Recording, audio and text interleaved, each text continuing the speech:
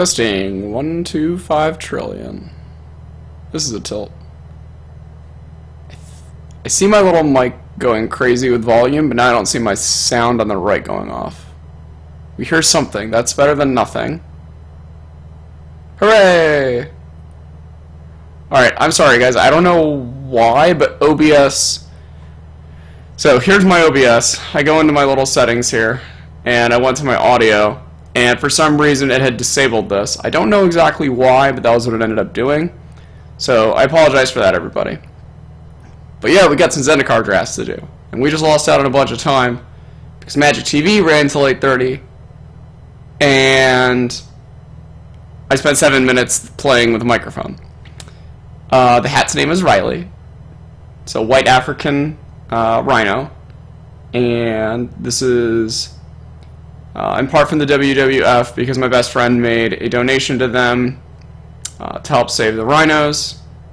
And she's awesome, the rhino's awesome, animals are awesome. So he was hanging out on the stack of pillows yesterday. Now he's hanging on to my head because he couldn't be seen. I need to get a smaller chair or something apparently, or maybe tilt this webcam up, but here, let's try that ever so slightly. Hopefully we can see the hat now. Hopefully my hand wasn't the worst ever. Oh yeah, Timmy, we got this goblin guy. I think it was worth like 3 tickets, and it's a slam dunk in our deck. It does a lot of damage with these adventuring gears that for some reason my pick one pack one of the draft was an adventuring gear, and then I think I wheeled one in pack 2 after I'd taken a burst lightning over a disfigure. I think I have, is this the pack?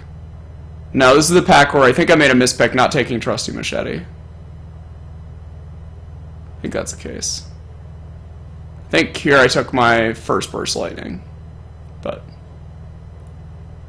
2 crap cards, but still unreal. I think the deck's okay. Like, I expect to go 3-1 with it. We're currently 2-0, so we're going to finish this draft, then we'll do another draft, and then after that we'll get into some modern action, because at that point, y'all will want your fix, and, I mean, at the end of the day, we are all druggies, so. Really? You think so? I kept taking Teetering Peaks because they were going out of style. I don't know, I like the Teetering Peaks, they're alright. They're not, I mean, sure, they're not fantastic, and I dislike that my lands ETB tapped a lot, but I do think that since my curve realistically stops at 5, I'm counting these Torch Slingers as 5 cost guys. Just 5 cost 2/2s, interplay, do 2 to a creature. I mean, the real worst card here is the Mindless Null, more so than the 4th Teetering Peaks, I think. I haven't had it be an issue yet, MLMCC, but I do understand you, yeah. Danny, I think if I could play it on the regular, I'd do it. Like, if somebody... Not somebody. If Moto would just give me Lotus and all of the nonsense, I mean, yeah, I'll start playing. Alright, this hand's great. We're going to go 1-drop, 2-drop, 3-drop, hopefully draw some more Landos. Gotta draw some Teetering Peaks for his Torch Slinger. Alright, we're in the 2-0 bracket, by the way, so I expect my opponent's decks to be pretty unreasonable. As the way these drafts were going earlier, like, I got a 5th pick Hideous End. I don't know what people were doing. Blue-white. This used to be my favorite combo to draft in this set. 1-1 unblockable, huh? Alright, well, hopefully my 1-mana... Ooh. So, we next turn... So we do GOP this turn, next turn play gear, equip gear, swing for 7. Alright, let's get in there. The little vampire lacerator that could.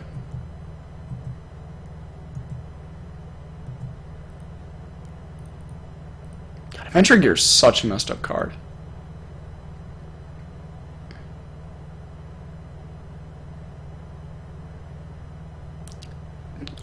January 15th. Is that the Sunday? I was planning on doing pre-releases that weekend, but no, I'm getting hooked. Soon tap my Geopeed? Yeah, alright. Can't stop, won't stop. Alright, still suiting up this turn rather than, like, getting out of their 2-2. Need to get equity off my lands while I can. Oops, alright. Let's see, auto yield to that, so we can have 6 a bunch. Yeah, 1 mana 4/4s, those are realistic Magic cards. Yeah, DC Sports, that's a Siege Rhino. His name's Riley. So white African Rhino. Oh, dude, brutal. Wow, that was messed up. Alright, that's fine. Not great, but it's fine.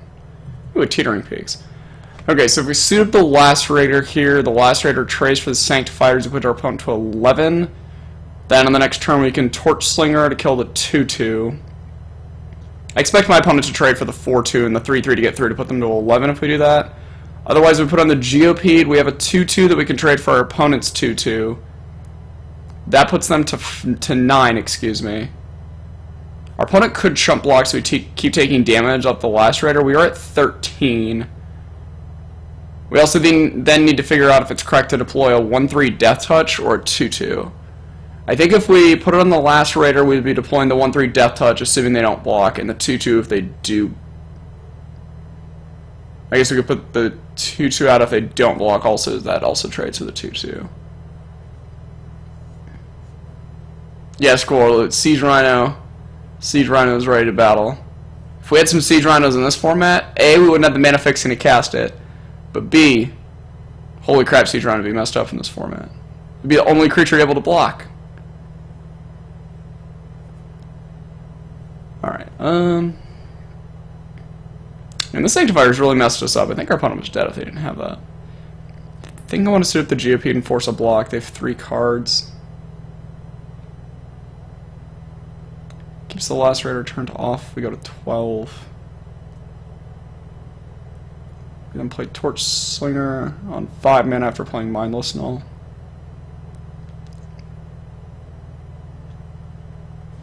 Alright, I think that's what I'm going to do. Alright, Teetering Peaks, we're going to suit up the Geopede. So I think I can still get a card's worth of value out of this Lacerator.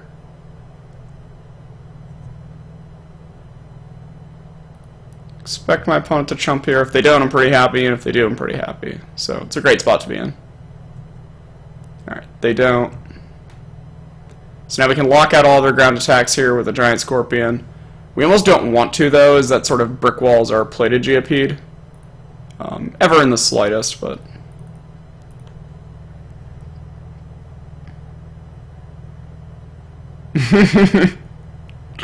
Yeah, DC Sports is not like your life total is relevant. I mean, look at everybody's life total. We're on turn 9, and we're about to get whacked for, like, I don't know. We're gonna go down to 10 here. Our opponent's at 9. Yeah, Lady Atarka. This is our Siege Rhino named Riley. He'll be hanging out with us today. Hopefully forever. These rhinos are great. Alright, so we get this in. I think now we're going to attack with the Geopede and the Giant Scorpion. We're going to blow up this Aether Figment. As we don't want to hit by 3/3 unblockables. Opponent only has 2 cards. We get to trade our Giant Scorpion for our core Sanctifiers. That unlocks our Lacerator and our Mindless Null / Torch Slinger on future turns. And if we draw another land, we can play Mindless Null and Hideous End on the next turn. So I don't think our line changes at all. Except for that now we're killing the little unblockable creatures. Our opponent is pressing a race here. Yeah, Lady Atarka, it is adorable. My best friend, she got it for me for Christmas because she's awesome. Technically, we didn't have to play this pre-combat, but if my opponent played Shield Knight Blessing, maybe we need to get more aggressive.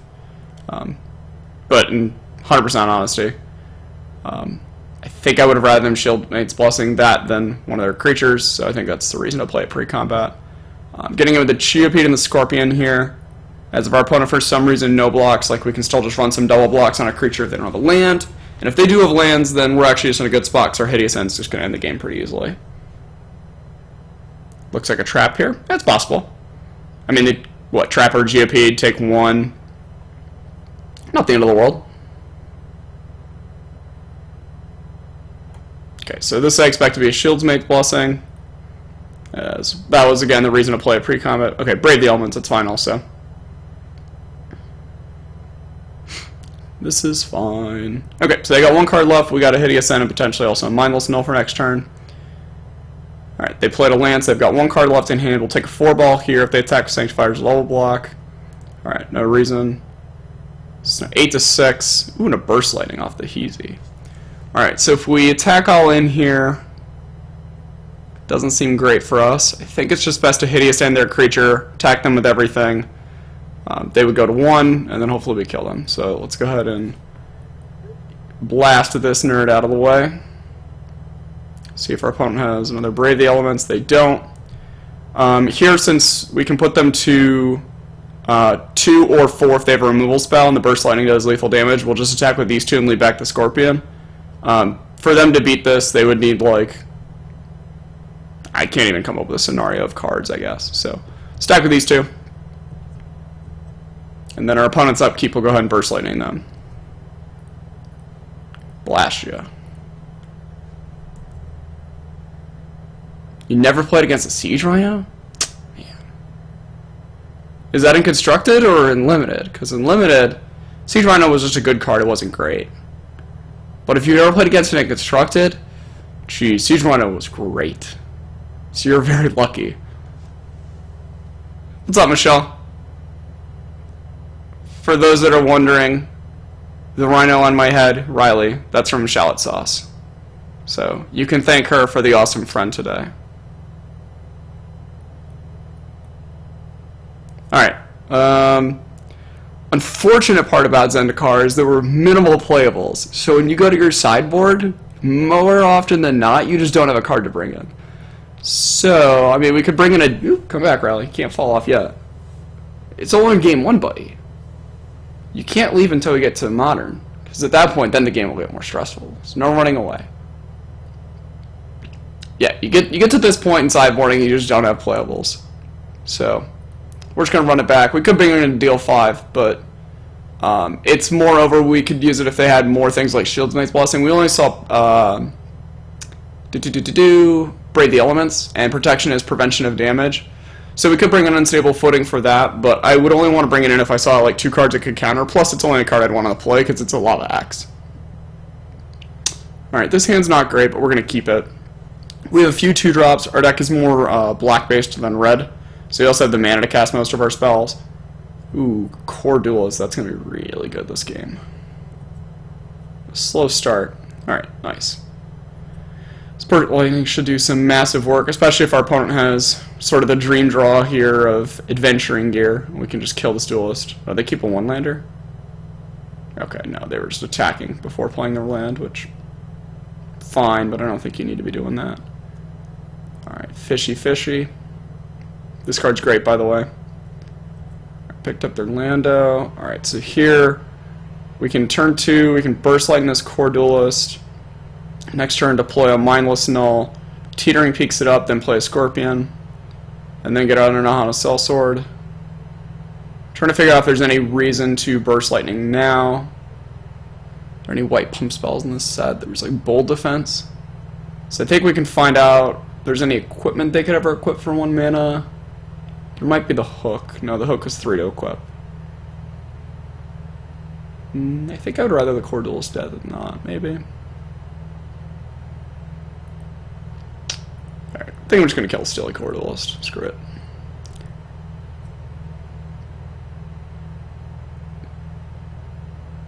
What's up, the Dan event? How it goes? Yes, Siege Rhino is the reason that y'all know me today.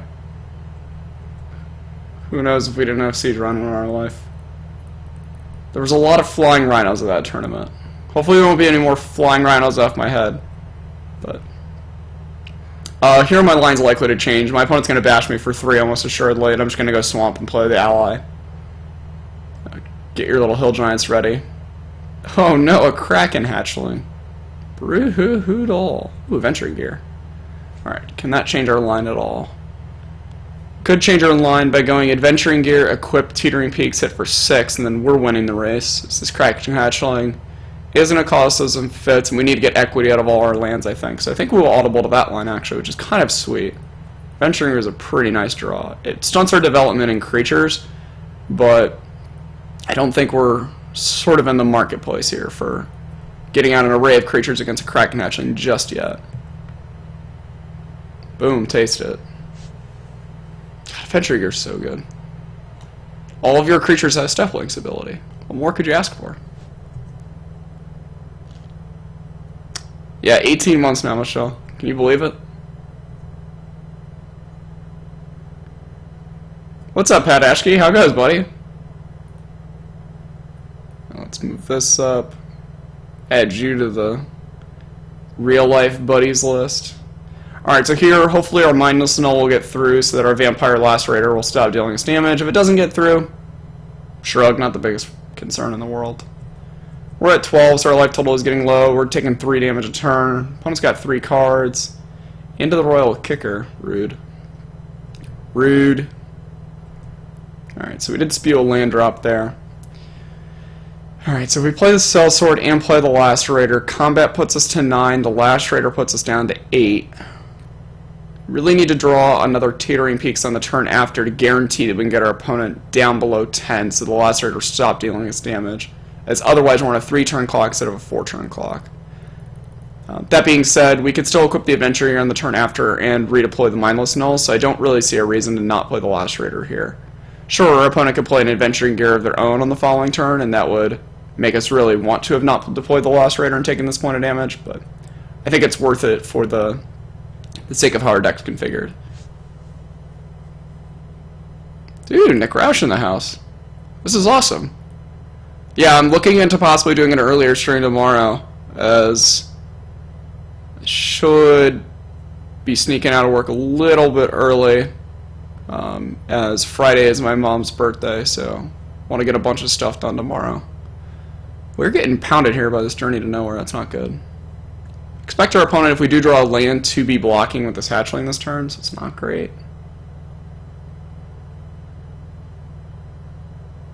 Oh, that's Dane? Good lord. It's just all the homies. Oh man, there was the Teetering Peaks too. Brutal. Alright, well, we are going to suit this guy up. We are going to make her a 6/4. Obviously I want to buff my own creature. Why would you even ask? Silly Moto. Teetering Peak should have been creature you control. There's always a way to learn from templating here. Alright, so expect my opponent to block a Kraken Hatchling. So they stay at 14. This little vampire's gonna do some more. Ooh, a Narrow Escape? That's brutal. Okay, we probably weren't winning this game anyways, but that's not great. Alright, get a Mindless Null out there as that deals the most damage. See if we want to move the gear here. I don't really see any reason to move the gear. I guess I'd rather have the Mindless Null die, but it's more likely to die on defense than offense in base theory, but in this game state, is it more likely to die on offense or defense? I think it's more likely to die on offense. So we'll move the gear to the nulls. We'd rather have the Lacerator dies. We're unlikely to get our opponent below 10. First pick Scouring the Desert. Oh gosh. Alright, is that really Dane? Alright, yeah, whatever. It's probably Dane. Where can I donate to the GP Costa Rica Bootleg Coverage Fund? Is there a GP Costa Rica? Oh, wait, no, I remember that. Yeah, I was doing all coverage via text messaging on my phone to our group chat. That was great. More Kohler Duelist, okay. And we're dead. Alright, well, we're gonna bash the living snot out of our opponent in 3-0 this league. What's up, Trepping? Dude, I love how it's just all my friends. Bacau, who is this? I need to know who in our chat this is. Crimson, we'll be playing some Grixis. We're going to finish this league. We're currently 2-0. We're going into Game 3. Then we're going to do one more Zendikar draft. And then after that, we'll be battling some Grixis. So probably around 10:30 to 11:15, we'll start up a Grixis league. Alright, let's see. Our opponent had a bunch of 1/1s that game. We're going to be on the play. So we could realistically bring in our 6-drop here as it kills a bunch of our opponent's creatures. We don't have that many allies, though. I think we just have the Sellsword. I don't have any of the 2/1 ally.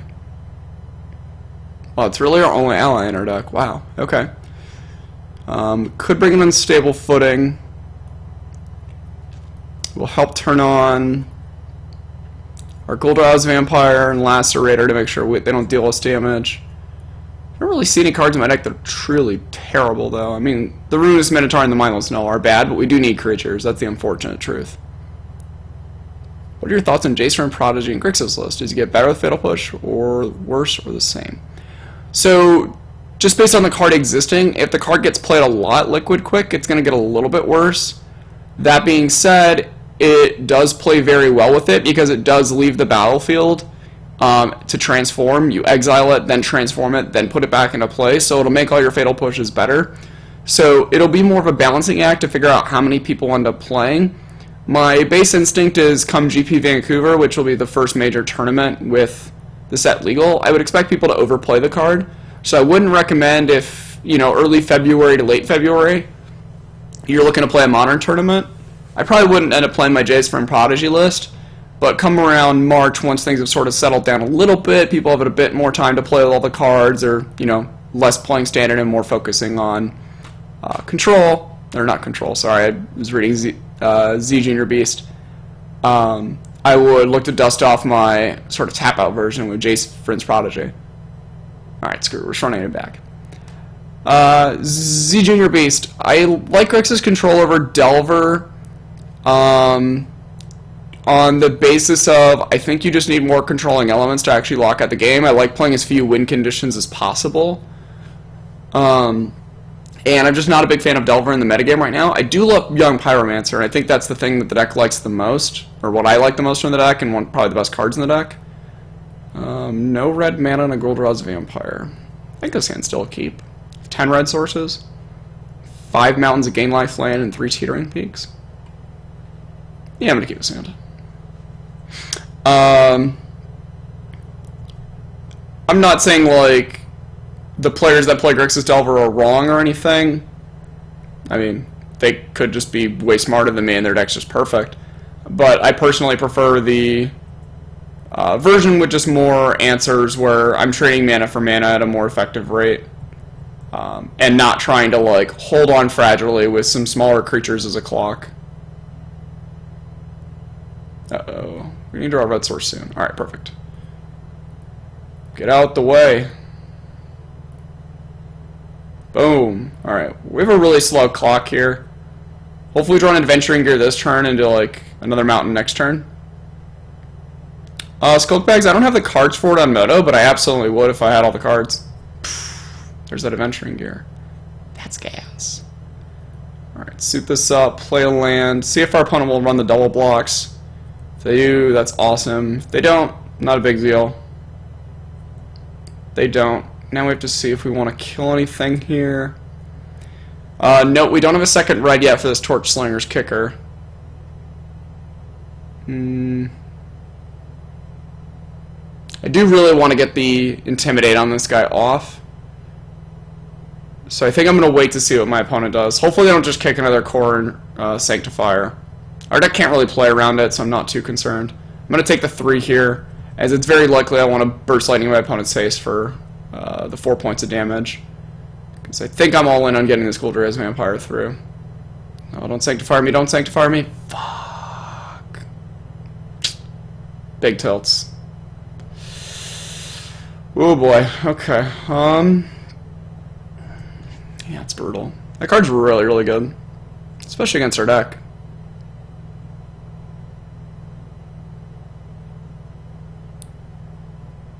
Yeah, we need a Had It emote. I have it a lot. You just ask your deck nicely to draw one of your cool 2-ofs. Unfortunately, we like 2-out it ourselves now.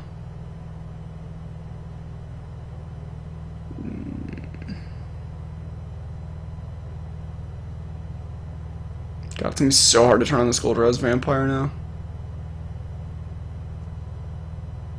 Alright, I think I just need to let the game play out a little bit further, figure out how to do this Burst Lightning. Alright, Refuge, get that out there.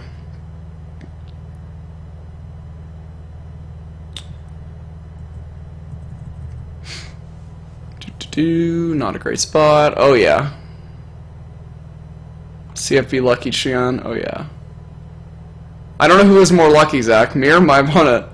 Was I lucky to deal the extra damage with the Adventuring Gear, or were they lucky that I drew the Adventuring Gear and was able to play it?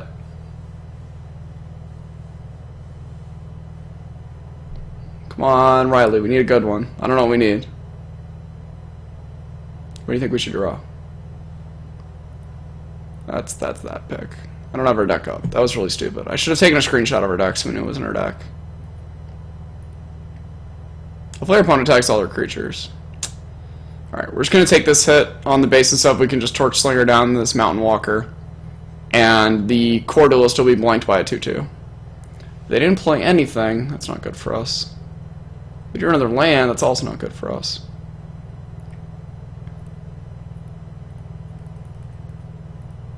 Hopefully it doesn't get countered. Counter spells in this form are real bad.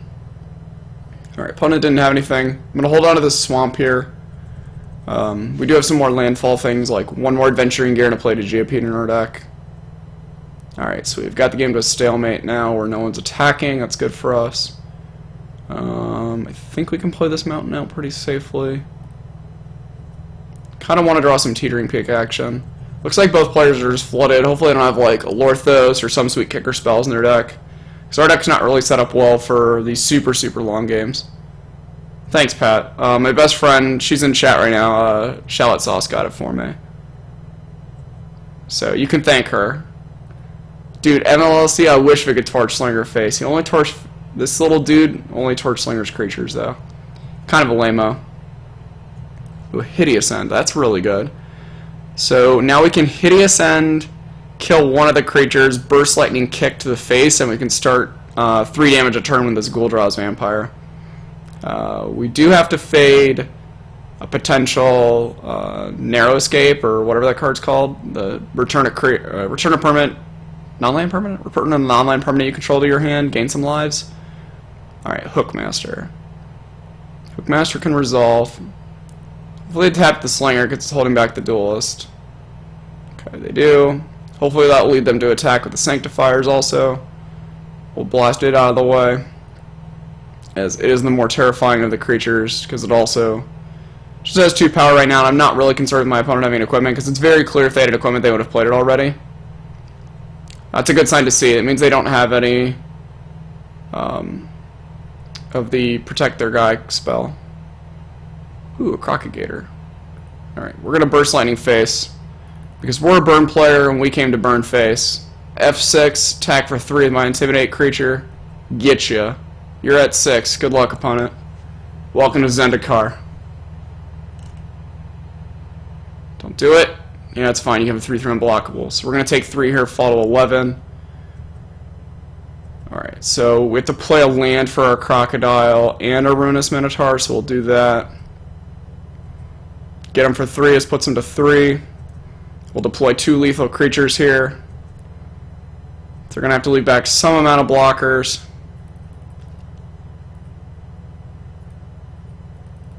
Hopefully we can finish off a 3-0 here if we can fade some outs. Hold! Dude, Dane, this format was great. Boom, boom, we did it! Alright, there we go. On the right side of history. We've now gotten 2 Bloodghast and a Scalding Tarn so far. And a Goblin Guide, so hopefully we can open up some more sweet fetch lands.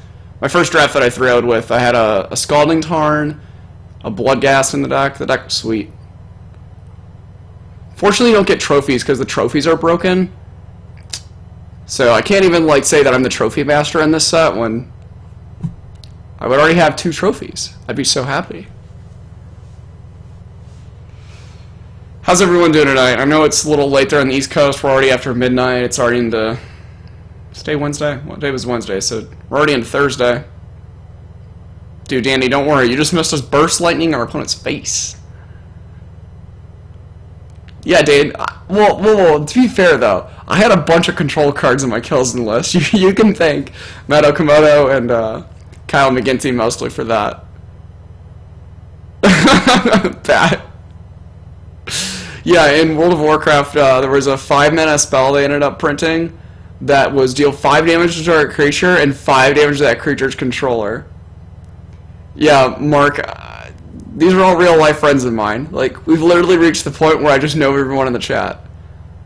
Slowly more people will start trickling in, but, yeah, right now... Oh, Squirrel, that's brutal. Yeah, Skulk Bags. If I knew you in real life, I'd probably end up modding you. Chillin', brewing some Frontier decks. Duretti, what's awesome? Timmy, too cool for mod. Alright, let's have to have more Scalding Tarns. Scalding Tarns worth like 30 tickets. What does this card do? Is this to make the guy an 8/8? Ooh. Oh, it doesn't pop up on my screen. I have to open up my OBS to see who it is, I think. Alright, I don't know how to see the person also Unless I have this open, I think. Alright, whatever. We're going to make a pick here. We got Disfigure, Gigantiform, make a guy an 8/8 with Trample. Probably not searching for more of the same rare. There's this Merfolk Sea Stalkers. There's an Intimidate guy. There's a Dehydration. I'm just taking Disfigure. I think red was the best color, and I think black was second. Although black had some really messed up commons and uncommons. What's up, Big Nate? How goes?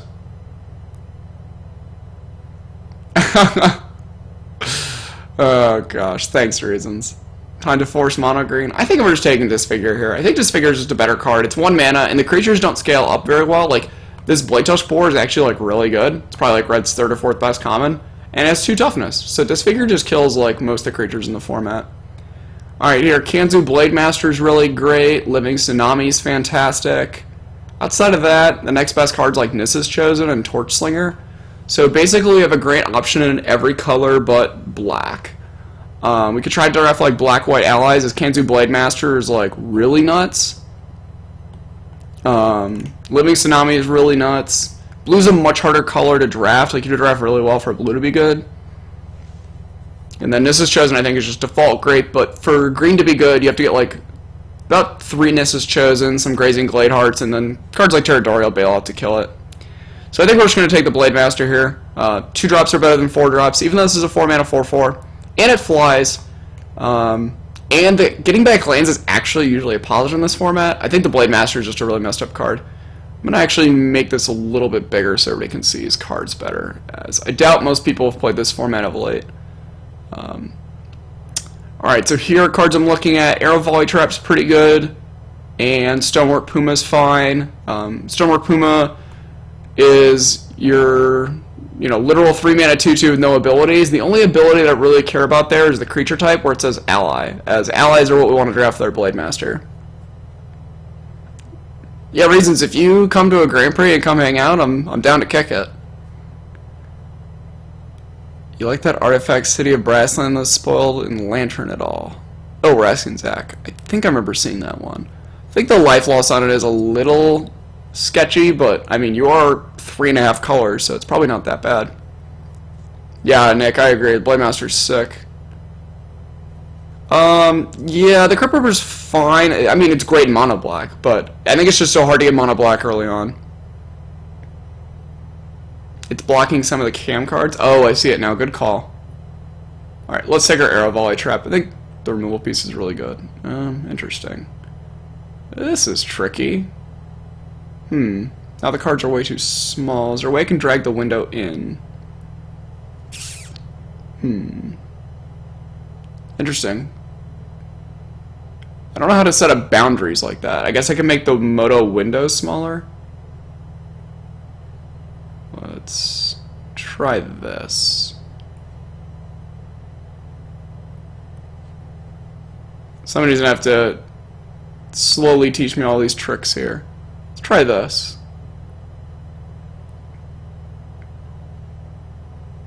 Just move my face. If only that were the only thing going on here. Alright, I think this is a little bit better. So here's no real white card for us. I think Torchslinger is the best card, with Aether Figment is second. So I'm just going to take a Torchslinger here. Ooh, good thing we took Torchslinger. So this back must have been really good, because there's still a Goblin Shortcutter, an Inferno Trap, and a Harrow. I think Harrow is green's second best common behind Nissa's Chosen. And Inferno Trap's just a messed up removal spell. It's unlikely we'll activate the second mode, because we're going to try to just beat the snot out of our opponents. But, I mean, 4 mana, 4 damage. Again, it's not as efficient as Disfigure, where it's 1 mana, kill most of the creatures in the format, but this is 4 mana, basically kills all the creatures in the format, unless you're Luis and you just have Lorthos in all your decks. Hellfire greater than Torchslinger? I don't think so, Danny. I really liked how Torchslinger just, like, kills a bunch of creatures. It just kills most things.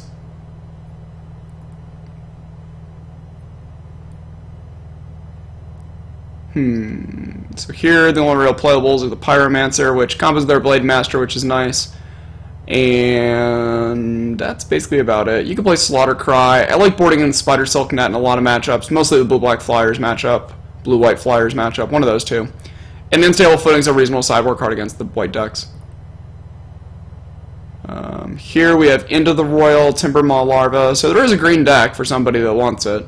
We're not that person.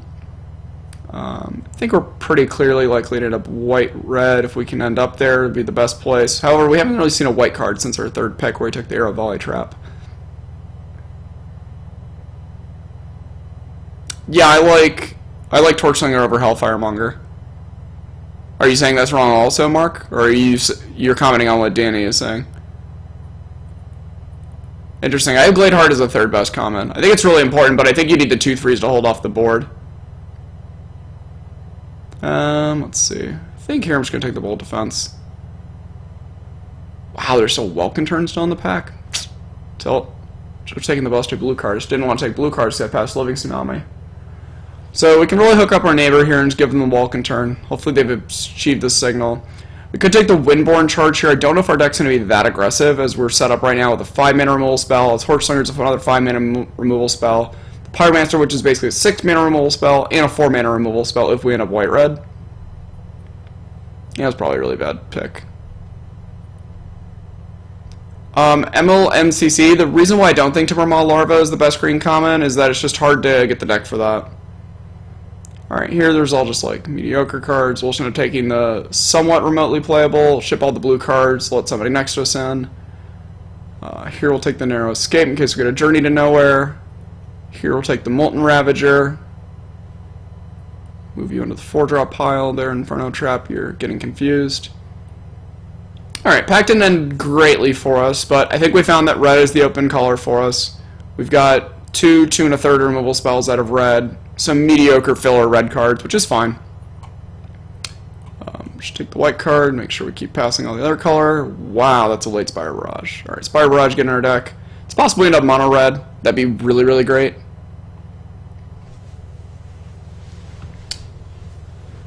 I think the Mongrel might be the higher upside card, Danny, where, like, sure, you can get maybe 6 damage out of it and just end the game. But I think Torchslinger is the card I'm most likely to want in my deck, because I just want more deal 2s. Yeah, it's kind of crazy. In this format, even all the aggro decks just want to play 18 lands. There's also a cycle of lands at common that enter the battlefield tap for a single color and then have an ability. The white one gains you 2 life, the green one gives +1/+1 to a creature for the turn, the red one's +2/+0 for a turn, the black one makes them lose a life, and blue gives a creature flying for the turn. And all the cards are just purely fantastic. Alright, so we opened up Sphinx of Jor-El, which is unfortunate for us, as that's not a Scalding Tarn. 5/5 Shroud, you get to see the top card of your library. Yeah, it's all fine and dandy, but I think we're just going to take Spire Barrage and try to be mono-red. I think if we were still on the plan of, hey, we're going to slam dunk all these white cards, I think we might get white this pack, because we didn't pass any white. But we didn't get any white after these first 2 picks. We would have to basically get all over white this pack. We could take the Core Aeronaut, and I think it's a better card than the Spire Barrage, but if we end up mono-red, these Spire Barrages are just 5 mana, deal 6 or 7 damage. Yeah, the Minotaur's not bad 1B+, and if we end up mono-red, we'll certainly end up playing it. It'd be really great also if we could wheel this Molten Ravager from this pack. So I think I'm going to take Spire Barrage. I think it's the highest upside card. As I think it's more likely, I don't know how open red's going to be this pack, but it's more likely that I get white this pack, not red this pack, but I think I'm more likely to mono red because I didn't get any white in pack 1.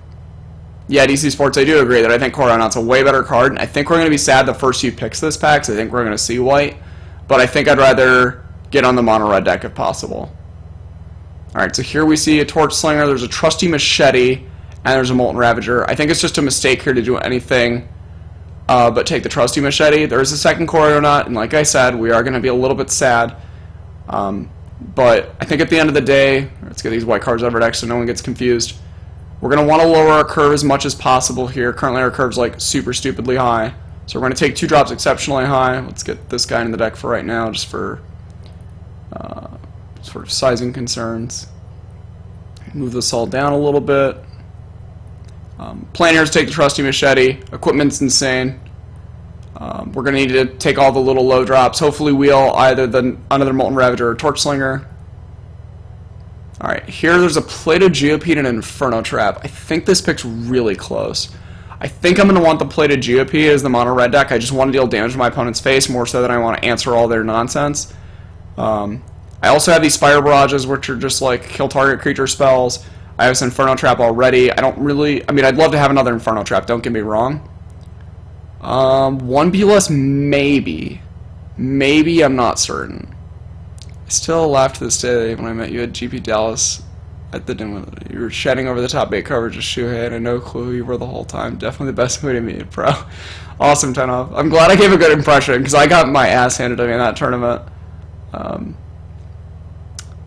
Alright, well here we're going to take the only red card. Alright, there we go. Full hard island off. Oh dear God. Mark, I can't imagine what draft camp's going to be like with you this time. Yeah, GOP's like super messed up. If anybody caught the tail end of that third round with our last deck, like, I think I had a 7 power GOP attacking one turn where I had it with an adventuring gear, which basically just gives it a second landfall ability, and then played Teetering Peaks, which is the red ETB tap land with the ability. Magmariff's an okay card, not great because you have to sack a land, but I mean kills a creature. I don't really want to kill my lands right now because I have double Spire Barrage, and I think I'm going to be in a really good spot to just have an insane mono red deck that I just want to take the Blade Tusk for here. Interesting, DC, you don't like the Trap a ton. Spider Silk Minotaur, that's kind of great. 5/4 reach, just never get through. 8th pick board is out of control. Those people are losing their minds. Yeah, Danny, we really, I mean, I'm willing to take any 2-drop that comes my way. Like, I currently have the Hedron Scrabbler sitting in my deck. Like, here I think the Tuk Tuk Grunts is like the best of all these cards, but I'm not going to take it. I think I might just take the Goblin Rune Blaster, as much as I'm not a big fan of that card. Yeah, 10 off. That format was rough. Alright, so I think I like taking Rune Blaster here over Minotaur. 2/1 haste still dies to basically everything. But the added ability, not super relevant, but will help. I just want to lower my curve as much as possible. Yeah, Swing Liner curve is like way too high. So we're going to try to lower it a little bit here. Cack our red card. Could end up playing these Shrines of our deck at super aggro, but it doesn't look like it's going to be the case. Note, I have a Torch Slinger over here in the 5s, as that's where I'd rather cast it, but, I mean, I'm not too proud to play 3-mana 2/2. Yeah, it's currently more of a sideboard card in our deck. I have no idea what this Blazing Torch is still doing here, but we can't really take the Blazing Torch safely. I mean, I'd love to take this card, but we really just need to take the creature here, so we're going to take the 2/1 ally. Here, just to make people happy, we'll move the Pyro over there, even though we just got another ally. Shrine to block. Yeah, I mean, you technically do that. Yeah, Roush, it was nice to get a, what was that, 5th pick board? Pick 23. So that was 8th pick. There was a Blazing Torch still in the pack. So it means we got a board 5th or 6th, I think.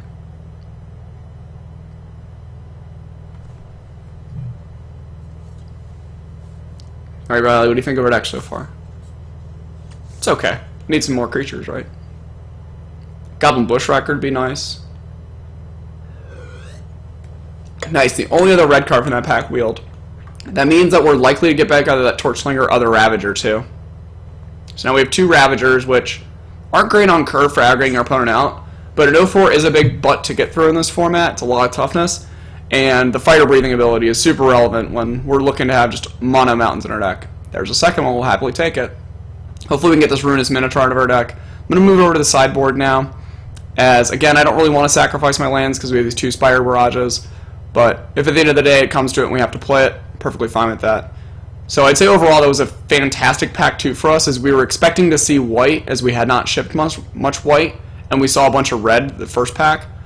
So hopefully we can keep that going. Here I'm fine shipping all these cards. I'm just going to take the island. Reason being is I just want to let all these people have cards in the other color in case they're somehow still choosing. Taking the Piranha Marshes here is I'm willing to take the lands. Ooh, Magmariff, it's a reasonable sideboard card if we need more hate. Kill some more critters. Passing full mythic and wondering why we ask you to get your value back by opening your chests. I mean, I don't know what that full mythic's worth. Heck, I don't even remember its name. Like Eternity Vessel or something? Alright, so we're going to have a pick here between a Burst Lightning and Plated GOP, but for those that haven't seen, you get to attack with 7 friends, and then all your creatures turn into giant tigers, so they have +5/+5. So here we're choosing between Burst Lightning and Plated Geopede. I think the Burst Lightning is probably going to be the pick, but I'm willing to entertain offers of why I'm supposed to take Geopede here. I like Geopede a lot. And if someone tells me a Geopede is the better pick, I'll take it. But I think Burst Lightning is just hands down a messed up card. I do want more early game creatures to wear this machete. I thought your opponent had to select. Oh no, one BLS. I wish it was that stupid. No, we have to sack a land. Yeah, the art on Beastmaster is just really beautiful. Yeah. Everybody wants to take Burst Lightning. I think it's the lame pick, but I think it's correct. Burst Lightning, in case you don't know, it's a modern playable. We'll shock something or char somebody. Alright, here we got Geyser Glider, which is another 15 million drop. We could take a Teetering Peaks, but it doesn't play well with their Spire Barrages. Unfortunately, there's a Gatekeeper and Malakir in the pack. That card's really great. But we are just going to go ahead and take our Geyser Glider. I don't really want Teetering Peaks in this deck, as it's very possible we just end up with like 4 or 5 drops. Oh yeah, it's Swing Line. It feels horrendous. It just feels so bad. Hand of Emrakul. Yeah, the gliders are great, man. I mean, I don't think it's really a man, just more of a beast, right? Yeah, Elemental Beast. 4/4 flyers in red are kind of unreasonable. But we really wanted lower drop creatures. Adventuring Gear is a really messed up card. It's tougher to put it in our deck. Might just take another boar here. I think I'm going to end up taking another boar here over the Adventuring Gear. I don't think I have the curve to suit the Adventuring Gear well enough. I mean, we already have 4 cards laid out in our 5 drops, and this format's hyper aggressive. I think we're just going to end up taking another 4-drop unblockable creature here. Yeah, DC Sports, I agree. I don't think we're getting the Geopede back. Dane, if we get the Geopede back, I mean, somebody did take the Torchslinger out of that pack. Teetering Peaks might wheel, but I don't know if we wanted the Spire Barrages. I'm going to take the Blade Spore. I think it's fine to be Adventuring Gear, but I think I just need a lower curve for it. And then there's this pack. We're not seeing creatures. That's not great. Alright, we're going to take the Mark of Mutiny.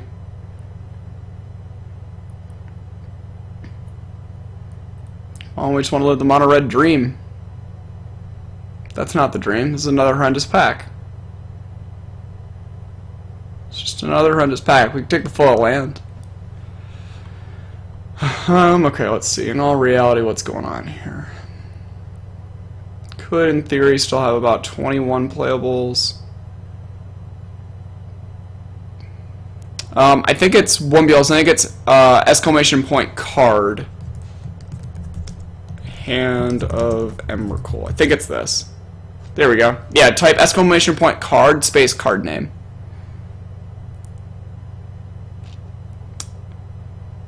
Yeah, this sucks. Alright, fine. We'll check out our Zektar Shrine Expedition. I don't think we need Demolish.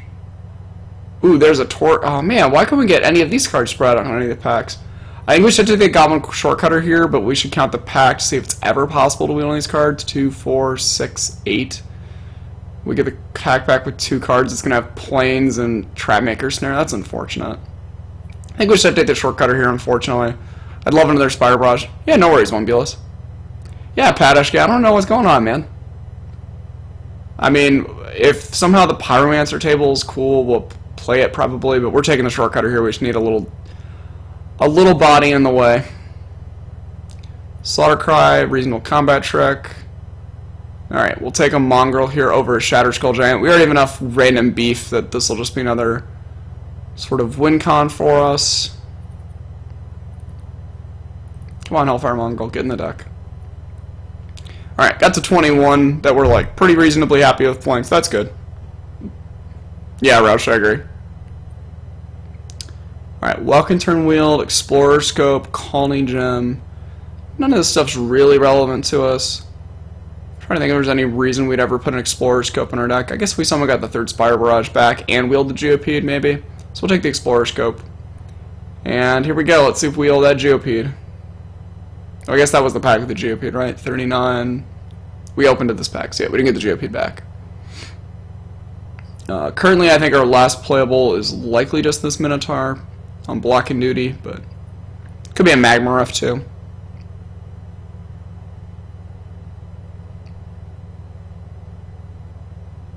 Yeah, green's just whirling around this table. Alright, get out of here, Cliff Shredder. Ravenous Trapper, Spell Pierce. I'll probably take a Spell Pierce. Not that I'm hating a Spell Pierce, but it's more modern legacy, vintage playables. Yeah, Eric, I don't know. People were talking about, because we wheeled all this craziness in Pack 1, that we were going to table a Geopede. I don't know what planet they're on either, man.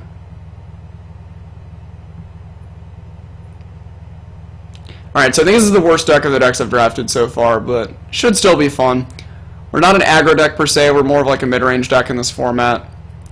We have 3 Molten Ravagers kind of gum up the ground here. We still have some pretty stinky cards in our deck, but... Welcome to Zendikar. Your decks are not usually hyperfill and playables.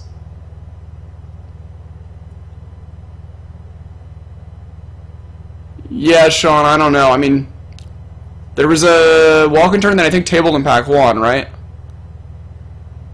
I guess, like, was going to table, because we didn't take it 8th. I think 8th pick over it, we took... What did we take 8th pick over it? I think we took the Spire Barrage in that pack, now I don't remember. Alright, probably playing this Magma Rift. Alright, as expected, did not expect to get the Spire Barrage or second Pyromancer or second to last.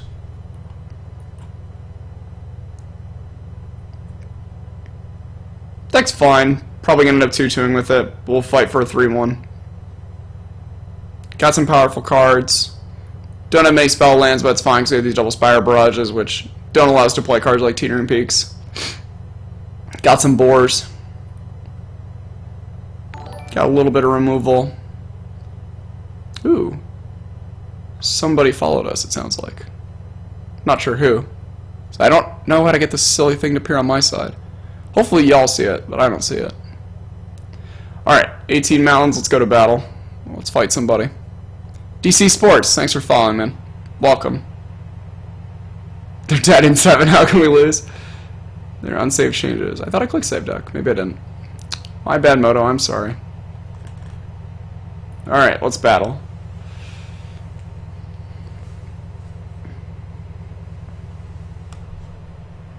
Yeah, 04 and a boar. Yeah, Eric, one of the Blazing Torches tabled in Pack 1. I have no idea how that occurred. Alright, it's full size this window now. Alright,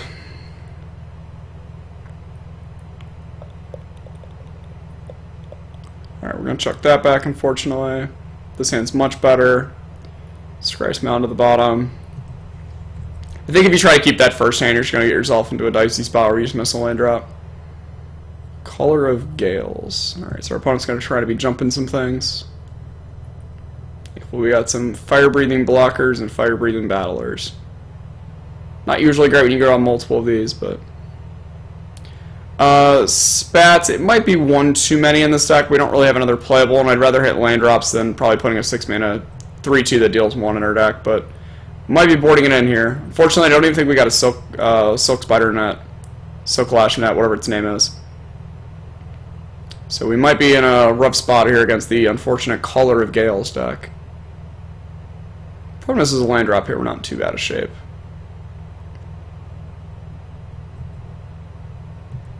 Alright, that'll help a little bit.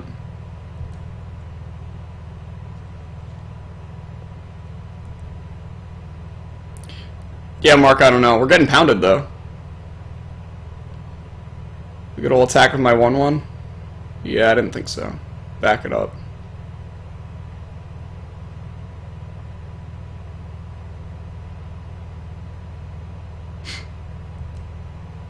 Ooh, the Geopede. Alright, I think the play here is we'll attack with the Ravager, play the Geopede. I am going to end up playing a land here almost assuredly. I still want to make land drops for this Ravager and the Spire Barrage. I don't think the Geopede needs to get that many attacks through, plus our opponent doesn't really have a blocker for the Geopede yet. Yeah, alright. So let's go ahead and send this Ravager into battle.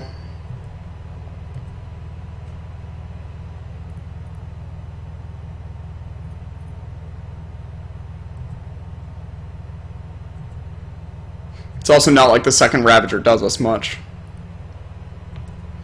We We still have a deal 5 in our hand. Hopefully it ends up being like a deal 6 or deal 7 by the point we need to cast it. Teetering peaks. Uh-oh. We're going to take 5 in the air this turn. Down to 8. I don't want to Magma Rift this thing. Hopefully don't have to.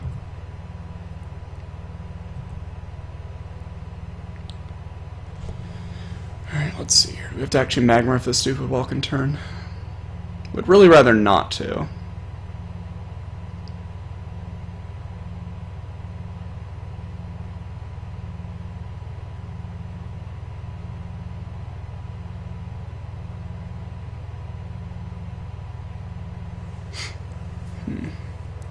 So if we manage to attack with both, pump all in, puts our opponent to 10, they take us back for 4, we get a 4, land Spire Barrage is 6, 9, 10 exactly, but obviously they'll end up blocking if they have any creature, and they've just gotten their second color of mana, so it's much more likely they can produce a blocker.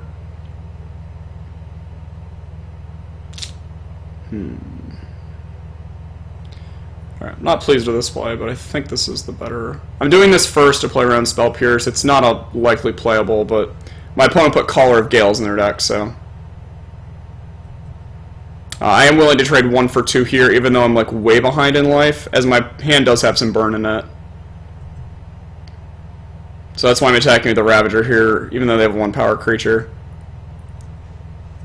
So this drops them to 13. Next turn with potentially a 3-point swing out of the GOP.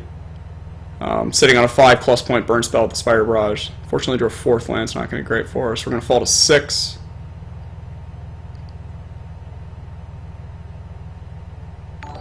Windrider Eel, alright. Inferno Trap, huh? Ooh, thank you, whoever the next follower was, that's sweet. Alright, so we can put them to 9 here if we Inferno Trap the Windrider Eel to death. Hit them for 3 of the GOP, 1 with the Molten Ravager. Then another land could present lethal with the landfall GOP'd.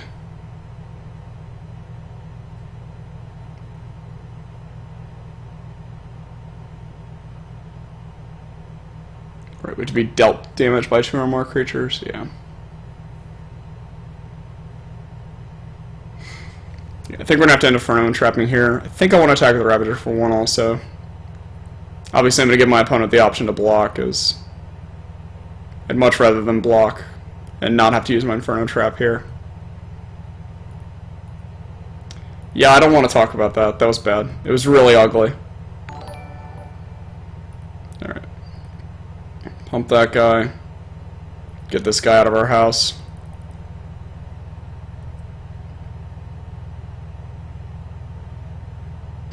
Gives us our opponent more information to make the play, but again, would rather not walk into Spell Pierce or a cancel or something absolutely ridiculous. Alright, opponent's at 9, still have the Spire Barrage in hand. The Mountain's a really great draw for us. Spells are decent draws for us. We're not in super tough risk of dying here. Obviously our opponent could go land Burst Lightning and that would suck, but shrug your shoulders. Alright, Mongrel, so this is going to put us to 2. So I think we'll just Torch Slinger that to death and hit them for 1 with the GOP. Get a 1 in the sky.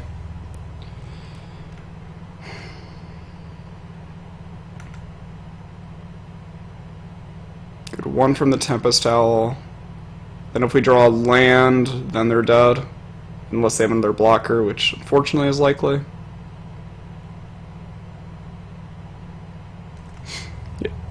So I think we're just going to have to kick this little guy.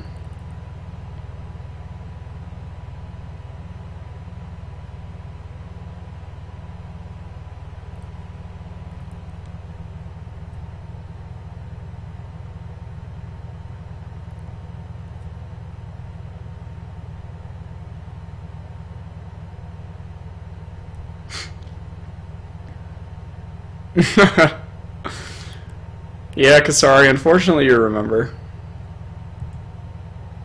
Alright, it's theoretically possible our opponent doesn't have anything here. Seems super unlikely. Slaughter Cry. Alright, sure, we're dead.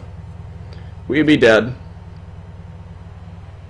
Alright, unfortunately died to a Collar Gale's deck. Guess in theory we could have like not attacked twice, not pushed damage.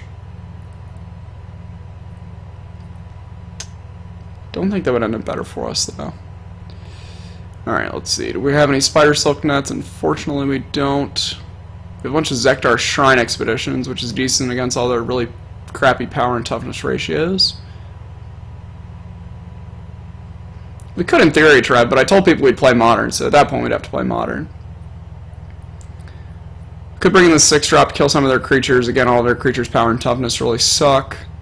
Still don't think we're at the point where we want to like put these Piranha Marshes in our deck, because having 2 of them in our deck is just offsetting the 2 mountains we'd have from 2 Spire Barrages.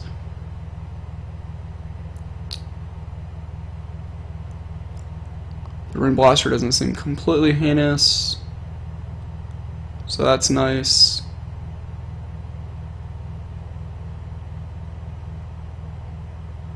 Yeah, I think we're just going to run it back. Fortunately, don't have any of the good sideboard cards here, which really is just that 0 mana equipment. Probably just needed to kill the Welcome turn sooner. Didn't really want to, but possibly could have been better than trading however many crappy points on the ground for 2 points in the sky. Alright, well we're not going to keep that hand. We'll keep this hand. Torch Cutter. So we got land into Scrabbler. Yeah, I don't think we need this. I think we just want to develop the higher end of our curve. We already have some 2-drops, don't really need that little dude.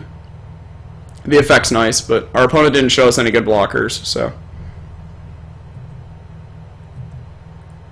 Again, would prefer to draw just one of those. Play the worst card in our deck by a large margin.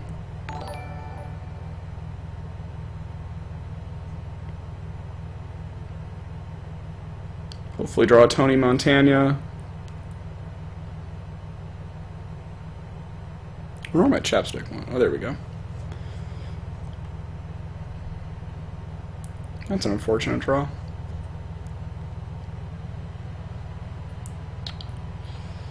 Alright. Not in a great spot here, but such is life. Ben, I model the people that I know in real life that I don't think are gonna like terrorize the chat. Which is unfortunate out of 74 people. I probably know 12 of the folks here. Alright, there's a mountain.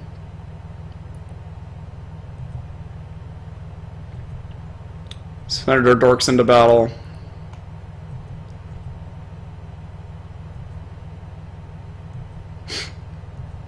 I think it's unlikely you're going to fire breed this guy, so I'm just going to play the Mongrel.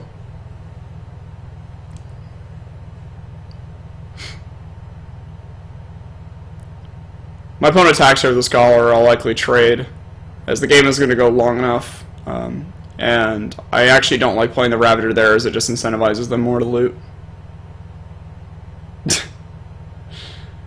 Danny. When you become a mod, you have to talk more.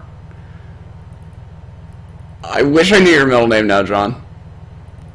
Just like, snap call off terrorize your middle name, but knowing you, it's possible. Timmy, I don't really. I just kind of hang out in chats and talk to a bunch of people when I'm mods anyway.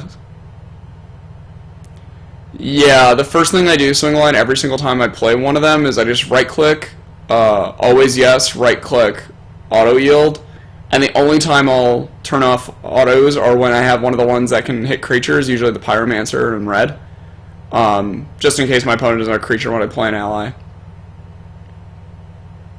Ben is the terror of the fairgrounds.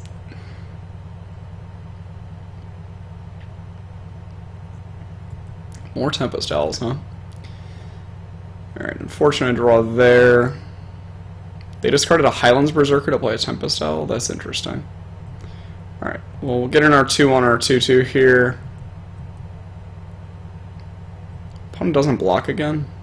That can't be good for us. Alright, get a Molten Stink Bomb out there. See, maybe we should have played 19 lands, guys.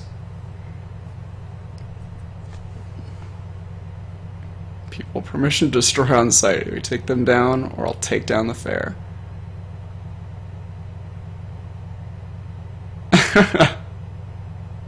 Yeah, Danny, they really like their Stormcrows so much so they won't trade them for Goblin Pikers.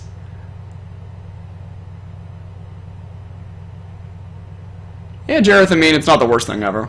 Hopefully one of them dies, so the other one's great.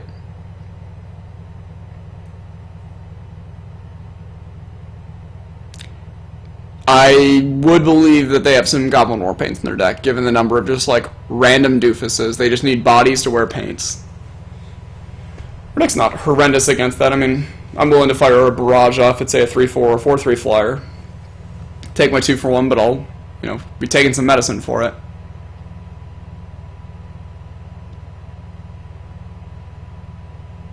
Holy crap, another one? Alright, fair enough. Got some 1-2 flyers over there. Yeehaw.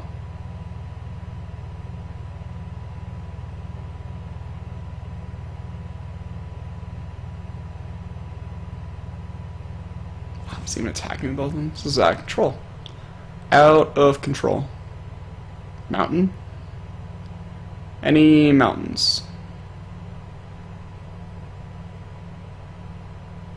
The birds deck? God, what? Why would you not save that to kick it? What the heck? I mean, I'm not attacking, so...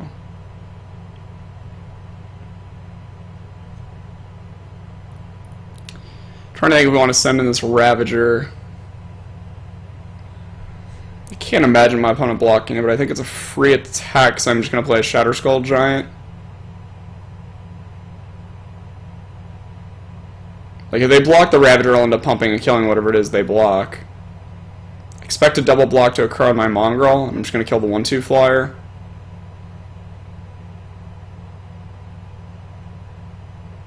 Yeah, I think this deck's fine.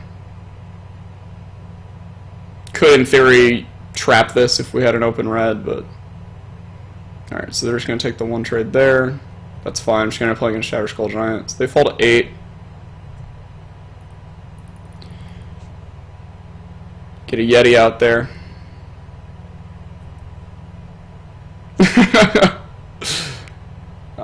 Yeah, I don't know. I shrugged Jareth? I don't really know. Data, because our opponent played a bunch of 2-mana 1-2 flyers. Their cards aren't worth cards. Your opponent is aware that bird is the word.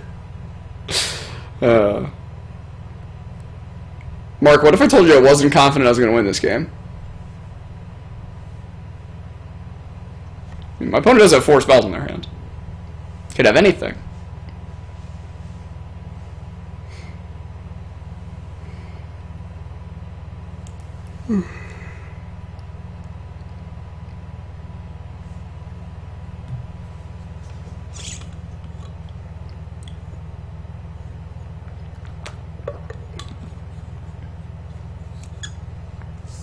Alright, Scholar attacking means there's got to be some sort of trick over there, but we'll happily bite here. Let our opponent spend all their mana, whatever it is, to kill our silly 4-3. Getting more cards in our hand makes our Mongol better. So I assume this is the deal 1 damage to all creatures on the ground then. That's also fine. So we're down to 3 cards, so if they deploy another creature onto this board, this Mongol is going to start doing damage to them. So they're hard pressed to not deploy anything here onto the board.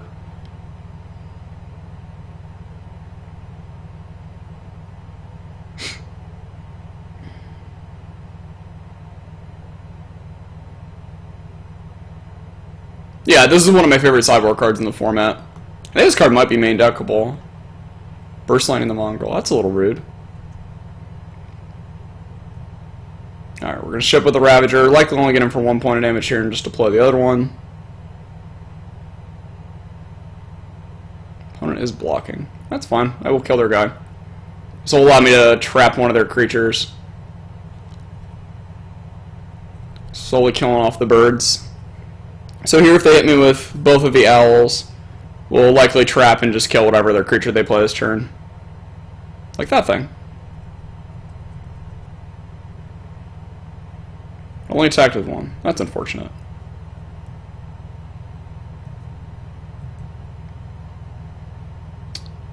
Alright, let's get that out there. Swing with the Ravager.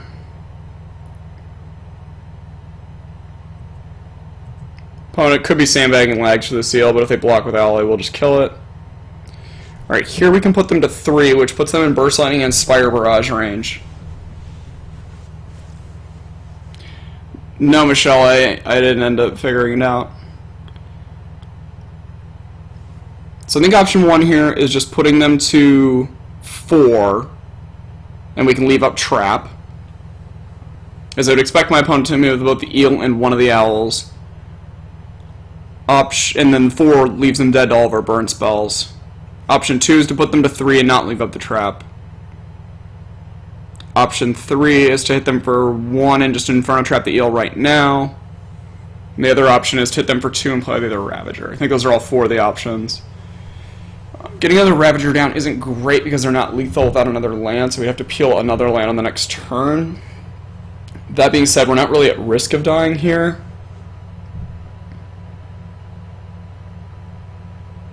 I think putting them to 4 is good because it makes the Ravager lethal for the rest of the game and would allow us to deploy the other Ravager next turn and leave up the trap. So I think we're just going to put them to 4 here. Oh my god, I hate these activated abilities. Should just put all the red in my pool and do that.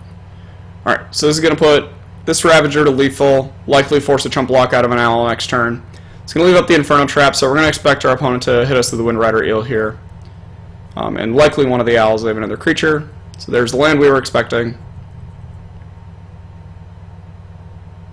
It's very possible here, I guess they attack with just the eel. That's fine. Playing around the trap again. Holding some cards. A boar. What is he boring? So what we could do here now is attack with the Ravager, force a chump block with the owl, and then Magma with the eel. Doesn't play around Spell Pierce, but I think it's the end of the world. We could deploy the boar, but not putting him to 3 made the boars worse. Forgot we had 3 of these jerk bags in our deck, so that was probably a pretty bad play, given that our opponent had played around the trap the turn previously. The reason why I really like killing the eel is it's the only clock our opponent has shown. So I don't think I'm going to play around cancel or any of that nonsense. I'm going to attack with the Ravager, force a chump block with one of the owls. I do want to kill the owl, so I'm just going to end up killing it. Obviously, my opponent could then go, after I pump the second time, to like slaughter cry their owl. But at that point, then we're pretty clear to just kill this nonsense eel, or just deploy our second Ravager.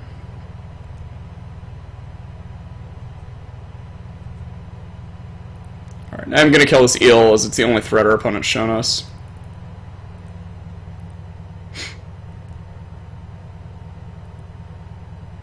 I think this is a pretty conservative play relative to just getting another lethal creature on the battlefield, which could hold off their force, but our opponent has to have some number of spells over there because they miss land drops for so long. Like, sure, they could have sandbagged a land and then drawn land, but I think the more likely way we lose this game is by not just killing this Wind Rider eel, rather than not applying pressure with our Mullen Ravagers.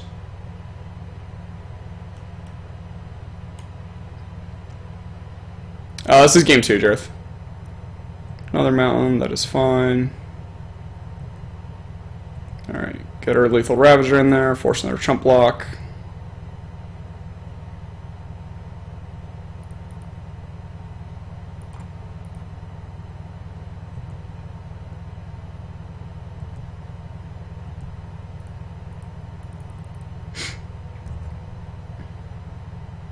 Yeah, Hefe, we finished up our first Zendikar flashback draft, ended up 3-0ing that one with a decent but not insane red-black deck. I think the deck's probably about a 7. Another Wind Rider eel, huh? Alright, well, drawing another land is actually just fantastic, because now we can threaten to both kill our opponent and kill their eel. So they're in the good old damned if you do, damned if you don't spot. So we're going to pump this one to 4, pass priority, force them to deal with it. And then after the end of the Royal It, we'll pump the Ravager over here twice and kill their eel.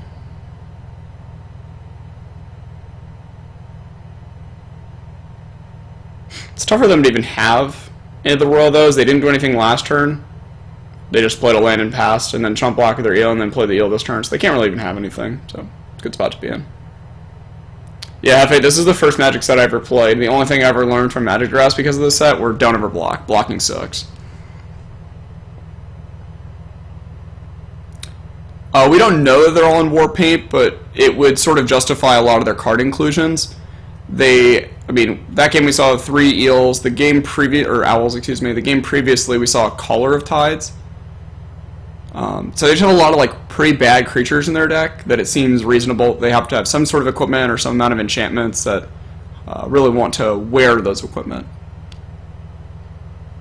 Yeah, Direwire, we get to keep all these cards. So it's the same price as, say, a normal draft, which is unfortunate. So it's 120 play points. Excuse me.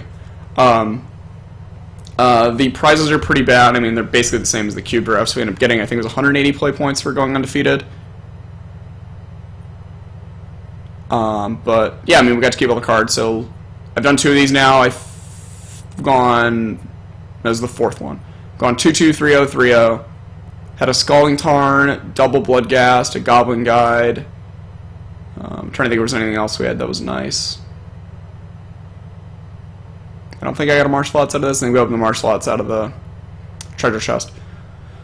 Alright, so we saw a little bit more of our opponent's deck, more flyers. Unfortunately, like I said, we don't have a Spider Silk Net. I kept playing in this Pyromancer, but it's just so late in the curve. I'd be more likely to board in a Mark Community and Race. Again, none of their creatures are good at blocking, so these Ektar Shrine Expeditions aren't embarrassing, but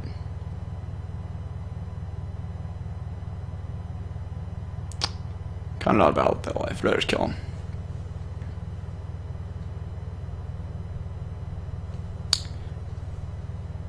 Yeah, Jareth, maybe they want that. I mean, they've sort of shown that with the treasure chest invention, right? Like, they want to put out more cards out there. They've tried to lower the prices. Like, packs are currently sitting at $2 to $2.50, and they're pretty happy with that price. This hand's not great, but it's going to be certainly a keep. Unfortunately, I keep drawing the Spire Barrage and Magma Rift. Hopefully draw 2-drop this hand. Like, they're trying to put more Modern cards out there in the market so people will play Modern, because they just make infinite money when people enter Constructed tournaments. Uh-oh, the Welkin turn. We've drawn more mountains. That's really bad.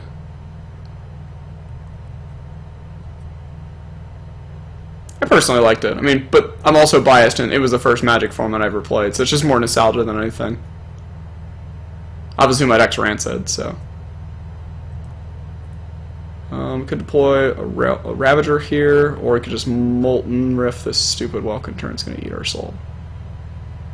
I think we're just going to get a Ravager out there, but if they play a Winter Rider Eel, we're going to have to unfortunately Magma Rift. I kind of want to build up to Spire Barrage before having to kill one of these nonsense cards. But we are currently dying to the birds and birds and birds. Z Junior Beast, this is round 1 of our double elimination league. More owls.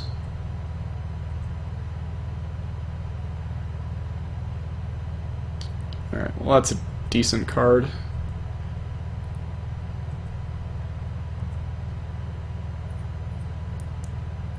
Not a great card, but certainly decent. So this is looking very reminiscent to the first game. I think this is like literally the exact same hand we had in game 1. I feel like I may have made the exact same line in game 1 too, where I was like, yep, I'll just take 6 or 8 damage off this Welkin turn. Legacy for life.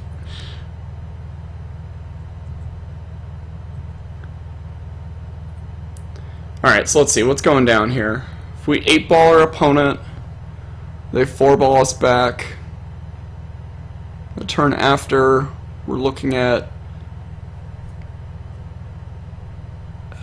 4 in combat and 6 from the Spire Barrage. I mean, theoretically, we have a 2-turn clock here to kill them. We're going to start leaving back owls.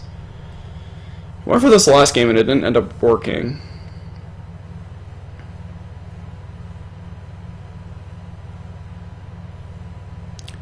Hefe, I think it's a reasonable idea. It was something that I pondered over doing for Hex, actually.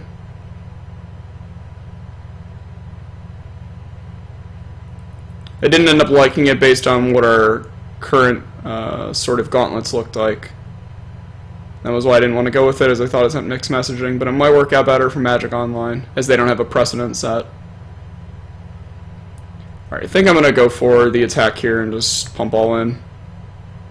Thinking my opponent had a bounce spell. They should have bounced the turn previously to gain tempo. Oops. Thought I'd moved to blockers, but apparently I had not. No reason to Slaughter Cry here instead of just Fire Breathe my creature. Alright, don't bounce spell my guy, please. Just take it. Take all the damage.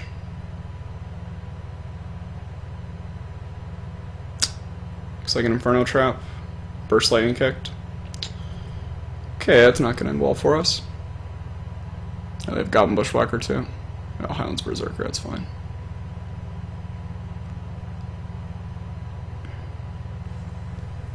So we're 15, we can move up to 12 with the Geopede. Goblin Rune Blaster, unfortunately, doesn't kill anything right now. So I'm probably going to pump the Geopede, play the Ravager, riff the Welkin turn.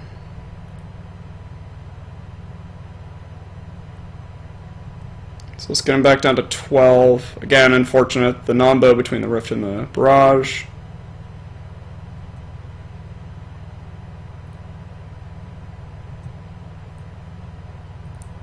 Get this birdie out of the way.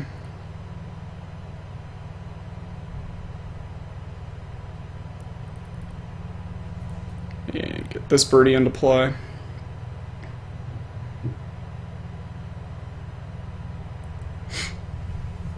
Alright, so we're likely going to 5 this turn. Hopefully they don't draw the Bushwhacker. The Bushwhacker would end up putting us to 1. Alright, so these hit us, they put us to 5. No spell, no land, huh? It's a little terrifying. So we play our land, the Geopede puts them to 9. Probably end up playing the Rune Blaster here.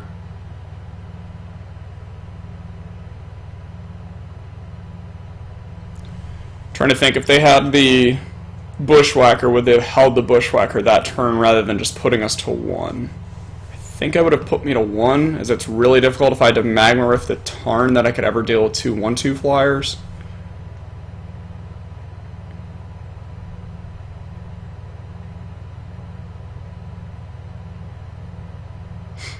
So I think the line I like here is to play my land, attack with... I guess I should actually play the Rune Blaster pre-combat? No, there's no reason. Like, if they have cancel, they just put me down. Alright, so yeah, play our land, we're going to attack with both, play the Rune Blaster post-combat on defense.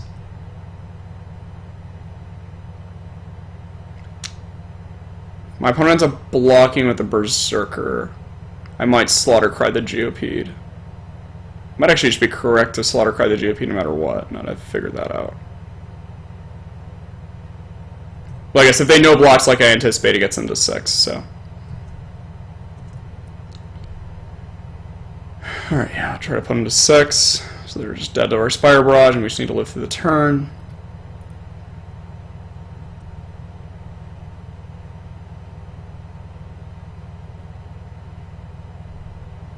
If they have another Burst Lightning, it's just Burst Lightning our face. Kicked into the Royal. Okay.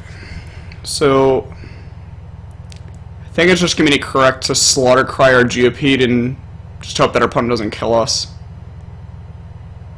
So that's going to put them to 6, and we have 6 of the Spire Barrage, so I'm going to go for that. Alright, hopefully we're not dead.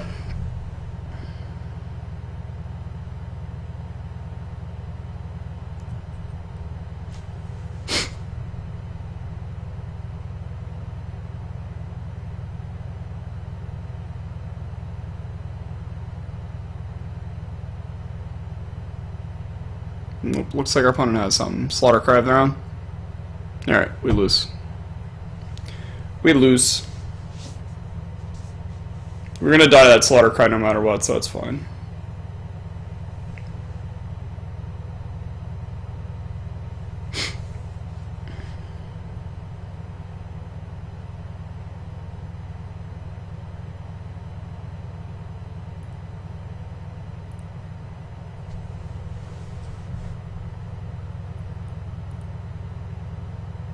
The mono red wall deck. Nice 10 off. Night 10 off. Thanks for hanging out. Fortunately, I lost to a deck that was not great either. Yeah, Dane, guess so. I mean, didn't learn the mistake from last time, so. It's one of the problems with having a really high curve. Just didn't want to burn the Magma Rift. Certainly should have, though. Don't worry, we're going to battle back here.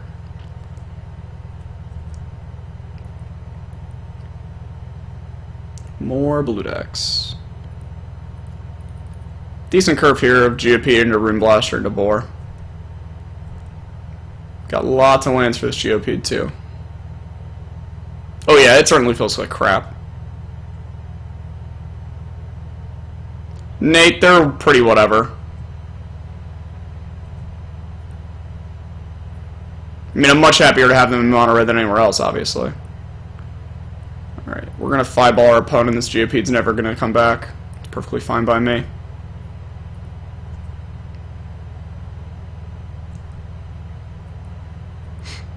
Not blocking with the 1/1 first strike anyways.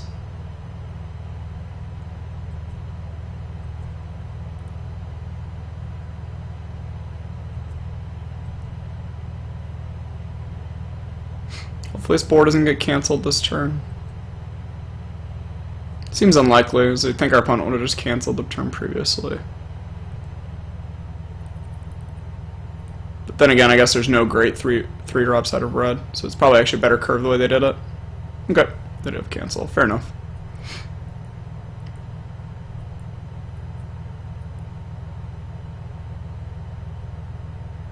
Get hooked.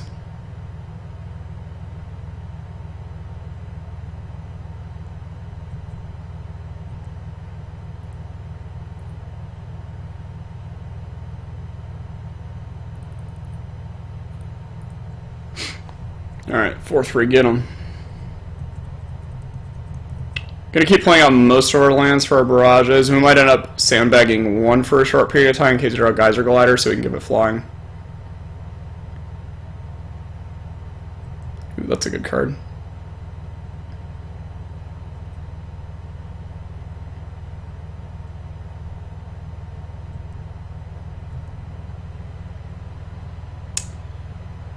Hopefully this doesn't get spell pierced.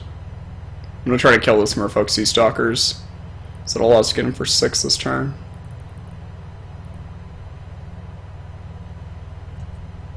Alright, sweet. Bash with both of our crazy knuckleheads here. One falls to 9. Now we should draw a Spire Barrage and get one more hit through the Shatter Skull Giant. Just losing Jam Grixis? I mean, hey, if that happens. Not gonna complain. Playing more Grixis is always fun. Alright, more Landos. Whack them with a 4-3. Guess I shouldn't F6 in case this gets into the Roiled.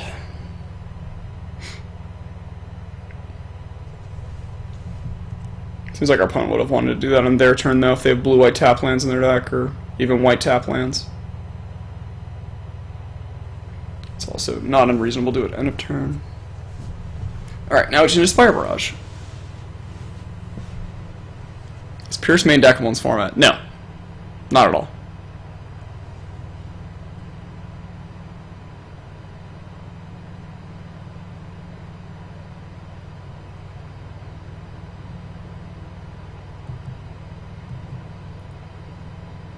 Dane, I haven't played much at all. Like, changed much at all. I still play around unplayable cards all the time. I mean, obviously I just couldn't play around it there, but... Alright, put your 2-2 in the bin. What are you ramping up to over there? Royal Elemental. Lorthos. Gain 2 lifeland. Brutal. Alright, Giant, you gotta do some more work now.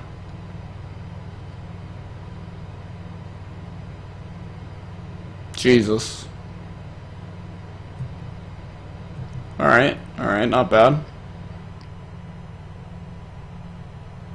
So keep our opponent at 7 for a turn, so it gives us another out to Aspire Barrage.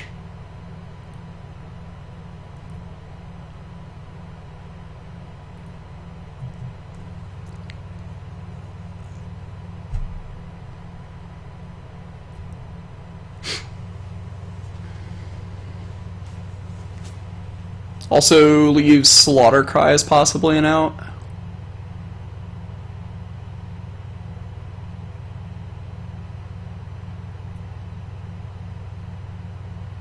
Your land's rare matching? What does that mean to me? Maybe I can't read. Yeah, Zedge and your Beast, we're not in a good spot, but I mean, we have like 3 great cards to draw to, I think. If they have a creature, then it's only 2 again, but... Yeah, this Paralyzing Grass did some reasonable work here. That's not a good draw. 10, so yeah, we have to play this land so that we can 11 ball them.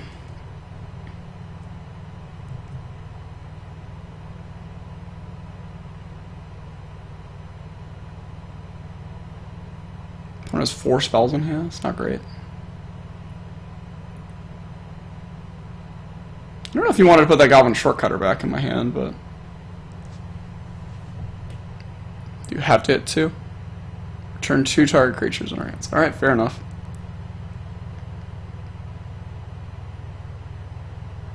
Oh, yeah. Thankfully, the Add All Lands button just did it for me. Alright, Living Tsunami, perfectly fine. How about a Spire Barrage? How about another Mountain? Tough but fair. Alright, gonna hold the Goblin Shortcutter to try to sneak through another 4-ball here with a Giant. Opponent should be bouncing their Kabira Crossroads, gaining 2 more life, but maybe they'll make a mistake for us. There's always a chance. Ooh.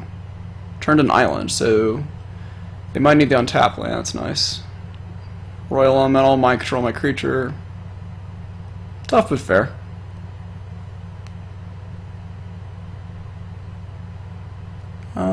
Yeah, it was pretty good this game.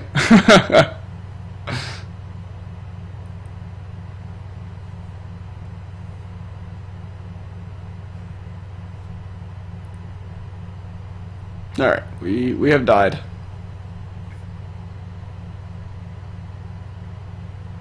I do like how the Hedron Scrabbler just came so hello, to just prove how bad our deck is, so that's good. Alright, Mark of Mutiny seems reasonable here, still not fantastic. Any other cards we're really looking at? The Zector Shrine Expedition's not great against the bounce.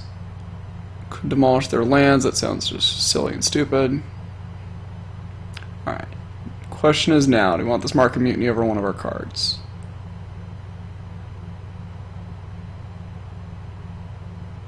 Could play it over a Ravager or a Rune Blaster. Obviously, Ravager would have been great that game, so drew 500 lands.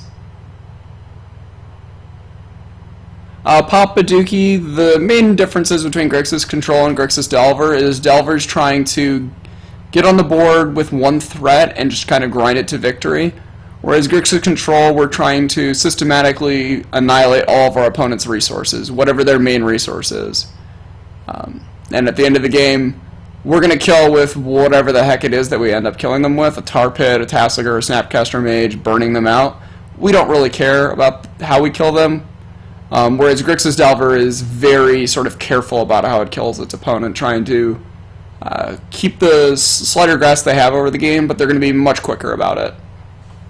So they sort of end up benefiting from decks that can play through a bunch of counter magic. Like, I'd probably rather be on the Grixis Delver side of things playing against something like Ad Nauseam.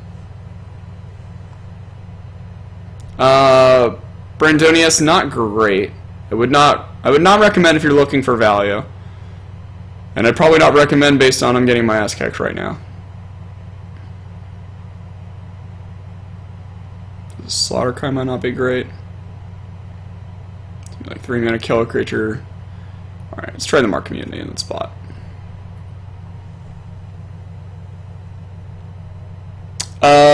Treb, you gain control of the creature as long as you control Royal Elemental. I think Royal Elemental cannot target itself, though. but we do have the internets for that, so let's take a peek. Royal. Alright, Royal Elemental. You may gain control of target creature. No, yeah, we could gain control of Royal Elemental permanently then, as it would be the last gain control effect run on it.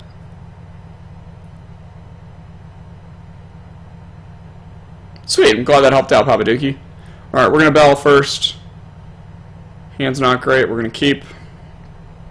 Our deck's not great, so it's hard to mulligan. Hands that have a bunch of lands and then 2 cards that play well with lands.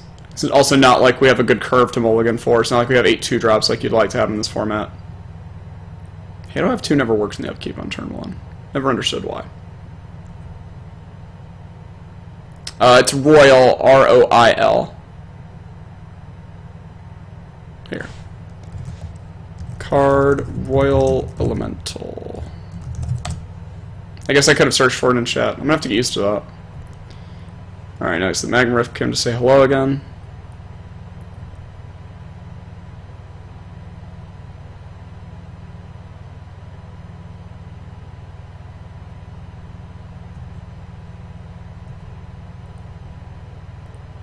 I don't think I have links turned off, Z Junior Beast, so if you want to link it to somebody, it's perfectly fine by me.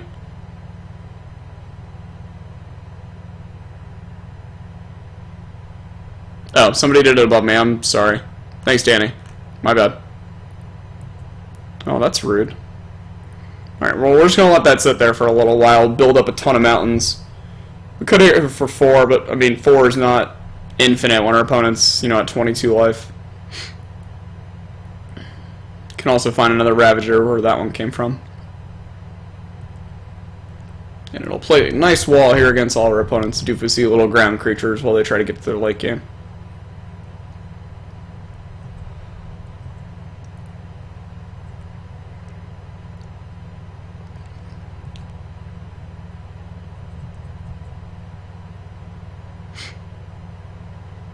Alright, what giant fat are you going to play this time, opponent?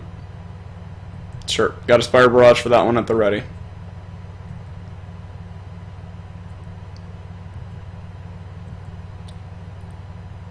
Get out of here. Kablamo.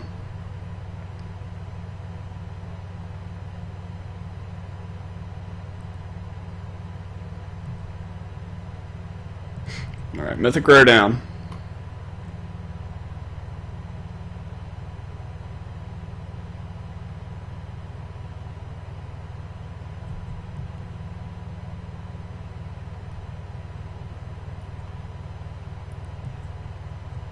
Ooh, Geyser Glider.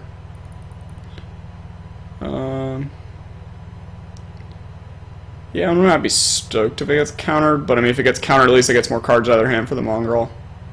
It's also just my best threat. I'd rather just get my best threat into play if possible. That's just life.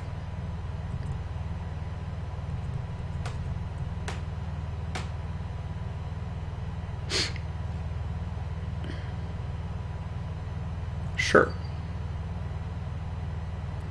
Okay, verification. As long as you control Royal Elemental. So I can give it to him, then I can Burst Lightning, kill it, and take my guy back. I'd like to set up a spot where I could steal it, but they should attack with it just to get it permanently tapped.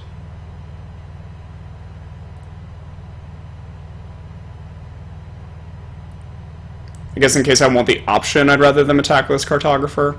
So I'm going to give my opponent the chance to attack with the Cartographer, and then we're going to Burst Lightning the Royal Elemental. So we can block it in case we want the option to hit our opponent for possibly 7 this coming turn. It's unlikely we do, but rather have the option on the table than not.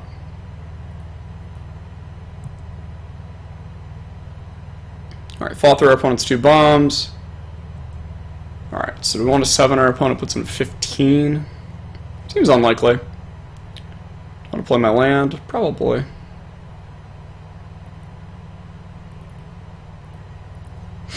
Alright. A little 2-2 that deals 2 that could.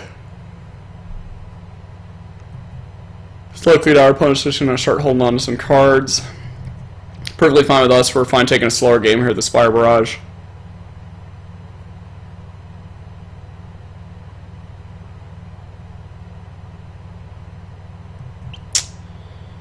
Magical Scholar, okay. Might have to kill that one. It's not like it's a giant threat, but it's going to draw into giant threats.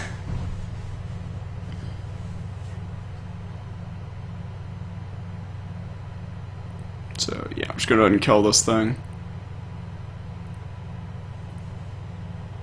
We'll put another Ravager into play, and we'll start beating down with that one.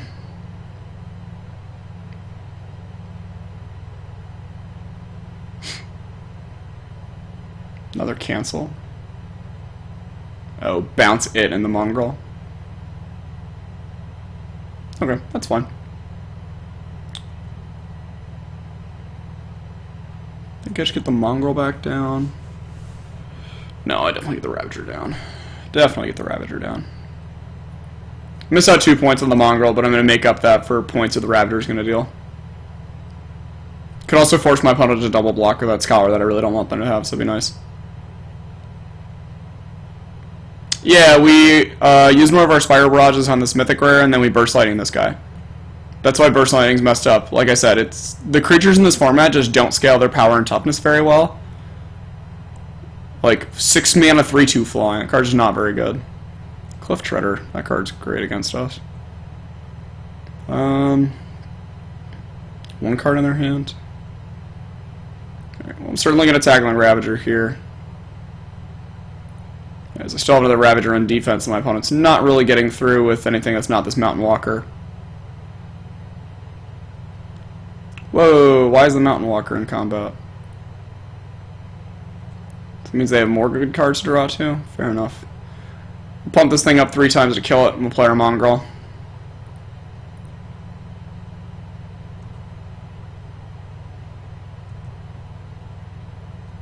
There we go, our crappy card got a 2-for-1. Good day at the office. Alright, so seeing that, it's unlikely that our opponent would block we attack to the Mongrel this coming turn. So we'll just be alphaing for all eternity.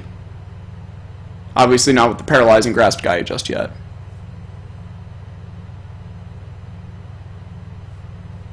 Interesting, Swingling. I did not do the math at all, so I would trust your math before my hand-me-down made-up math. Which was, don't recommend playing, because I think it was only like 70 play points if you went 2 and 2.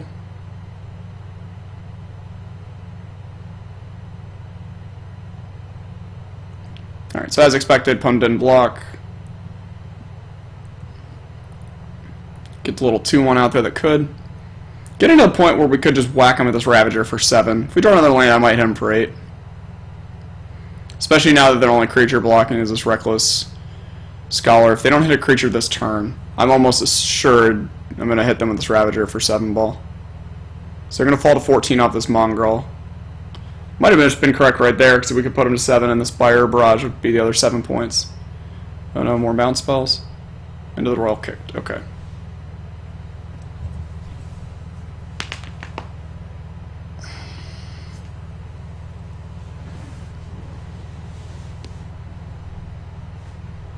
Yeah, that sounds more correct to me. Holy cannolis. Is this the one we have to sack a card each turn? Beginning of your upkeep. Yep, alright, wow. And a Kraken Hatchling. Cheapers. Alright, we're going to have to probably burn our Spire Barrage in this World Queller and then find some of our Blade Tusk Wars.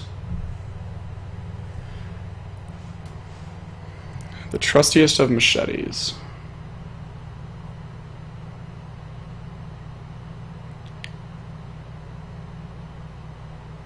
So we play the Machete, equip it to the Berserker, attack with a 4/2. They just take 4, then they choose land. They fall to 10. Queller attacks us back, we fall to 16. Losing a land's not great, but I think I like developing. Obviously this is our last Spire Barrage also, and we're planning on using it on the World Queller. It would give us our opponents another draw if they were going to draw to another cancel. But we've seen the Trap, we've seen an Into the Royal.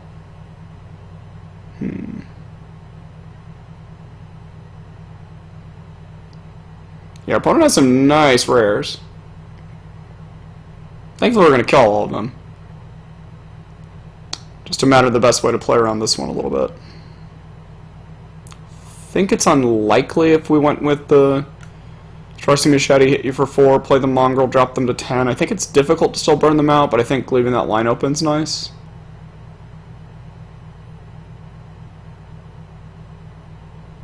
Yeah, I think I like that line. It's possible they just trade the Reckless Scholar too, which would then eliminate both of their long game options for us. Yeah, I think I like this line. I think this is the line that's like highest likely to get us into trouble, obviously, where our opponent could just draw a counterspell and then we're just going to die to the World Call over time, but I think it is the highest upside in that we could leave ourselves more lines to burn our opponent out, make that Mark of Mutiny that we put in our deck good, make it so our Blade Test boards kill them faster. Apparently just get a free Kraken Hatchling. Fine with that too.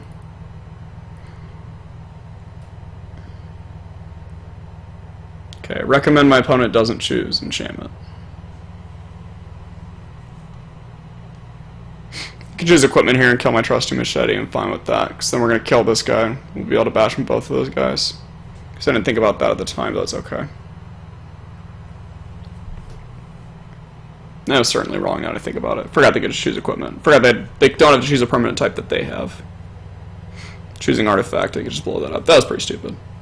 Alright, that was better, so Spider Barrage is a silly World Caller then. Why did they not take damage from this? Oh, they chump blocked. Never mind, they did take damage from this. Alright, that's fine. I'm stupid. Such is life. No attacks, no loots. Okay. No attacks and no loots. Okay, so I'm certainly going to attack the Ravager this turn. Trying to figure out if we also attack with the Berserker and the Mongrel. Attack with everybody and get Whip Flare, or not Whip Flare trapped, what's it called? Whiplash Trap, right? Whiplash Trap. Would not be fantastic. So eat our Mongrel, bounce the other two Dorkwads.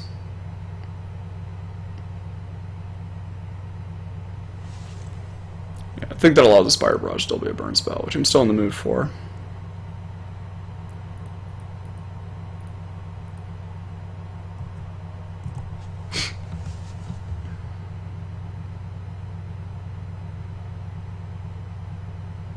Okay. Yep, this is fine. We'll kill off your Queller, or Scholar rather, and then we'll kill off the Queller with the Barrage.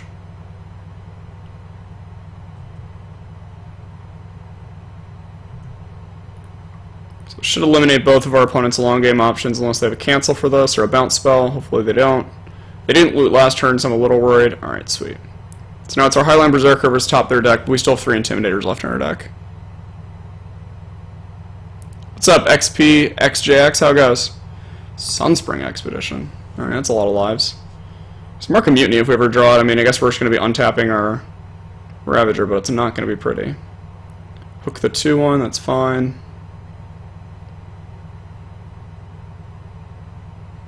So what did our opponent not loot away there? The Expedition, I guess? I don't really know. Alright, another Fire Breather. Fantastic draw. Hopefully it doesn't get like Journey to Nowhere or something silly. Ooh, Sea Stalkers, that's not good.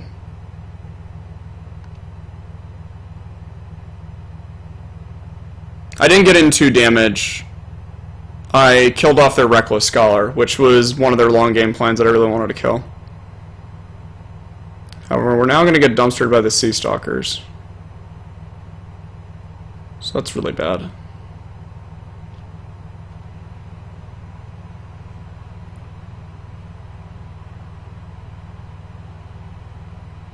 Don't really have any removal left to beat it either.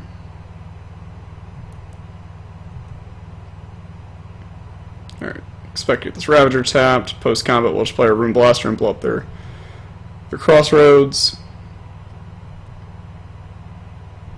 I could attack there with the Berserker, but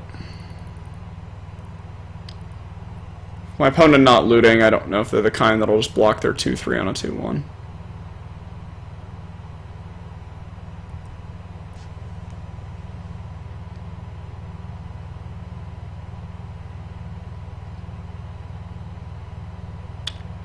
MLMCC, yeah, they do still have to block it. The line might be better. Oh, I'm sorry. Bending the Hellfire Mongrel. I'm sorry. They were talking about the Ravager. My bad. I misread what you said.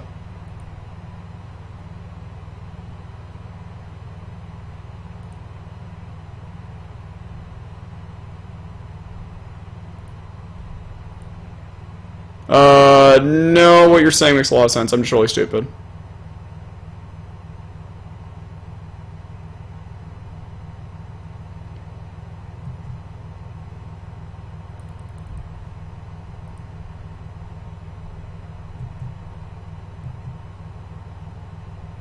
Alright, so now since we have no more land drop effects, his Ravager is going to keep getting tapped. I'm going to hold on to this for plated Geopedes.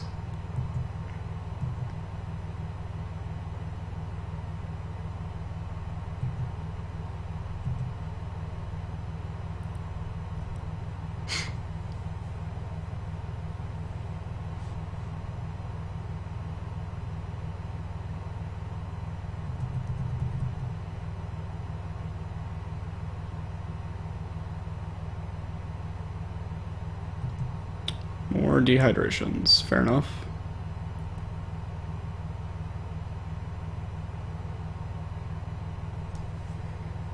When it does kill us before they deck too.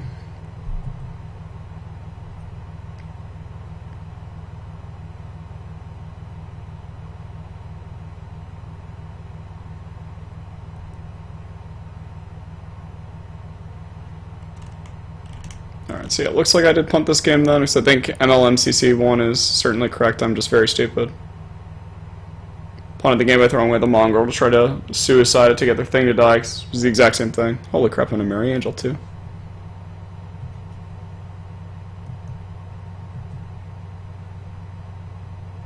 Okay, let me attack into that, I'll certainly attack. Even though I think they might block, but...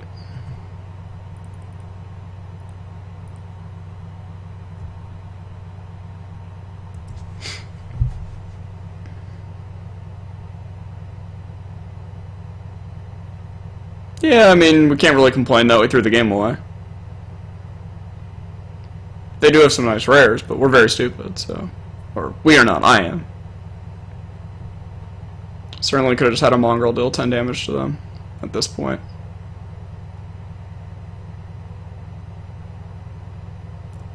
Yeah, so this is a guy that can just tap a guy for 3 mana, but the guy can't have flying. Fortunately in red you're not going to find many flyers.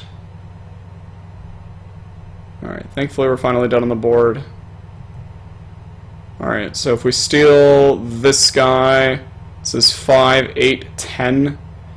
If we untap a Ravager, they just end up blocking it.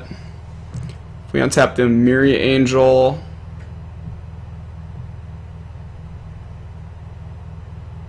Let's see, 5, 8, 10.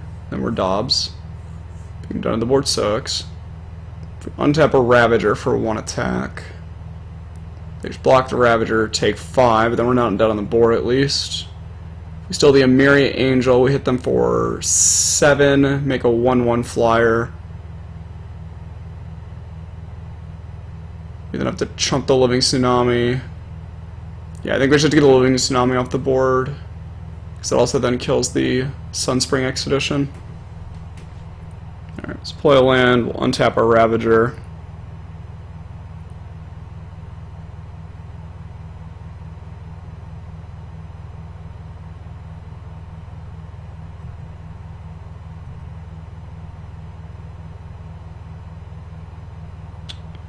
So this is 7, 10, 12 exactly, so they have to block the Ravager. They can block the Goblin Rune Blaster, but then they're risking dying to more things.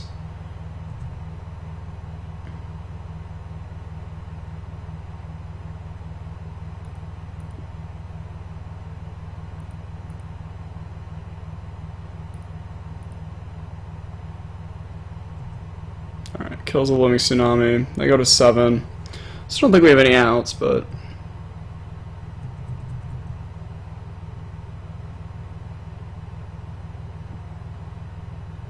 Oh, good find then, swing line. Alright, so that gets him a birdie, gets him 8 more lives.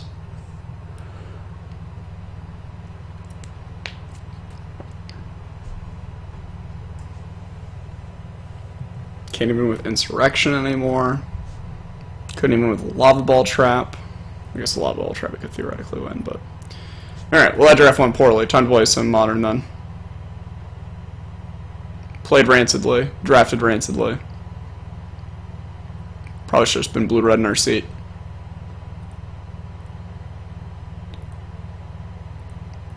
Alright, let's get over here, get in some Modern queues, and do some battling. Yeah, the Tapper guy's very good.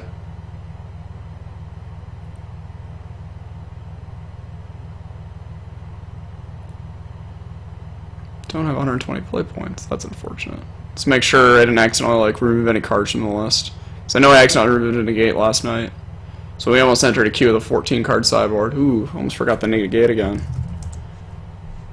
Oh, no, the negate's in the main deck right now. Oh, we should have a 61-card main deck. There we go, all fixed. That would have been great, playing a 14-card sideboard, 61-card main deck. Alright, let's get in there. Should have been green. I mean, I love green in that format. By far the worst color, but super fun. 2 3s for 2. Lock down that board. Yeah, I think we did okay. We could have done a bit better.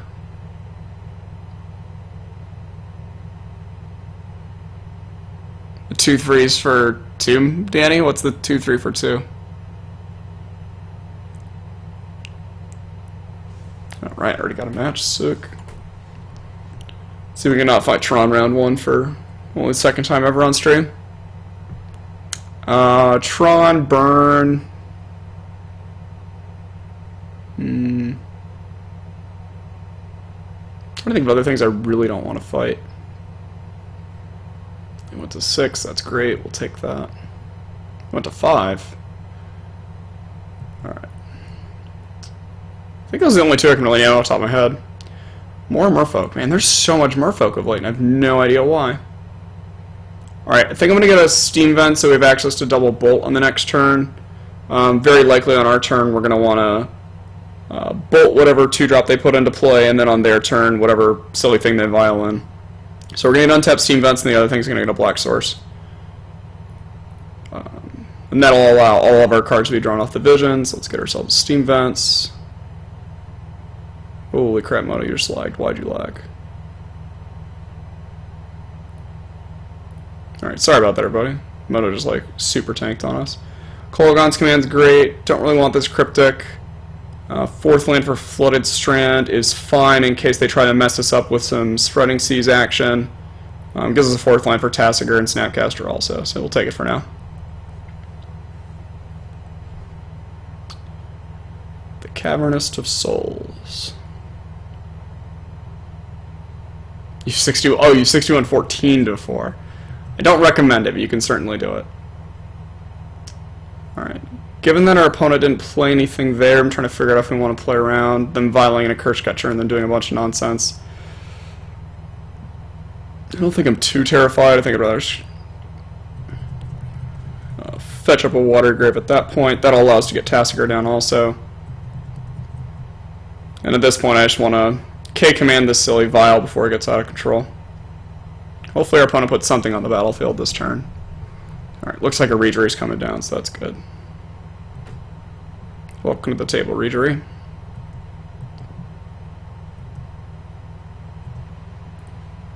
Get off the table, Reejery. Alright, let's fetch up a Water Grave. And then we're going to go ahead and Shatter Discard our opponent's Vial. Counter Squall's basically a dead card in this matchup. I guess we in theory can let them vial a creature in so we could potentially kill it. Is there any reason that it would get us potentially? It looked like they were F6'd also. So we'd rather not give them the chance to spell Pierces. We tried to walk ourselves into that last night. If our opponent vials in a Lord now, that's the only card they have. They hit us for 5 with the Mutavault. We just end up running in a Snapcaster and Bolt in the next turn, and we're perfectly out of the woods.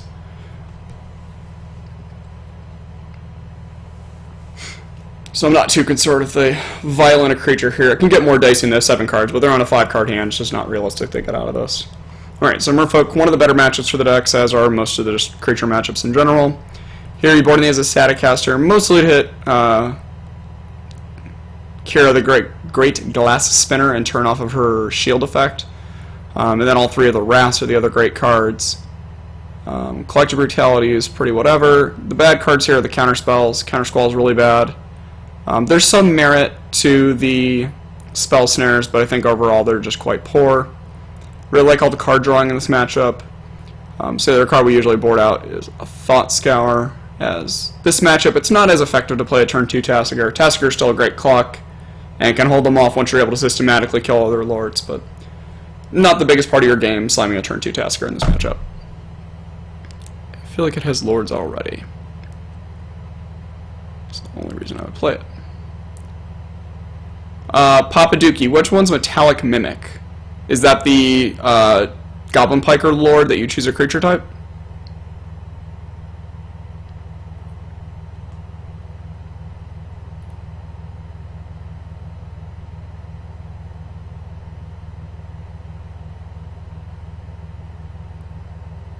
So I'm pulling up Aether Revolt spoilers, trying to find that card and make sure that is the card in question. Yeah, so you choose Merfolk. It is a Merfolk in addition to being a shapeshifter. And then the other guys enter the battlefield with a +1/+1 counter. Seems fine, but I don't think that it's going to see play, unfortunately. That deck could play more lords like by playing more Phantasmal Images, but I just don't think it needs to. Alright, so what do we have here? We have a 1-land triple Snapcaster EE hand. We're going to go and throw this back. This, however, is a 1-land Ancestral EE hand, so we'll keep that one. Bottom of the Serum Visions, we just want to find lands. Serum Visions would help us get there, but I don't think we're going to have that much time to dirtle our mana. We already have Thought Scours help dirtle around, so. Alright, so given that we drew a Tasigur, Lightning Bolt is still the better color here. Just going to put one card in the graveyard, next turn will be on 4. I'm just going to fetch a Steam Vent still. We're much more of a blue-red deck than we are a blue-black deck in this particular matchup, so I think it's more important here to actually set up for Bolt, even though we do have a black card in our hand. As it's difficult for Tasigur to really block because of all the island walking that's going on.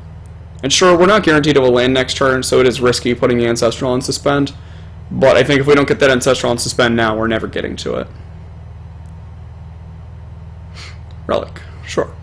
I'd much rather my opponent play a Relic than develop a Lord that turn, so that's good for us. Nope, they did put their Cavern on Merfolk.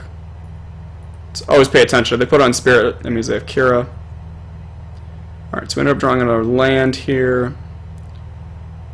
Could go ahead and just throw an E out there on 2. I don't think that's really necessary. I'm just going to play the Pluto Delta. My opponent might just crack their Relic.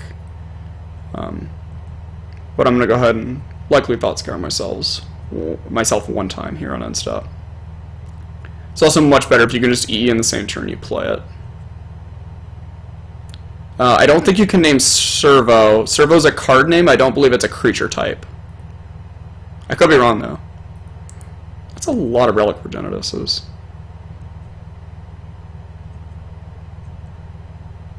Alright, well.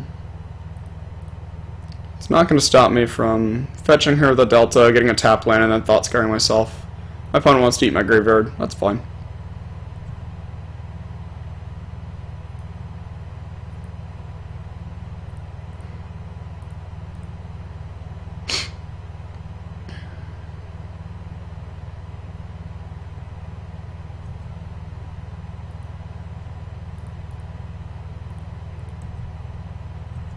Didn't have finding other lands, so this Ancestral is going to be pretty nice once it comes off Suspend.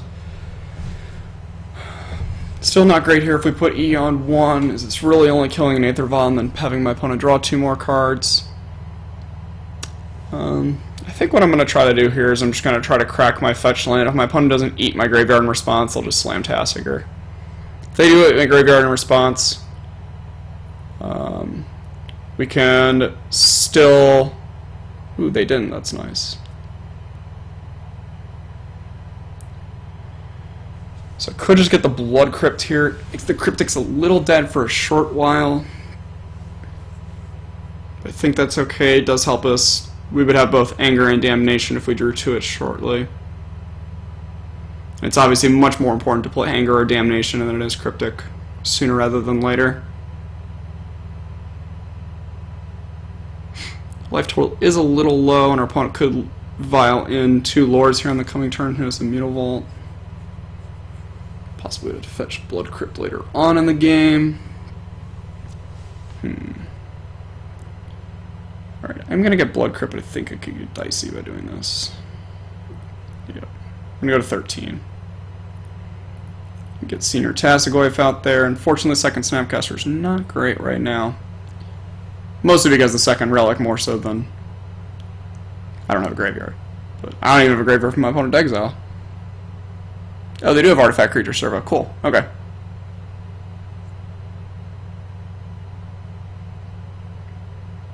Expect my opponent to cycle one of these. Ooh, Vapor Snag. Alright, that's interesting. I usually don't leave Vapor Snag in post board. Be intrigued to know what my opponent boarded out in that case. Opponent left it on 2, so they're almost assuredly vialing a Master or a Lord of Atlantis here, and then they're going to hit us for 6 damage, putting us down to 6. So hopefully we can draw a 4th land for this EE. No Lord, interesting.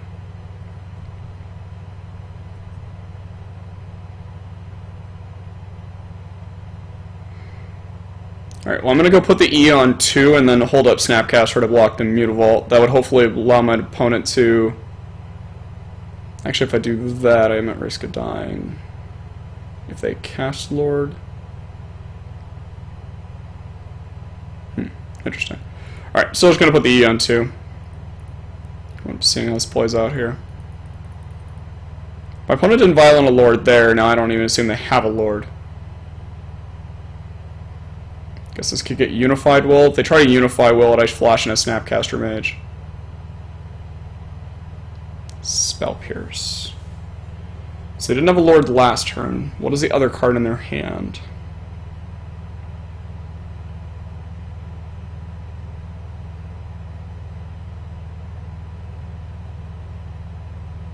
They didn't vial in a Lord. So they shouldn't have a Lord because that would just put us on lethal. So the last card in their hand is either another Counterspell, another Aether Vial, or like more Vapor Snags. I think I'm actually going to end up paying for this, which I think is a little bit weird. It's going to put me down to 4 from the Mutavault and the Silver Gill Adept. Yeah, Trebbing, that'd be really wacky.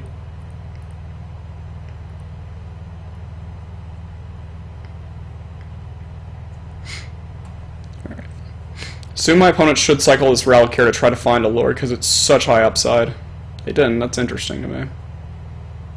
Left their vial still on 2. I fully expect them to hit me down.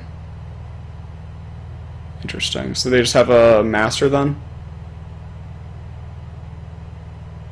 Just have a Master. I'm like not in the worst shape ever.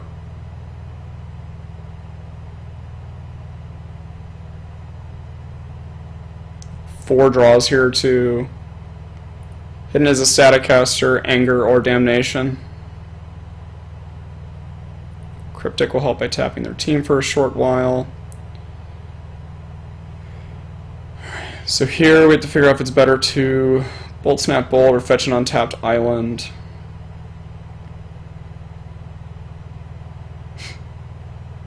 If I'm going to Bolt Snap Bolt, I have to do it right now. I do have a card in my graveyard to exile the Relic and they have no lands. So I wouldn't be able to Bolt the Mutavault, which is usually a pretty nice thing to get done. I'd also be in a spot where I would want to bolt the Silver Gill Adept and bolt an Elemental, as the Elementals don't get pumped by the other Lords.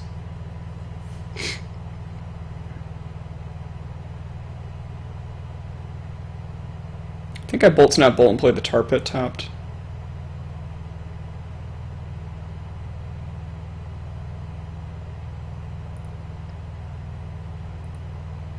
Alright, let's bolt your Silver Gill Adept.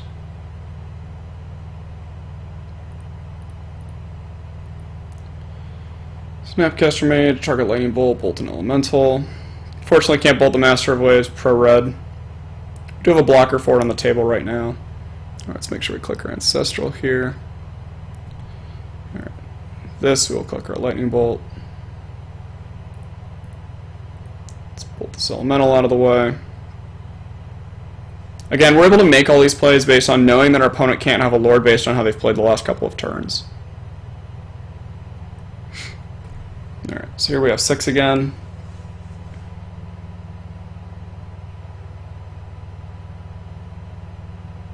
Mutavault's coming to town,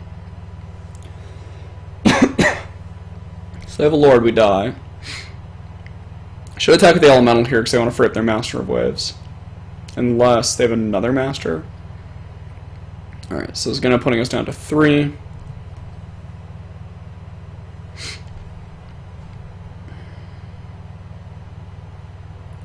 Get out of here, Snappy, you're dead. Okay.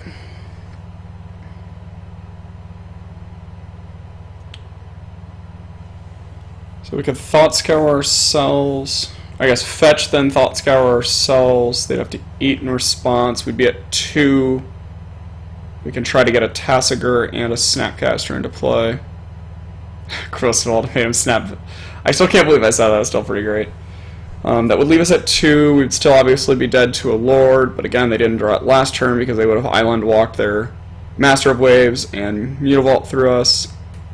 The reason to fetch first, while it could change our line if we Thought Scour into a spell of sorts, is that if they exile in response with the Relic by tapping a land, they can't get the 3 cards from Thought Scour.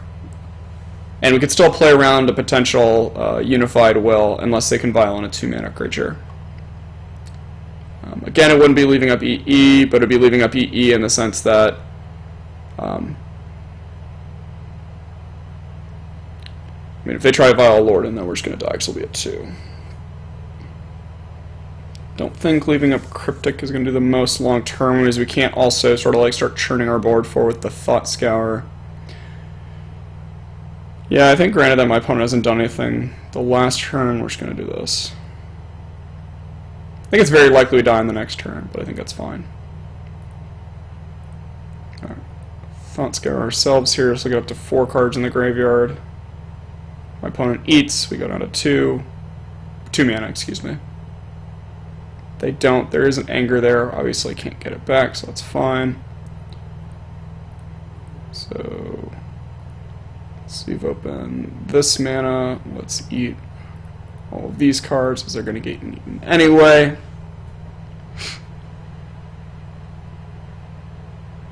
Unified Will, Flash and Snapcaster. So they know more creatures than us, so our card doesn't get countered.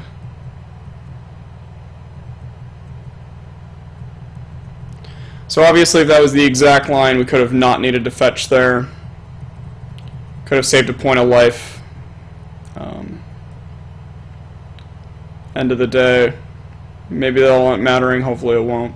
We're still dead to a Lord. So they're going to exile the graveyards, try to find it. Found a land, so it looks like we're not dead this turn. We're going to have Cryptic up for a little while. Scalding Tarn. I think we have 1 Water Drive left. I think I'd rather get the Steam Vents into play tapped. Let's see, we could attack with Tassigoyf here. It's a little more dicey with the fact that we would just end up dying. I think it's better off just playing the Steam Vents tapped here. Note right now, our EE kills our own Snapcaster Mage. So if our opponent does violate a Lord, we're still technically just dead on the board, but we have this Cryptic to save us. Yeah,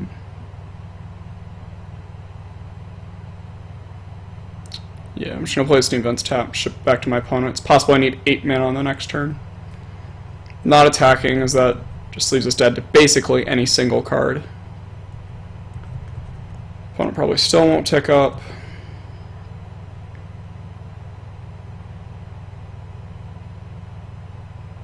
Uncounterable Merfolk spell, a Curse of the Catchers.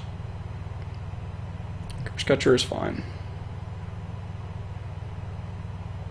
Another Aether Vial. So we could counter this Aether Vial and bounce the other Aether Vial. I don't think that does us anything. So we'll just let that resolve.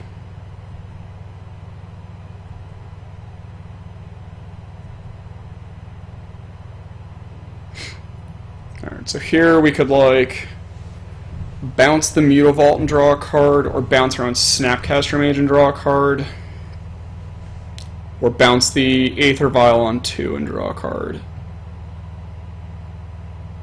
I think the Aether Vial on 2 is causing the most headaches, more so than the Mutavault. So my opponent has to play creatures at sorcery speed. At least we know what we're up against, and we don't run into a spot where we can't EE and stop it.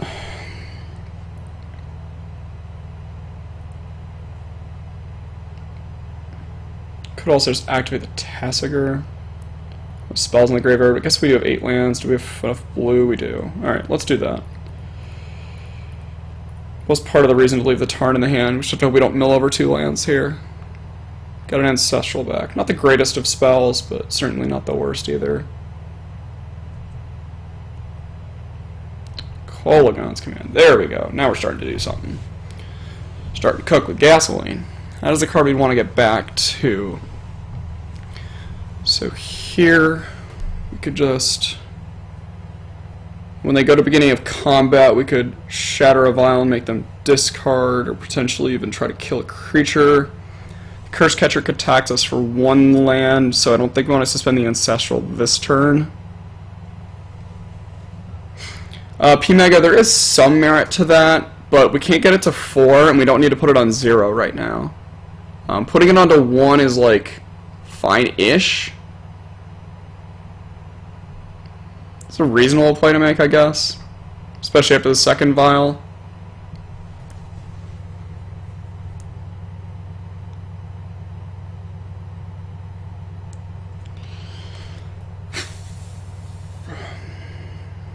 Alright, I think we're just going to let him go to beginning of combat. I'm just going to pass the turn after playing the Tarn.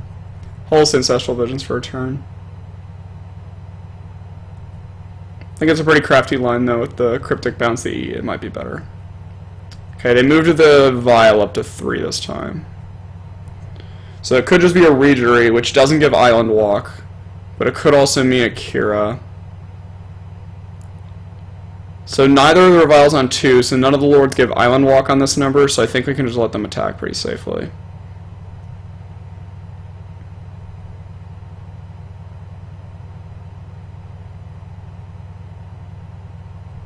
Alright, so here on end step, I'm going to go ahead and...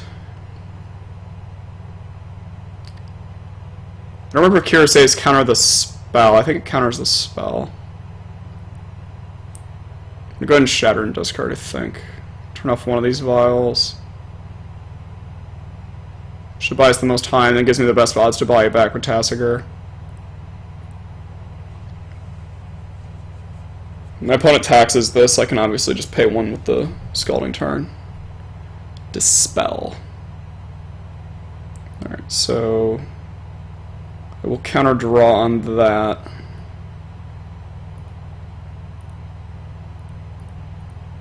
So now I'm like pretty happy with this. Could counter bounce the Snapcaster actually. That's actually way better.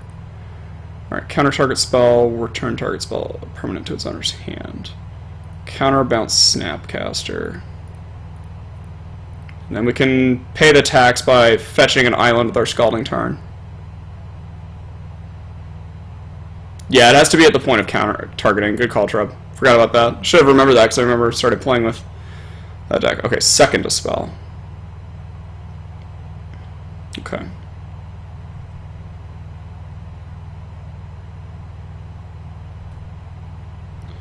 Alright, so now I have to figure out if I want to fetch it all here. I don't think we do. Just because the Curse Catcher isn't lethal at that point. Okay. So now we can get this Visions out there. We have a Bolt to protect ourselves, have a Cryptic, have mana to pay for the Curse Catcher. And worst comes to worst, or best comes to best, depending on how you look at it. We can just activate Tasker and maybe get back one of our 1,000,000 commands. I gotta figure out how streamers do this, where they can see who the follower is, because I'm not watching the stream after I hear the sound often enough. King Moogle 13, thanks for following, welcome. Hopefully you're having a blast here, fighting the fishes. They moved the Vial up to 3 and 2. They're not activating the Mutavault, so I don't expect them to go for a kill here.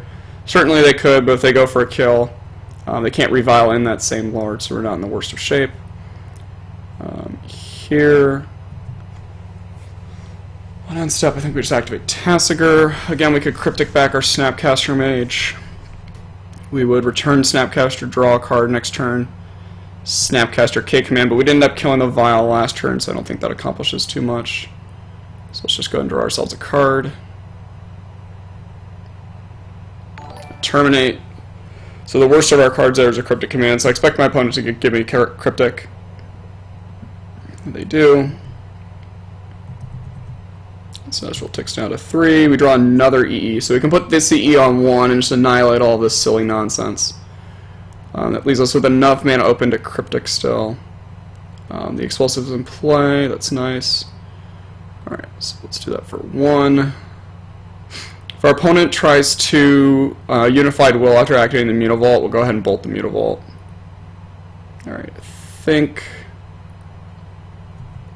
Fine passing to my end step, see if they do anything. I don't expect them to, as there's no incentive to do so. Hold priority in my end step. And let's go ahead and blow up all this nonsense.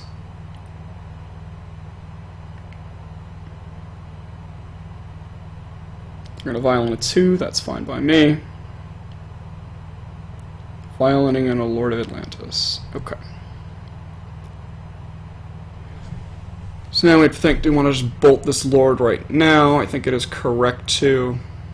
We could still go to 1 and get back either Tasker activation or Cryptic.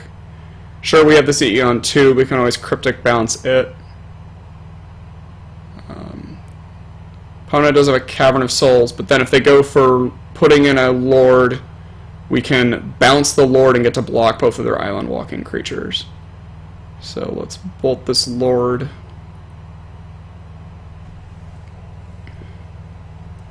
Pass turn to our opponent.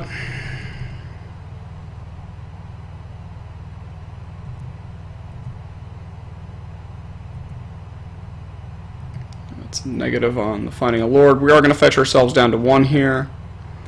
Get ourselves an island. Activate Tassigoyf. There's a Damnation as a static caster. I assume the worst card of this bunch is Terminate. Pretty decent spot. Can make this messages appear longer. I wish there was just like some little message box I could have pop up for me to ready. That's possible, X-rated. I can't assume they have that many Vapor Snags in their deck, though. They gave me back Damnation. Interesting. Okay. I mean, yeah, sure, I could have killed myself there, but then Vapor Snagging me, but I didn't think that'd be super likely. Let's see, what do we want to do here? We can start activating the Tar Pit and getting in there. We can attack the Tassigur.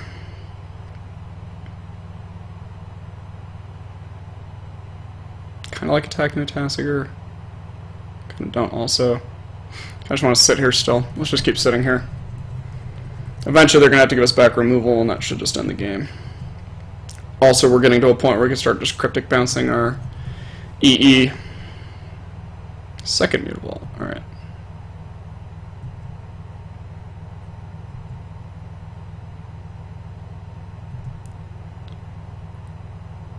What's behind Doornumber Tassigur? Probably another Visions. Alright, think here I'm going to Cryptic, draw a card, bounce my Snapcaster. They have a land in their hand though. I could buy back my Static Caster, and that does anything. So I guess that's also pretty stupid. So let's just untap. I don't think I need to activate Tassigur again. I'm about to draw a million more cards. Alright, another Snapcaster Mage, that's kind of nice.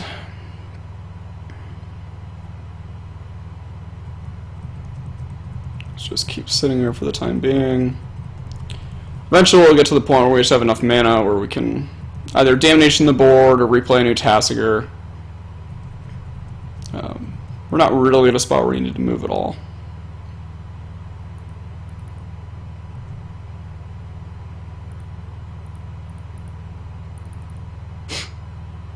So we have 18 cards left in our library, so this is going to put us down to 14 cards. End up milling 2 lands there, which is a little unfortunate. Would like to keep making land drops. Are they giving us the static caster? That's nice.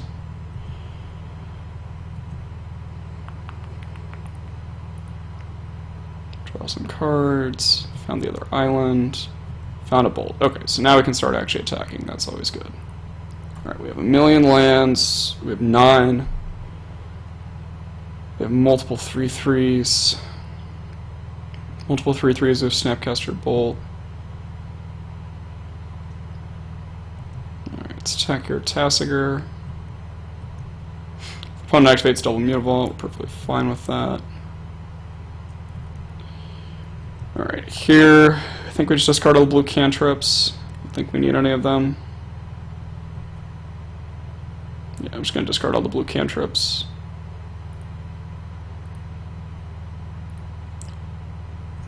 Don't need to activate Tasker anymore, just don't want to deck myself. Master of the Pearl Trident. That can resolve.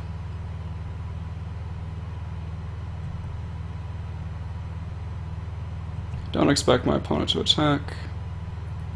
As expected, they didn't.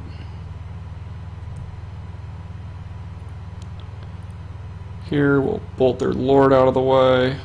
I guess I should Snapcaster. Oh no, I should Snapcaster Mage. Don't know their Snapcaster in my graveyard. Not yet. Yeah, I should definitely Snapcaster still, though.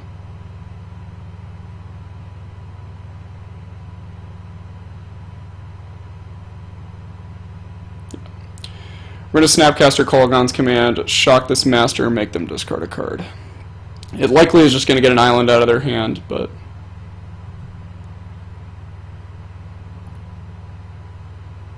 Target player discards a card, shock your Lord.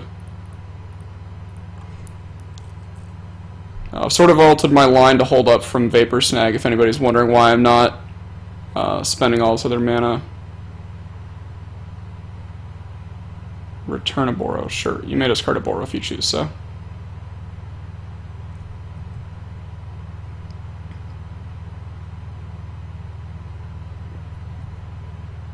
Okay, just untap from that, draw another Kolaghan's command. 7 cards, don't have to discard anymore, that's always nice. Beat down Tasker, and I've got 2 blockers in play for the 2 Mutavaults.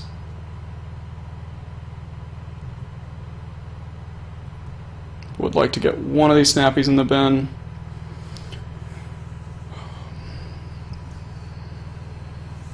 Next turn we could also attack with the Creepy Tar Pit. Why did they put a play on an island? That is a weird card to play out. Alright, well, we're going to shock you and make you discard a card, Mr. Opponent.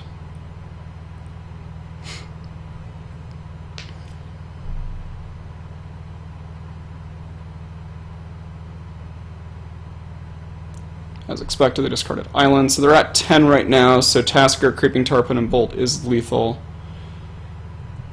I still don't think there's excessive need to actually make them move. I think given that I've made that play, I would expect my opponent to block this turn, but they also might not block given that they can't beat Bolt. Alright, so they didn't block. Puts them to 6. So now we'll just Serum. Another Tassiger. We don't need the Ancestral of the Tassiger. There's still 1 Bolt remaining in our library. Just go ahead and pass her with 8 mana open. If our opponent's going to make a move, it's going to have to be this turn.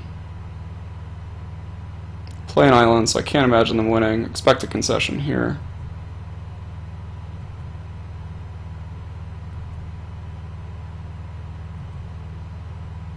Alright, let's go ahead and bolt your face.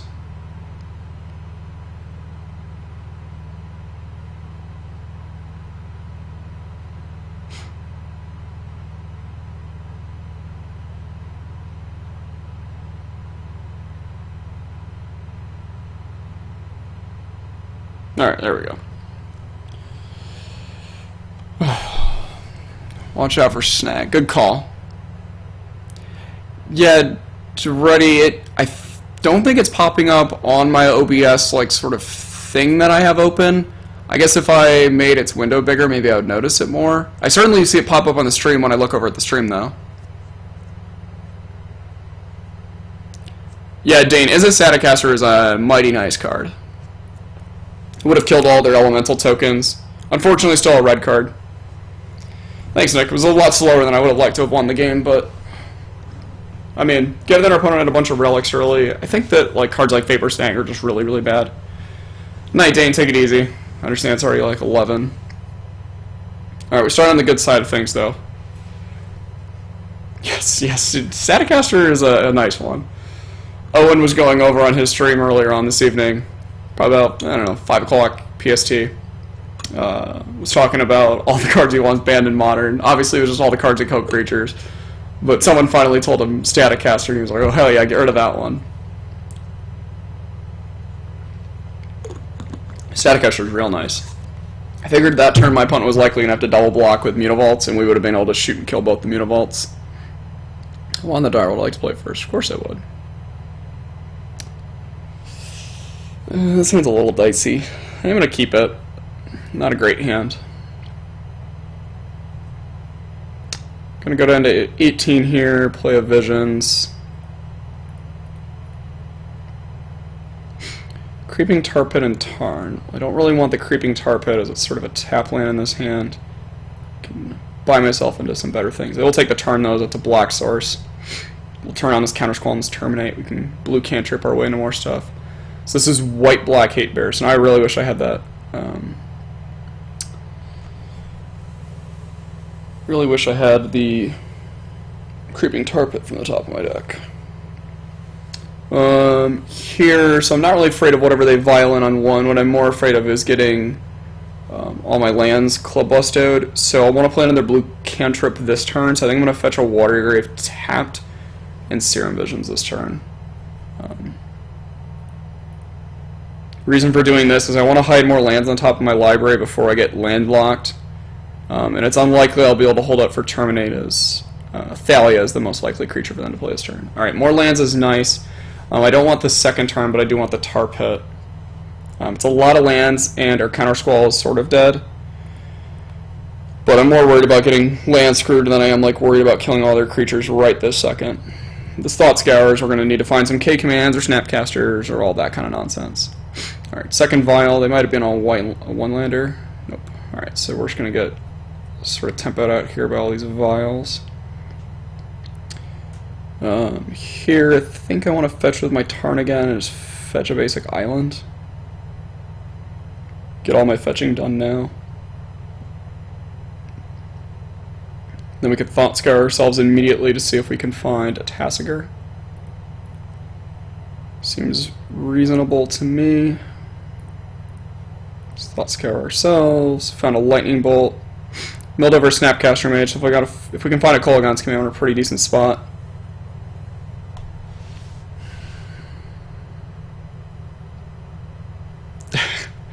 Scooter, I mean, we can't really say much, right? Owen is the best. It's unfortunate. I'd like to be the best, but I'm certainly not. So until then, if he wants to be, a bit on the cocky side, he's earned it. I mean, he's certainly been the best player for the better part of the time I've been on tour. He's a hell of a player. Alright, I'm going to Thought Scour myself here in end step. My opponent wants to start vialing in a bunch of Dork Wads. It's fine. Drawing the Counter Squall is really bad, and milled over Kolaghan's Command. Not fantastico. This Counter Squall is by far the worst card in this matchup. I'm just going to get this Tar Pit down. Leave out Bolt/Terminate and or Bolt plus Counter Squall, but Counter Squall, like I said, is really not good here. Alright, there's a Leonin Arbiter. Can kill that Leonin Arbiter right now. Could kill it right now.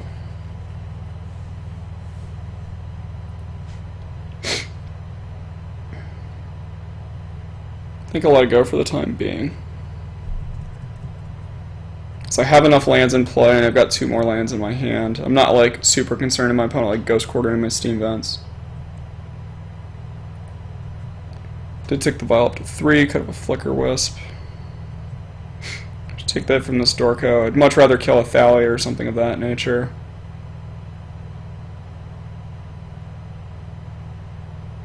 Hard casting Flicker Wisp. Would much rather also bolt this thing. I can resolve.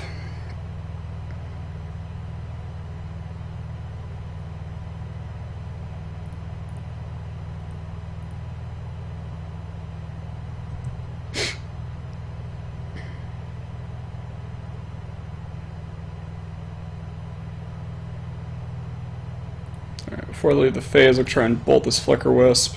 They might volley on another Flicker Wisp. Dude, it's gonna get a little unfortunate for us. Wasteland Strangler. So they're gonna, process the steam vents. Kill it so I don't get my steam vents back. Is that how that works? Turn that card to its owner's control to begin next step. So yeah, it's now put into my graveyard, so it's no longer there, so I don't get it back. That's cute. Okay, I did not know that interaction, so we learned something there.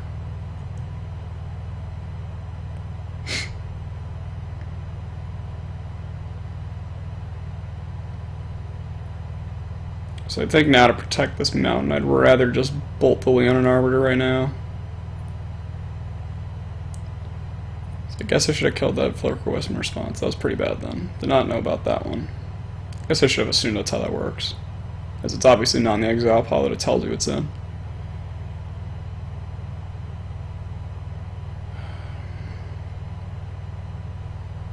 Guess I actually still need to hold this up because they have Thought Knots here. But then I just take 5 more damage.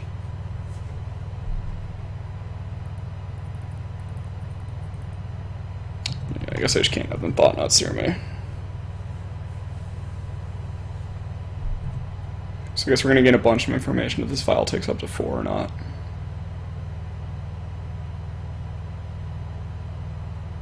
Of course, Citrus. Would love to. Both on 3. Okay, so they don't have a Thought Knots here. They could have more Flicker Wisp and more Stranglers. So I could just have another combo of Flicker Wisp Strangler. That's kind of gross.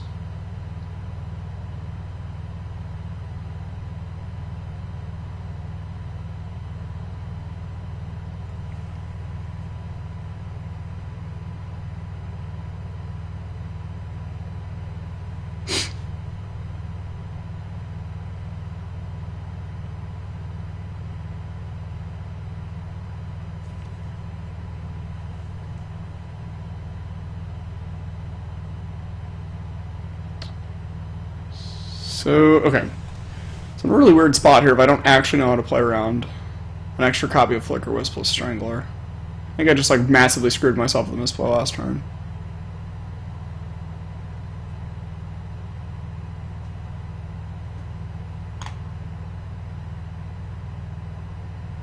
But I have deduced they don't have a Thought Knots here, so I'm just going to kill this Leonin Arbiter. They're likely going to Flicker Wisp it.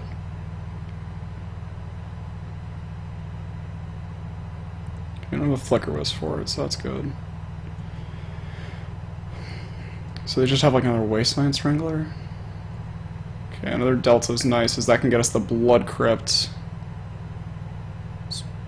Or no, I can get another Steam Vent still, so that's nice.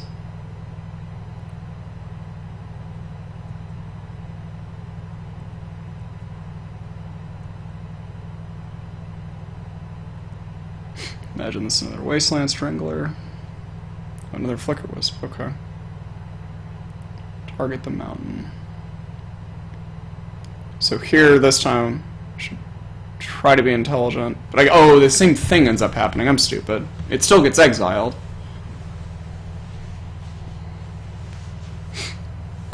Oh yeah, I do remember the cage thing. It was kind of cute. Elspeth, I haven't like booked any. The only ones I'm certainly going to are going to be Vancouver. I have to figure out if I'm doing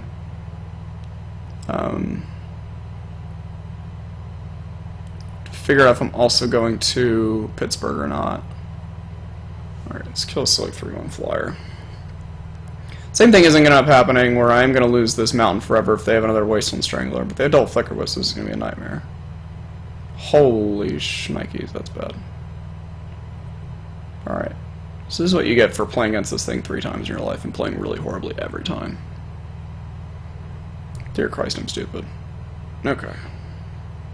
So the same combo was going to end up happening. Now it's not. But now I have no outs. So that's also good. Alright, we're just done.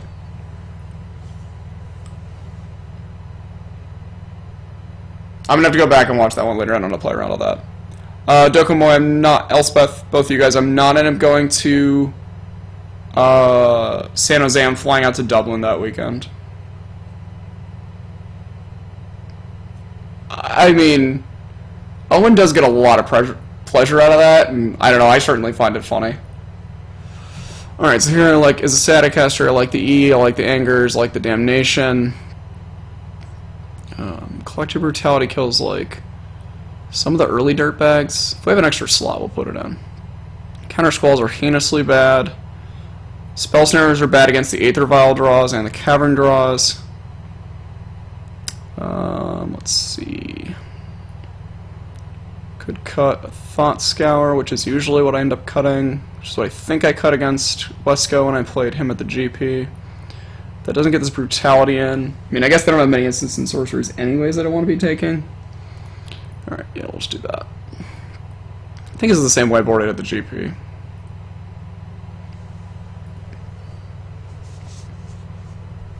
Yeah, Scooter, I mean, that is one of the things. When you play one of those decks and you draw an Aether Vial, your deck looks just completely absurd. And when you don't, your deck's just like, you know, like a standard deck.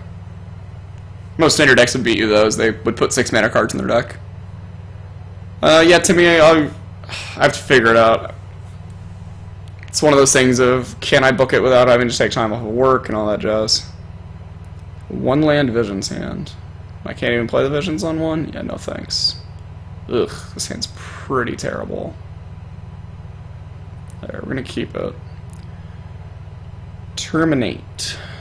I will keep the Terminate on top. I'm not gonna go ahead and Visions here. Play a Delta, ship it back to the enemy.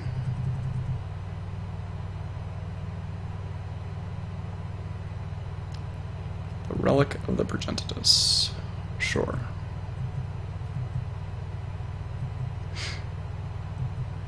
So turn 1 Vial's nice. Have the Mountain in our hands, so we'd have to shock ourselves once. I can't get it down at flash speed, so that's nice. We'll look to just double fetch here and then stop. Obviously, if they put out an Arbiter, we'll fetch twice in response and get ready to blow that nerd up.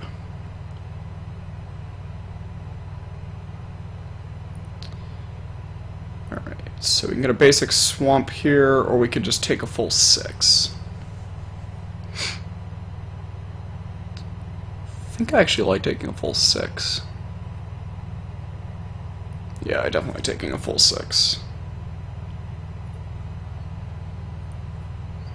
The reason why I like taking the full 6 here is they're not going to kill you usually by inches, they're usually going to kill you by miles. And the Ghost Quarters later on in the game will allow me to still get basics. This is also nice, is no matter what, I'm still going to have 2 cards here in my graveyard. So if I end up peeling on this turn a Tasigur, either off the draw step or off the Serum Visions, I'm going to have enough to cast it. So this puts me back down to 2 cards, then my fetch land puts me to 3. Thought Scour's not the worst. Let's see.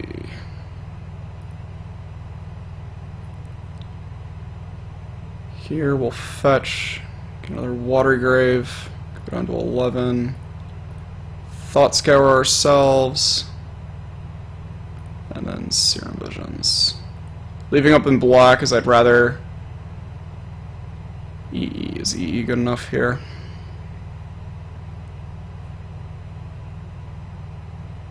Seems marginally fine. I think I can find better cards than that. So I'll put it on bottom, then we'll Serum up again.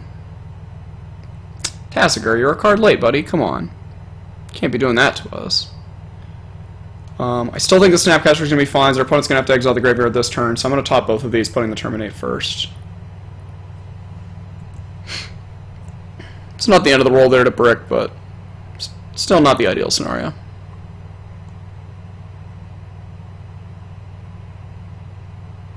Another Arbiter, expect them to relic here. Oh, they didn't relic there. They're going to relic and upkeep.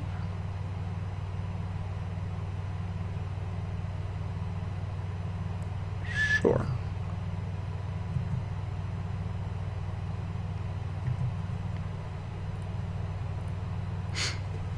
So here, I'm fine just playing my tap land, terminating their guys. I have a Snapcaster on top, so if they Thought Not Seer one of my spells, I can Snapcaster Terminate on the turn after.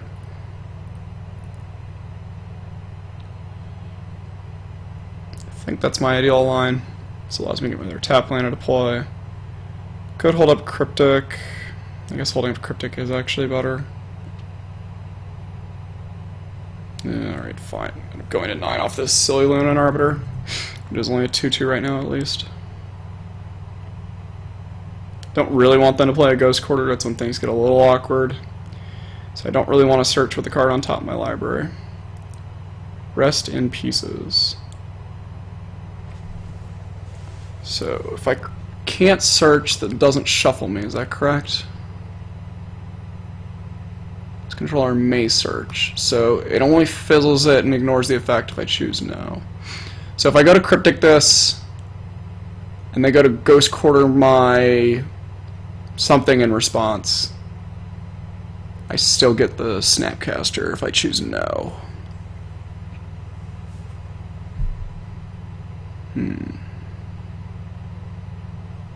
Yeah, I'm going to counter and draw this.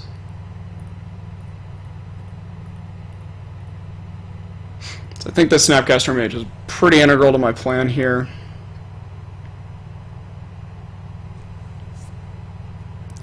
Okay, no.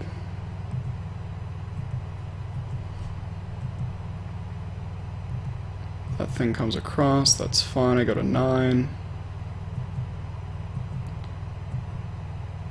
Alright, Visions. Okay, so now if I get Thought Not Seared, so if I terminate this now and then get Thought Not Seared, I lose my Snapcaster, but can still just play a Tasker on the next turn. So I think that ends up putting me in a pretty great spot. The incentive structure to do it on his upkeep, I think, is the highest. So let's suspend this Ancestral. The reason to do it on their upkeep is that in case they want to path it to an extra land, I guess they can't even do that right now. Right, because this effect is still in effect, is that correct? Search libraries. So the static continuous effect of the creature should still be running as the resolution of that, as the card is not fully resolved, you're just resoluting effects of it. So yeah, I should be able to terminate this right now. And they should not be able to path in response.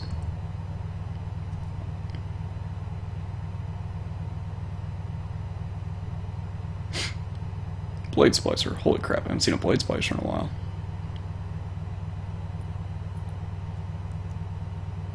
Oh, Kolaghan's Command, you don't say.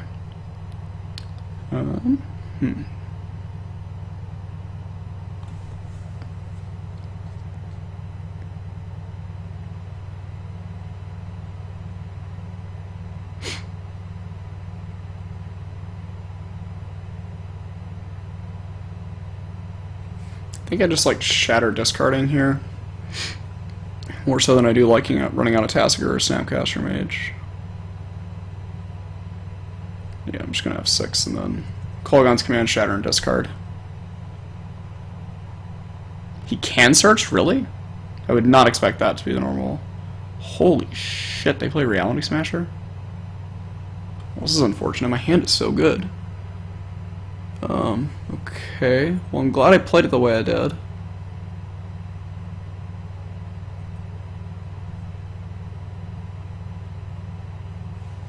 So I'm going to fall to 6 here. I'm going to block the Snapcaster on the Blade Splicer. Go back to Terminate. Terminate this giant monstrosity from Eldrazi Hell. So this puts me to 3 cards in my graveyard. Snapcaster would be the 4th.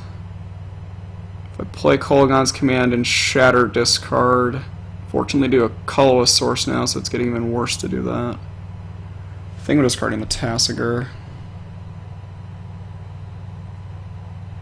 Yeah.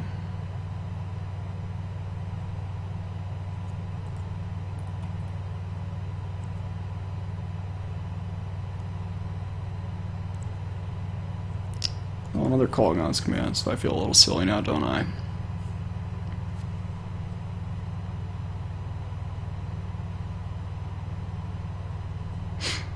Pass back to our opponent there.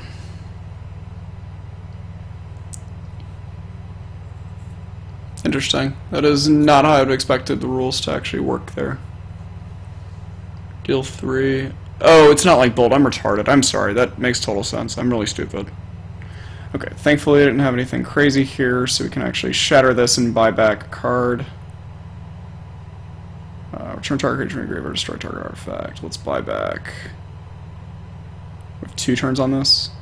Buy back Tasigur then.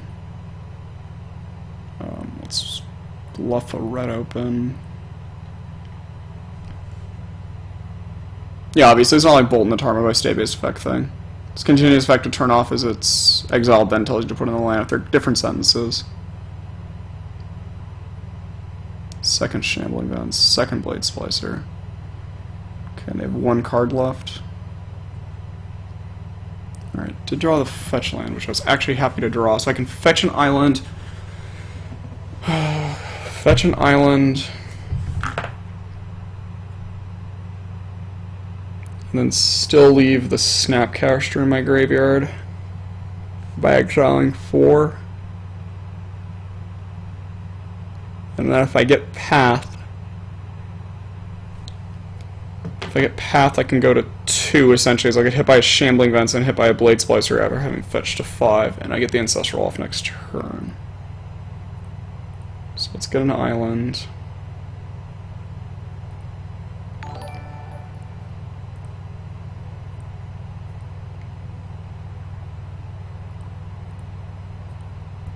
Get all that nonsense out of here, ship it back to our opponent. Obviously it looks like super stupid that we left open 3 mana as opposed to 4 mana. Aether Vial, not a card we care about at this point in the game. Could discard your opponent there, but that just turns on the Seagate Wreckage, so I think that's really silly.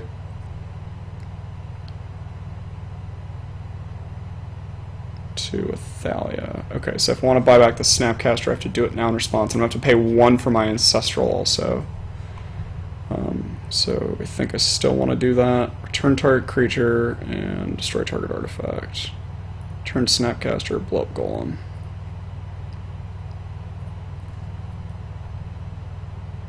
The reason to blow up the Golem is I don't want to allow my opponent to make an alpha attack with Shambling Vents, Blade Splicer, Thalia, and a future point, even though I'm going to have Snapcaster and a bunch more cards in my hand. I think it's still just asking for trouble. I'm going to tap, I believe, the island here. Yeah. No, you don't say. You don't say. Okay, if I anger away these 2 nerd balls, it's like not even the best. Does use my anger the most effectively? Yeah, my opponent's not building up a huge board state again through 2 removal spells. It's just anger, play creepy tar pit, leave Tasker back on defense for 1 more turn. We'll start turning the corner here.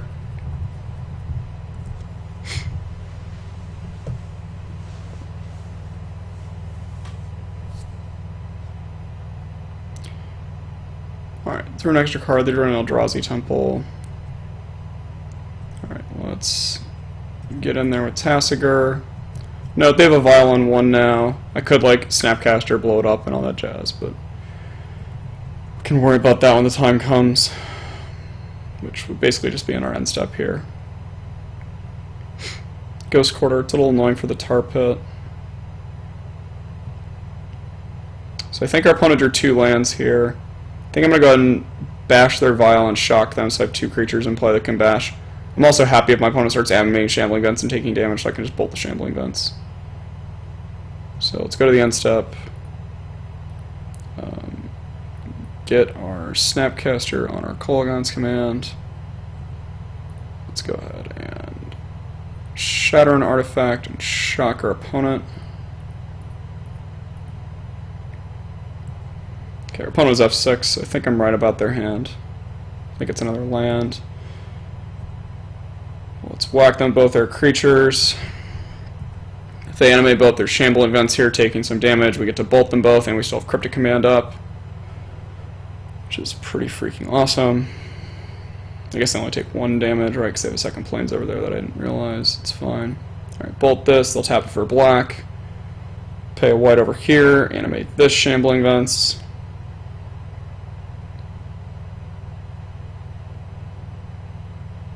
Sure.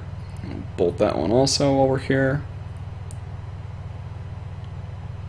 Sure, we don't get to any of these bolts at our face, but now it's removed all of our opponent's threats from the board and it allows us to hold a cryptic command. So this puts our opponent to 7. Now if they want to tap one of those Quasicolaus for black, they're just dead on the board. Alright, well now they can pay black mana. So this looks like a Thought-Knot Seer. If you have a Thought-Knot Seer, shouldn't you play it off the Ghost Quarter? Oh, sorry, not the Ghost Quarter, the Eldrazi Temple, they did. Alright, well let's counter and draw. I think that's better than counter and bounce, right? Nope, it's not. So we should counter and bounce our Snapcaster. Counter target spell, return target permanent owner's hand, counter and bounce. Alright, so this now allows our Tasker to attack for 4. We Snapcaster a bolt and bolt them in the face, and they die. Sweet.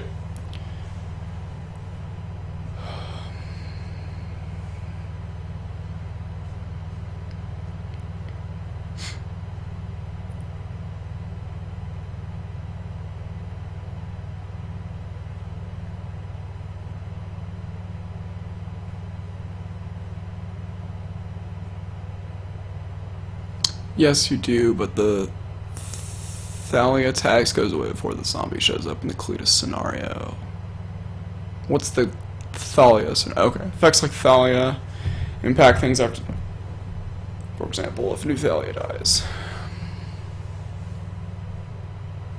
Oh, Thalia Heretic. I understand what you guys are talking about. Tetsuo, it depends. What are you looking for? So like right now we're playing some Modern. There's some people probably playing some Standard, some Legacy, maybe some Vintage. People drafting Kaladesh, people drafting Zendikar. If you want to just hang out and play Commander or whatever, I bet there's people battling Commander, I bet there's people battling Pauper and Momir and all this other nonsense. I mean, if you want to find it, there's probably a format on there for you. Oh, for just Zendikar draft leagues. Maybe that's how you worded it. The only thing I saw were Zendikar draft leagues. No, I didn't see the 8-man queues. All I saw was the double elimination queue. So they snap mulligan to 6. This hand's weak to Relic/Rest in Peace. But I think overall this hand's just a keep. Doesn't have any removal, but it is a hand that can do a lot of work. Oh, it is a static caster. That card is great. Again, we don't need to fetch immediately here on going into our opponent's turn 2, because their vial can only get to 1.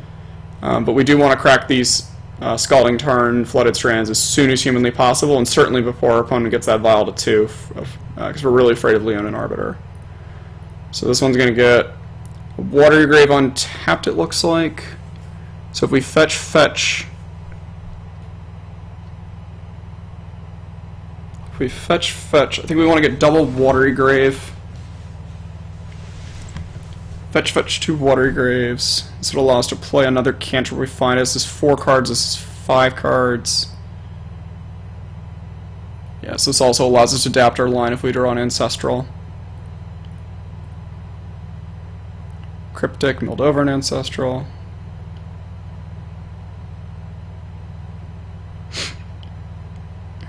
Kolaghan's Command. So here I think we're actually going to get a Blood Crypt, so we have 2 of each source.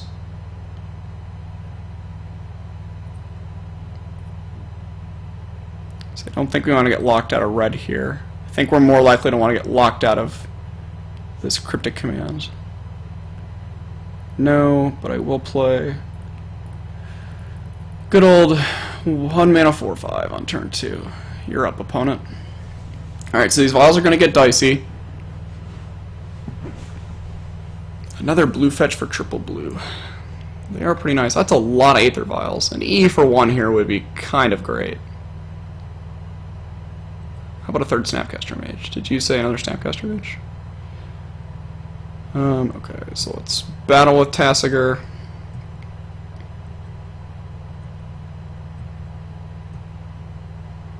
I think I'm going to go to end step. I assume my opponent's going to vial something in.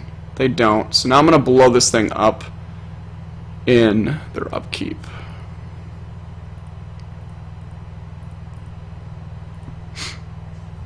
I'd rather give my opponent a chance to vial some 2-mana creature into play there, and since they didn't, it seems unlikely they can really have a disruptive 2-mana creature here. And I just want to get their highest vial off the table. Sure, you can make an argument because they have 600 vials. Killing one of the vials is pretty useless here. But I do just want to dismantle their ability to sort of interact as long as humanly possible, as I'm sort of playing the game that they want to play right now. Not in the sense that I'm playing on their axis, but I'm playing the disruptive sort of aggro Delvery game. Alright, so now we got a Cryptic Command up. We're 1 mana away from Snapcaster Kolaghan's Command. We can also activate Tasigur. We could end up Crypticking and bouncing the Aether Vial there, but I'd rather just counter if they try to run on a spell this turn.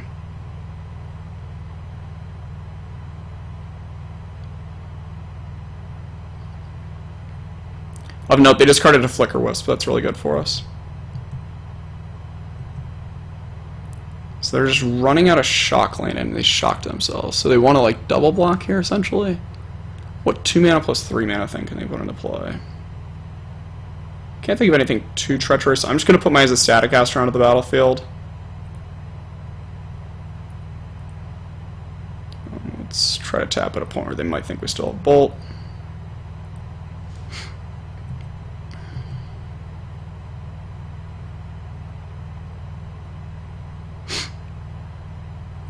Alright, awkward. Now I actually have the Bolt. Alright, so we have our opponent dead at the moment. Like, if they don't block here with Shambling Vents, we have them dead to Bolt, Snap, Bolt. Alright, so this looks like to me a Flicker Wisp line. I think I'm going to let my opponent block with this silly Shambling Vents if they want to. So I don't want them just like re-putting a land into play. So I'm fine just killing a land here.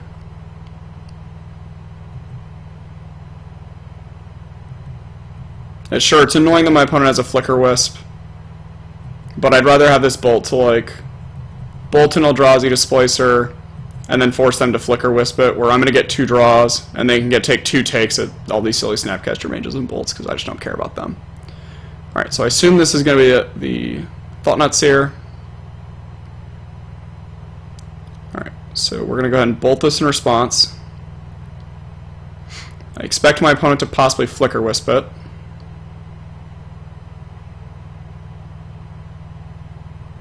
Okay, so they let that resolve. So I think I'd rather them look at this hand and take from this hand before getting to take another look at another hand. So we'll let them take a look at a lot of Snapcaster Mages and a Cryptic, and they're going to be really sad.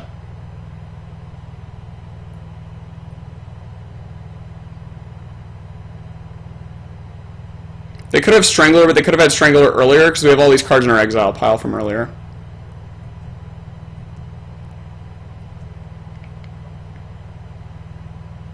So I end up taking it Cryptic. Guess that's not too shocking because we have 7,000 Snapcaster Mages and nothing to bring back. Alright, so let's shoot the Thought-Knot. Just let it die, it's fine by us. Don't see a need to flash in a Snapcaster Mage here. Could though, because it puts them to 9. Puts them to 3. I think now that I have Snapcaster plus Kolaghan's Command, I will do this. I wasn't going to Snapcaster Bolt them, but I think now that I also have Kolaghan's Command, I don't really see a way that I can lose if I just go on the aggro plan. Like, my opponents have boarded into Damnation, which doesn't seem very likely. Path to Exile. Sure, I won't use it in response. We'll get a land though. Let's go get a mountain here. So the Polluted Delta can get us on our Swamp or an island. Damnation's not a bad draw. This attack's a little aggressive into a potential Blade Splicer, but again, our opponent only has 1 card. Not too terrified. Could shatter that in case they have just the Reality Smasher. If they have Reality Smasher, we just flash in Snapcaster Kolaghan's Command and or we just Damnation. I think we just pass. So it did move it to 5. So it does look like they have a Reality Smasher.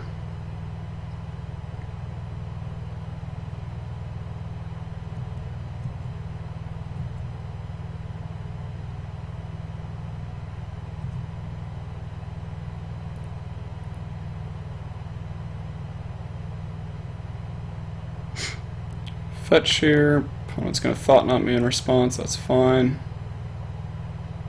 Probably have to take my Damnation.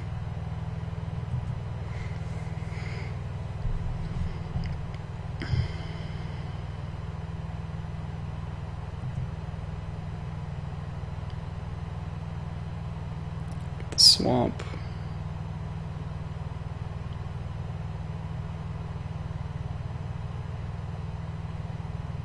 Now here I just want to untap and attack.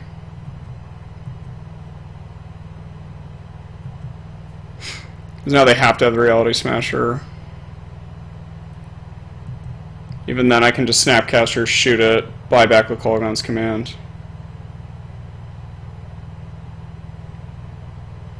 The old Vile 4-5 deck. Yeah, it's kind of silly. Alright, let that Snappy Doo die. Snapcaster Mage, the Kolaghan's Command.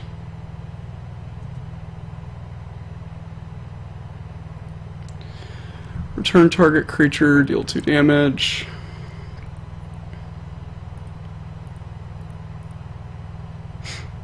And after that, we'll play our island.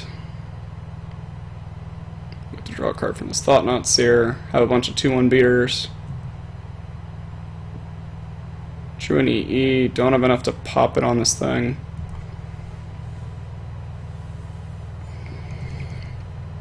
Oh, they did the Smasher? Okay, fair enough. I'm just going to try to race and just try to draw well here off the top.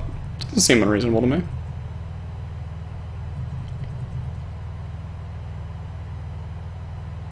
Batch for 5, we fall to 10. Flash another 2-1.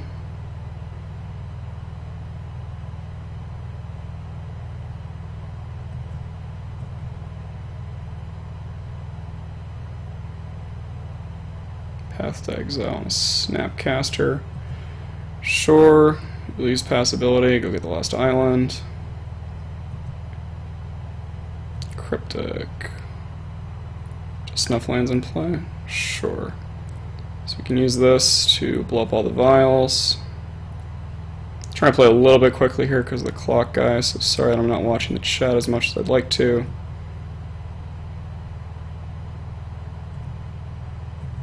So my opponent down to 5. If they don't play a spell here pre-combat, I'm going to tap their team and draw a card. I guess no, I can actually take the hit this turn and go to 5. Yeah, they can't even attack. Okay, now end step, I can tap their team and draw a card.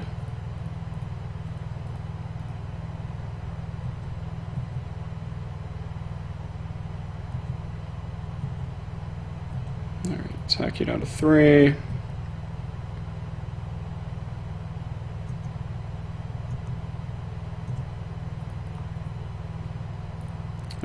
You discard, I shock you. And then I Snapcaster it back. Ooh, hey, look at that, they drew a Thought Knot Seer. So our opponent did draw the series of cards they needed to get them out of the game, but just the EE ended up killing a bunch of vials. We need to play a single white and single green to EUA Smashers. Thanks, Dylan, appreciate it. Scooter, that's a great line. Snap K command snap. I mean, you do sort of do that though, Dokumoy, right? Like, you Snapcast your mage, you use the Kolaghan's command, you get back the snap, you play another snap.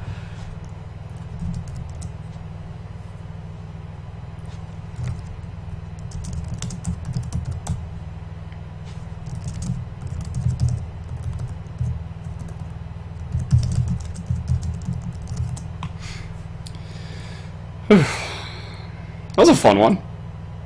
Flooded Strand for Temple Garden. Yeah, Flooded Strand for Godless Shrine and Temple Garden and all the nonsense. I guess the Temple Garden is the best joke. Alright, currently 2-0. Not too bad. The old file to 4-5. Just good old deck building. Would Cryptic Command bouncing the Violent 3 end step over Staticaster have been too aggressive? It was a line that I considered X-Rated Panda. I didn't have enough time to actually like talk it all out. My reasoning for not doing it is that the opponent did shock themselves in the turn previously to get down a land, so I thought it was possible they could just have another fourth land in their hand after their one land dies, just having a fifth land. And at that point, you're burning a Cryptic Command to just like kind of turn off a Vial for a short period of time. Like it is going to turn back on. At some point. It is possible though that my hand was so absurdly good that the Cryptic Command turning off a Vial would cost my opponent so much tempo they wouldn't be able to catch up. Like, that the kind of hands that they needed were the Thought-Knot Seer Reality Smasher hands to get back into it. Like, their hand had to be exactly what I predicted it to be in the game, that I don't actually know if they could have won on any sort of, like, normal draw. If we played a bunch of Prophetic Presence, we couldn't lose to Scred. Skidder, too soon, man, too soon. I'm just kidding, it's fine, like, whatever. I wish I had a trophy. Trust me, I wish I did. But, whatever, it happens. Alright, Danny, take it easy. It's already midnight, we're gonna hopefully win 3 quick rounds here. We're gonna have to play a little faster. Ooh, the Island Ancestral hand. I'm gonna keep this hand. I think these are the worst Ancestral hands you can ever possibly keep. I wouldn't keep this on the draw. I would only keep this on the play, as the Ancestral can come off a little bit quicker. Being on the play, you have the ability to give up that little bit of tempo. Over against Tron, Jesus. Alright, well, hopefully we'll just, you know, peel 3 lands in a row and Cryptic them, and they won't turn 4 Tron us, or turn 3 Tron us into a Karn. Not my favorite matchup. We seem to do well against it on stream. Alright, let's not scour ourselves. Found another Tasker, unfortunately. Play a little creepy tar pit friend tapped. Uh-oh. That is Tron. Hopefully find a counter squall. Or a card that doesn't do anything.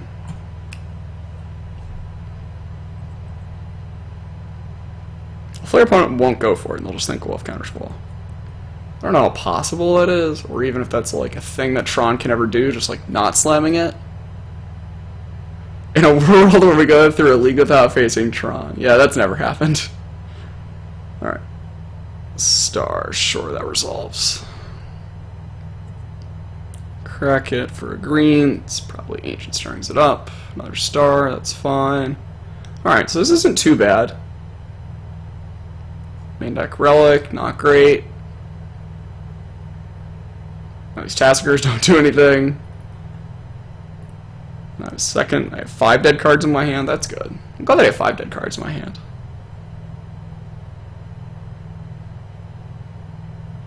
Hopefully draw fetch land.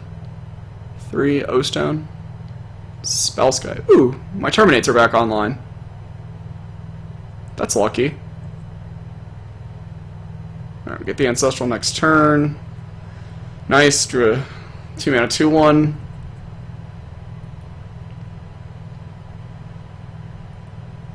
Yeah, I agree, X-Rated Panda. It would be kind of silly.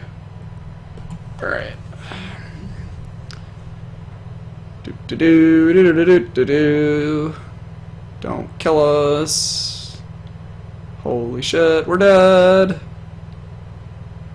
Just getting a 2-1 onto the battlefield do anything here?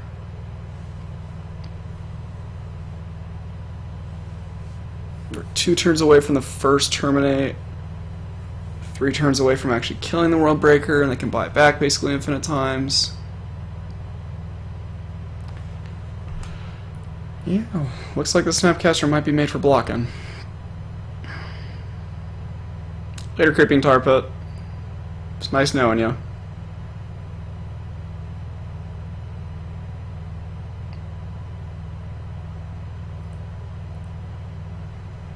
Alright, we're gonna need some good draws here.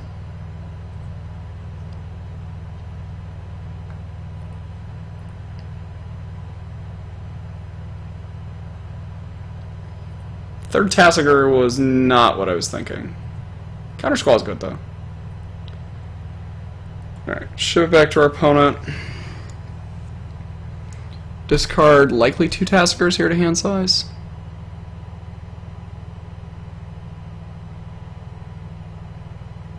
So we're only discarding 1. Are we discarding a Lightning Bolt? I guess we discard 1 a Lightning Bolt in case one of them gets O-stoned or something. Good old Lotus Petal. Ancestral Vision's a lot worse than you don't have lands. 9 mana. I think my opponent thought they had 10 for Ulamog.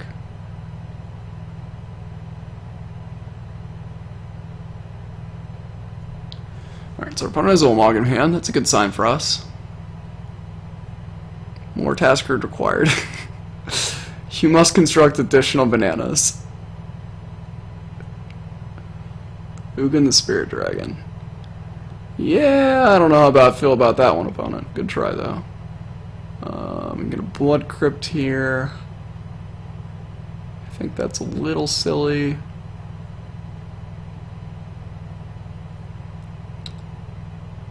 It doesn't turn on the Cryptic Big Brick on another blue land. So I think we just get Watergrave into Steam Vents. Puts us to 14, puts us to 9, puts us to 4. Snapcaster rolls a block on one of those turns, assuming our opponent ever bricks. Yeah, we're gonna get Watergrave. I'd love to pay 2 life.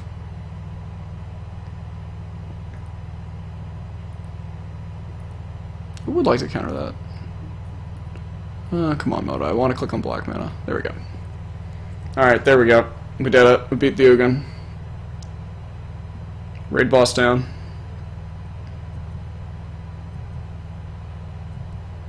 Kolaghan's command.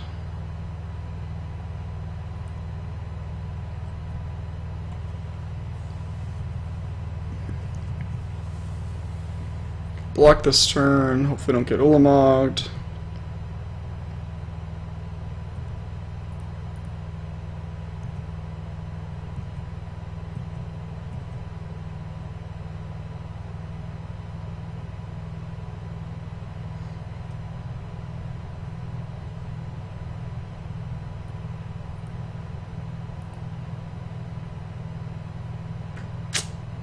Rats.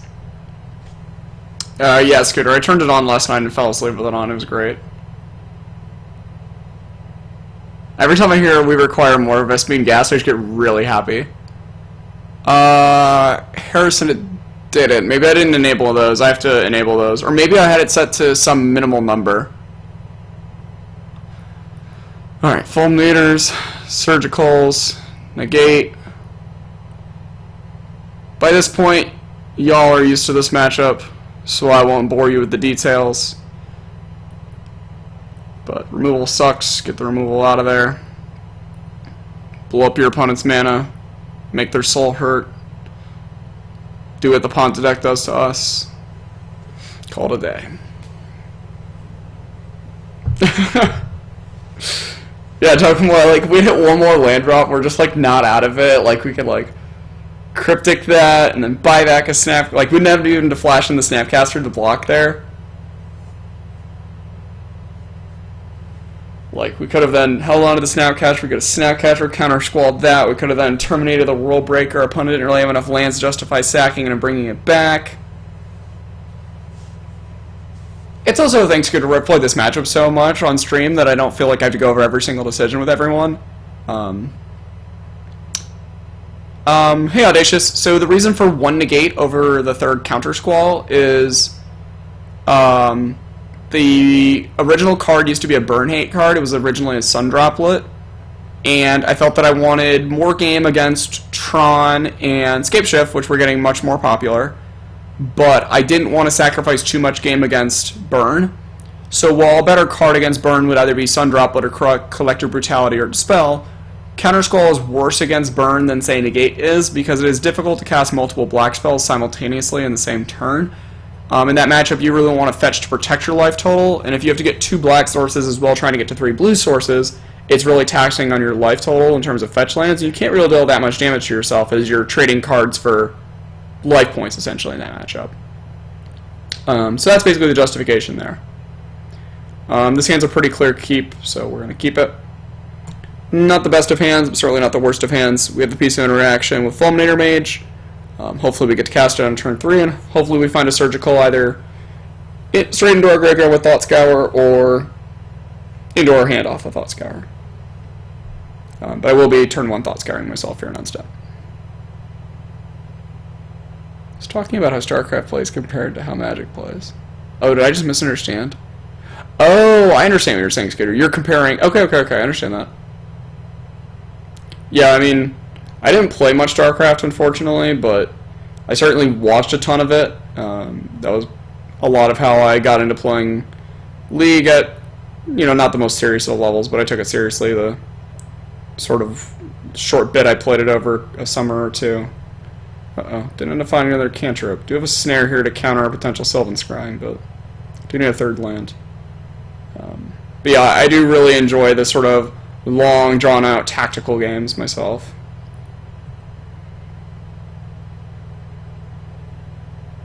Alright, so not guaranteed to have Tron here yet. Do we run a Snapcaster? I think we do. Come on, not an island.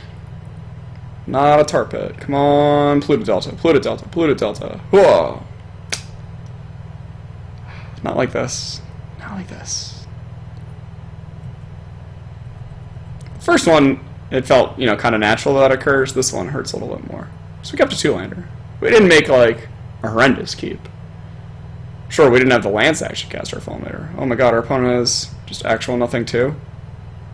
We're in a pedal fight. Alright, these are some fun games where both players have literal nothing. I mean, we're running out of a bunch of frickin' ambush vipers. Sure, you can exile my Snapcaster Mage. Oh my god, this is a silly game. No, I can't even guess that. Come on, deck. I don't like running my Snapcaster Mages out for no value. This is demoralizing. No! They even drew the power plant. Brutal. I don't think we're in Kansas anymore. Alright, that's fine. I don't have the negated or counter squall. Blow up my red source. Sure, flashing a Snapcaster Mage will kill your Karn. Okay, deck, I really need to land this turn to still be in it. Come on, deck. No, come on, deck. Not like this. Alright, we gotta kill the Karn.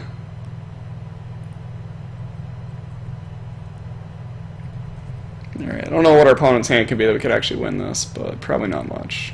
Oh, they just have the Ulamog too. Still had all Ds. Alright, well that sucked. That's why Tron's a hard matchup. Strike to make this screenshot to MJ. Yeah, good thing we didn't draw negates. Sure. You're gonna have MJ talk crap to me about it, it's fine. MJ's a good buddy of mine. Now we Snap got a game, that's great. Alright. Code provider is the jerk of tonight's stream, beating the living crap out of us in 11 minutes with Tron. Alright, fighting Lava Ridge. One on the die roll. No lander. 3 landers. A pretty decent 3-lander, although we're 2 lands away from Cryptic. We'll keep the snare on top in the dark. And we'll go to 18 to get out of visions. Alright, basic island. Serum Visions. Fighting Grixis Delver, the Mirror, or Ad Nauseam, more than likely. Given all of those, I'm going to play the Blood Crypt tapped.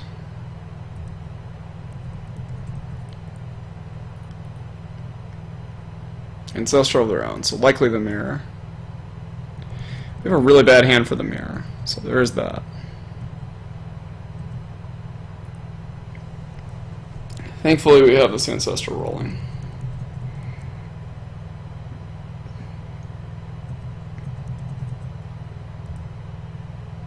Opponent has no black, so that's a net positive. Put a Delta, not bad.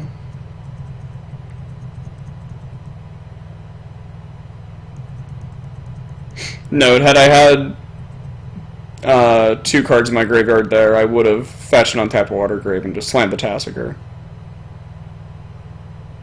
Certainly wouldn't have worked out because they drew a polluted delta of their own. Sorry, not a polluted delta, but what will turn into a polluted delta. Or it is polluted delta, I'm stupid. Watergrave is what I was thinking that I said. Alright, get ourselves Watergrave. Fortunately, don't have a counter squall to fight back over this. So hopefully our opponent doesn't try to fight this Ancestral. Fortunately, it looks like they're going to.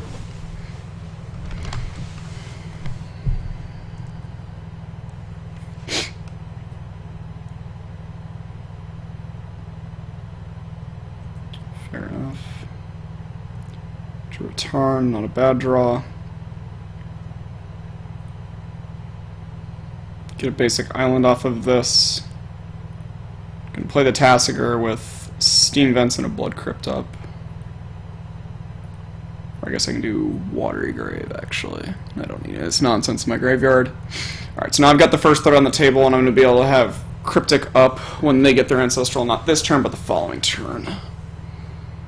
And they're also in a spot where I can fight over Terminates. Thanks, Timmy. We're in a bad spot, too. Our opponent's really far ahead.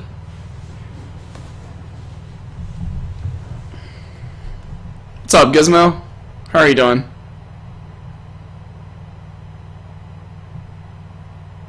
Slamming Tasigur of their own. Sure.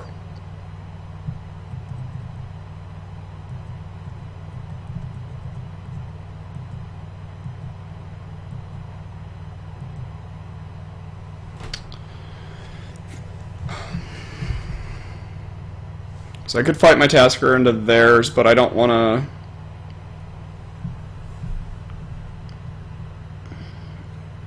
Don't have to spend mana into a potential fight.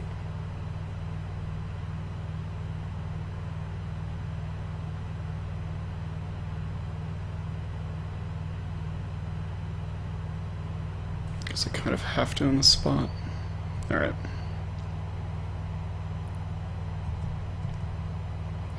So this is going to get us into a fortunate spot, but I don't think they can have double bolt because they should have just double bolted this.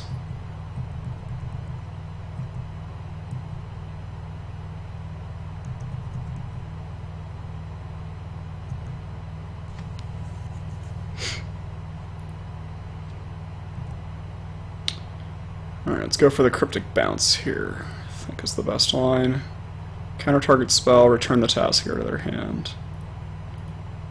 The reason why I'm returning Tasigur here is that my opponent's going to have to spend their entire turn to recast it currently, and it seems like their hand is full of just expensive garbage. I don't expect this to resolve, unfortunately, but I think this buys me the most. I think I just need time at this point to utilize my Tasigur, because I just have the time to use all of its mana. My opponent doesn't have that luxury. Mana Lake. Alright, I'll counter back.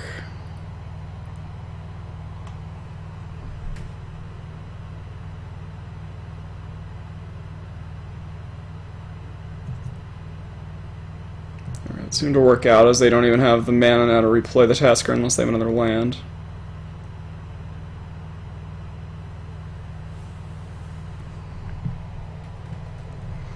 Pretty good up at work at the moment, having review in the morning for full-time jobs. That's awesome, Gizmo. Good for you. Alright, another land. Taskers back in the saddle. Okay, so here if we do end up getting to bolt their Tasigur, we don't have Snapcaster Cryptic up, but it's not the end of the world. So bolting them and then Snapcaster bolting them puts them to 3, so we're almost scot-free, but not quite yet.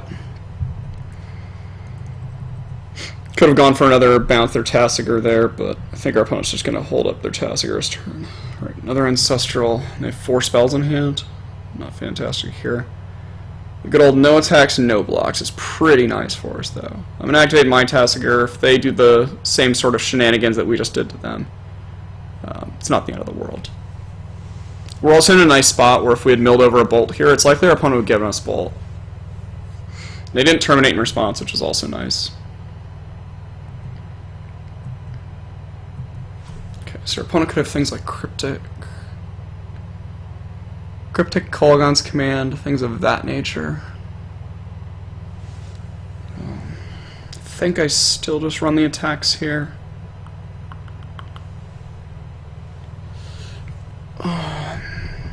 Yeah, certainly do. I'm just trying to definitely play this Strand.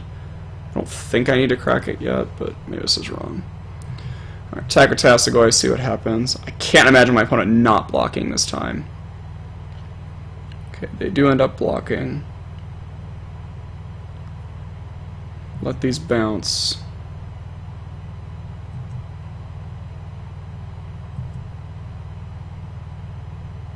Go to our end step. We'll fire off a bolt. Guess before we bolt, do Snapcaster Cryptic. We have to fetch first. No, it's fine. Okay, let's bolt this. Do want their Tasker dead. Velocity's keep making inroads. Obviously, this play has turned on their bolts, but I'm not too afraid because the turn 2 turns ago they had 2 mana open and they did not block with the Tasker. Okay, so there's a Kolaghan's Command. So this could get dicey into Spell Snare, into Negate, into Counter Squall, all that jazz, but certainly gives us the best chance to win. Get another island. Go for the Cryptic.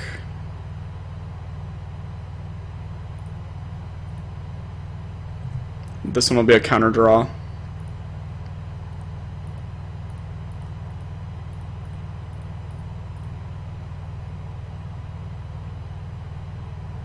Alright, that ended up working. So I think we're in a decent spot here.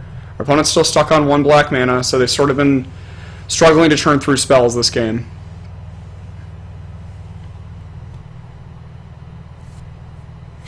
Could certainly have more Taskers in their hand. It wouldn't surprise me. We are at the point now where we're at 8 mana though, so we can activate our Tasker twice a turn. Okay, Snapcaster Kolaghan's Command. So they're getting this down because they know this Spell Snare is in our hand. Yeah, Gizmo, this is actually really fun. We see a lot of Tron.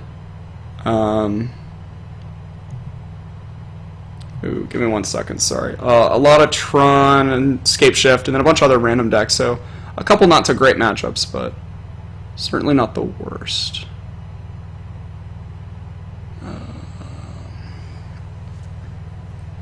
Play the turn out and then attack. So one of the 3 cards in our opponent's hand is Tasker.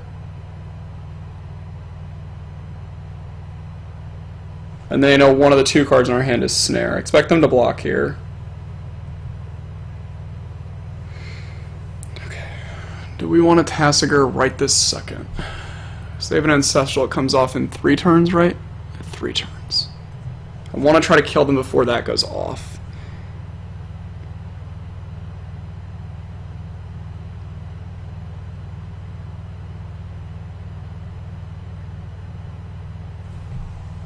I think I want to activate my Tasker here in my main phase, which is not something that comes up often.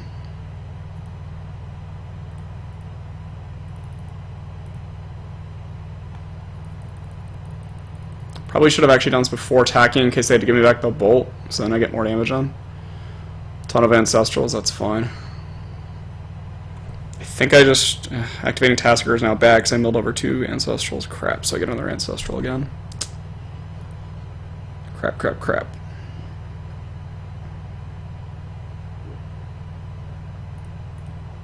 Whatever, we'll suspend it. Getting back another Ancestral is not worth it if we're not suspending the first one. Leaving up the Thought Scour here as there was nothing I'd want to Thought Scour and cast immediately.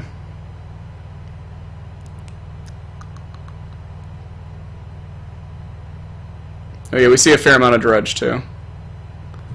Alright, so they're gonna fetch here, getting a basic mountain. So now they can exile 4 cards and hold up Cryptic.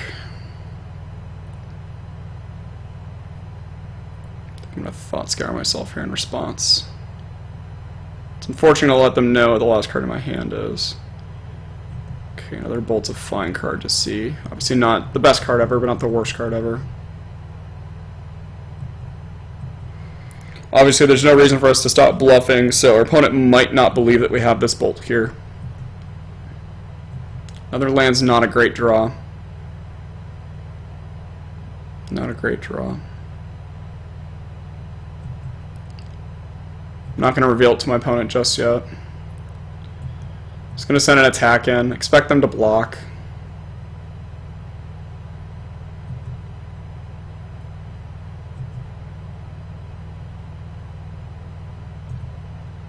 But now we're going to go ahead and fetch a swamp immediately. And then bolt their creature. This way if they try to fight over it, we can activate twice in response. And if they had tried to like kill my thing in response there, I can activate twice and still get my steam vents. Let's bolt their Tassiger.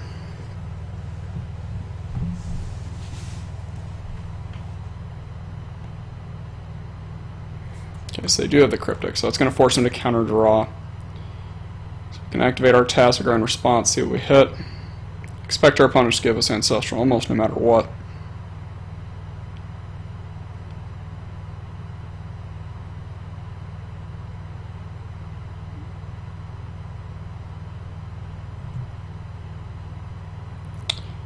And I think at this point we just let them untap, as I'd rather use this Tassiger again.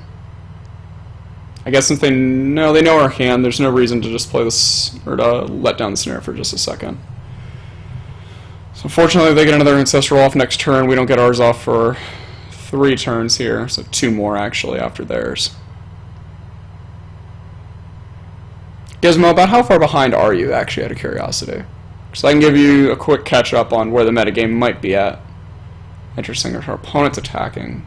So either they have a way to kill our Tassiger or they don't want to be blocking. Given the fact that they're just running out of Terminate is really bad for us. That means that they either have a Snapcaster Mage or a way to counter the Spell Snare. It's possible they forgot, I guess. I'm going to go ahead and Spell Snare this, though, as the Tassiger is just too integral to our game plan. And if we activate our Tassiger there, we're just getting back a Lightning Bolt, which is certainly dead. Alright, fortunately we do have another Snapcaster Mage. We'd like to draw one of our own here. Alright, so... And they suspended another Ancestral. Okay, so if we peel a Cryptic or a Snapcaster here, we're in decent shape. Serum Visions, not a terrible one. There's a Snapcaster, alright. We don't have a Cryptic for it, but we can just straight up kill this Tassiger right now. Which is what I'm going to do. Trying to figure out if we want this Bolt, though. I certainly want the Serum Visions as the first card. Don't have a Kolaghan's Command to work with. I don't think I want this Bolt, because my opponent's about to get a bunch more cards. Sure, if they get a Creeping Tar Pit, I could have killed the Creeping Tar Pit, but...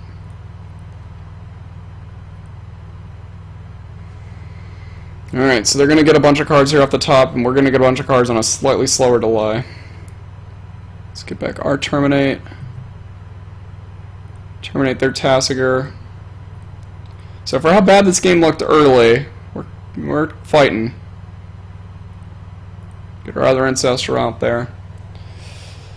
Alright. You could have argued that it's correct to hold that Ancestral to discard it to a Kolaghan's Command. That might have actually been correct. Shoot. I think I should have done that, actually. So my card on top is not an instant, so I can't actually just hold on. That was bad. I should have held on to that Ancestral. That was bad. I'm sorry, guys. My bad. You haven't played since this summer. So, I'll ban to Eldrazi, since it got banned, is a little bit worse. But still quite a solid deck. Alright, opponent didn't do anything to us. Dredge has picked up a ton in popularity. Fortunately found a Delta here. Thought Scour. Don't want the Creeping Tar Pit, though. I'm dead to a Snapcaster Mage.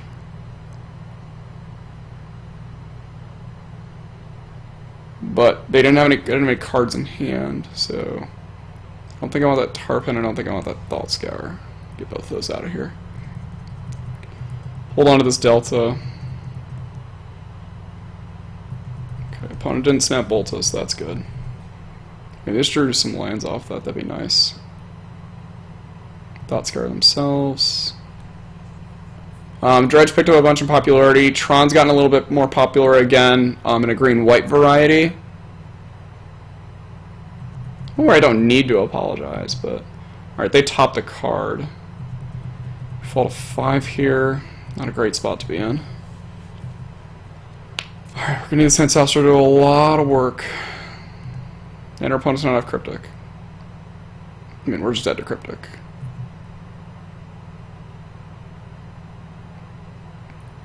I guess they don't have 3, 4 more blues. So we're not stone dead to Cryptic, we're in a really bad spot. Well, that was pretty good.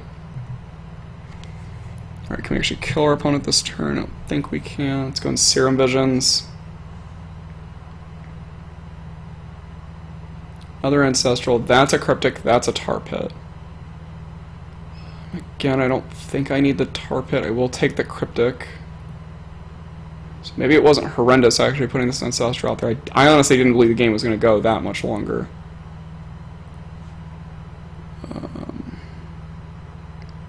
Can exile one of these Tassigurs. Ancestral and some lands. Can't actually exile all the nonsense in there.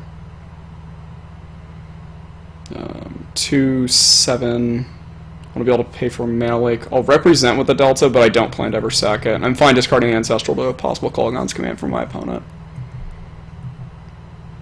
Expect my opponent to terminate. Counter Squall that.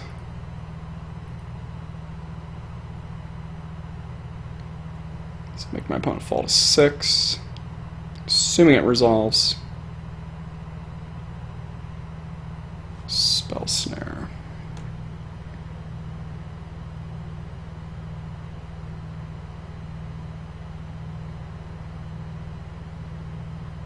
So now I kind of want to Kolaghan's Command. God, am I actually going to end up fetching here and shocking myself down to 2? That sounds so horrendous. I think I just want to Kolaghan's Command, kill their Snapcaster Mage, buy back my Snapcaster Mage. Just have the Delta here to pay for a leak. Yeah. Turn target creature. Get back Snapcaster, shock your Snapcaster.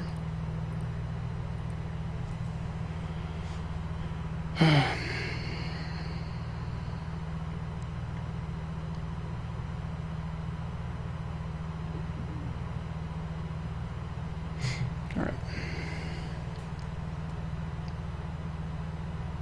So could get back Stealth Snare and go into 2. I don't think I want to. That's fine. Tasker can die.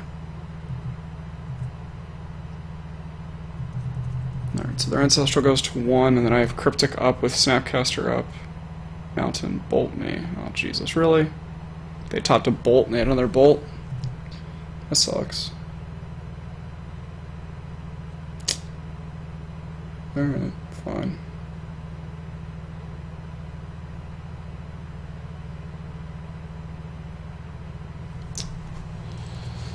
It sucks. Could have played around that in any fashion. Other than leaving my Thought Scour on the top from the previous time, because I knew my opponent only played 1 Serum Visions this game. Fortunate game to have lost after I fought so hard to get back into it. Brutal. Alright. I think I screwed up by not keeping the Thought Scour on the top. I was right though that Ancestral didn't end up mattering.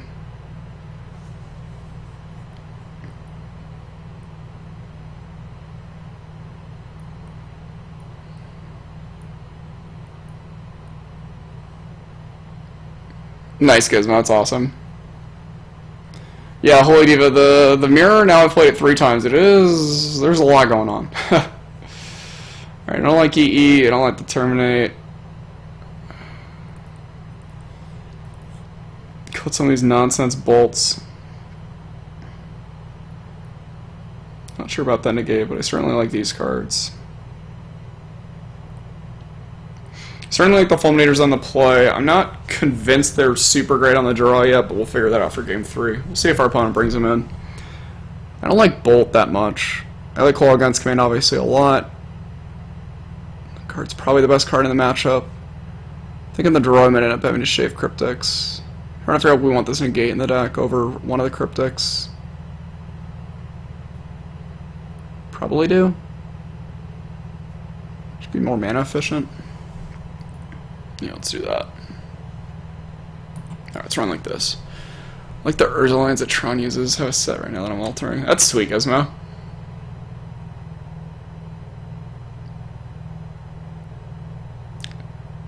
It's certainly the case that make a bunch of mistakes you will learn.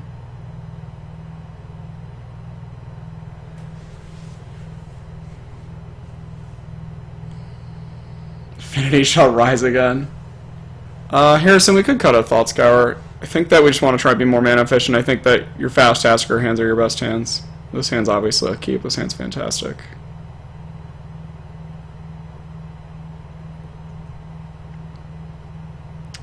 We can shock ourselves. Get basic island. Let's get basic island.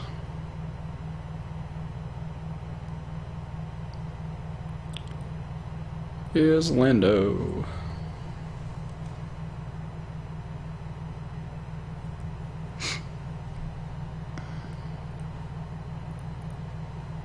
Ooh, the creepiest of tar pits. Jealous.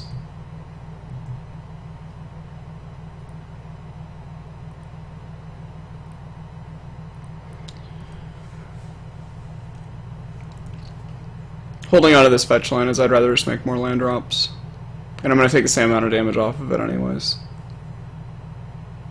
My opponent should try to shorten the length of this game as much as they can, because I have 2 Ancestrals and they have 0.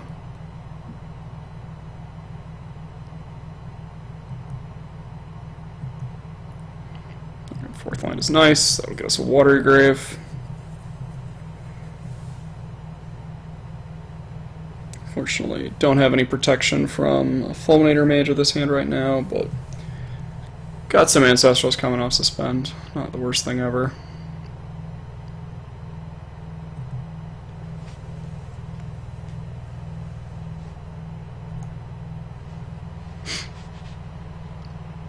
Opponent fetching basics also. Alright, so they do bring in Fulminators on the draw also. Seems reasonable to me at least. That is fine.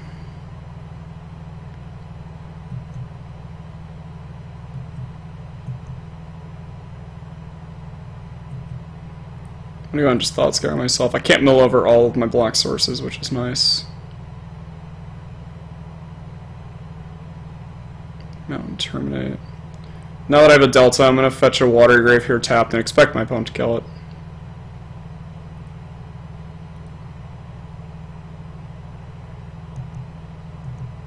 Interesting, not killing it. Fair enough.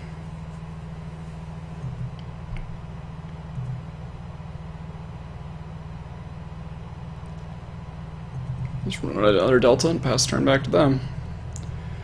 They still have to make the first move. I don't have to go anywhere. I'm just kind of hanging out. So, I mean, they can whack me a couple times with that Fulminator, that's fine. But, like, if they get to the point where they're animating Tar Pit and trying to attack, like, I've got that game covered pretty solidly with this Kolaghan's Command. The one little Fulminator Mage that could.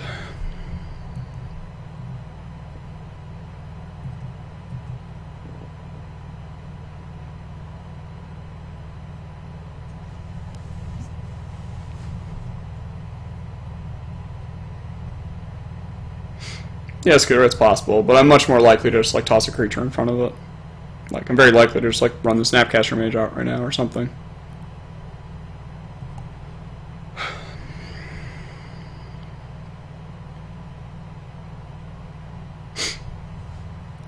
Like, let's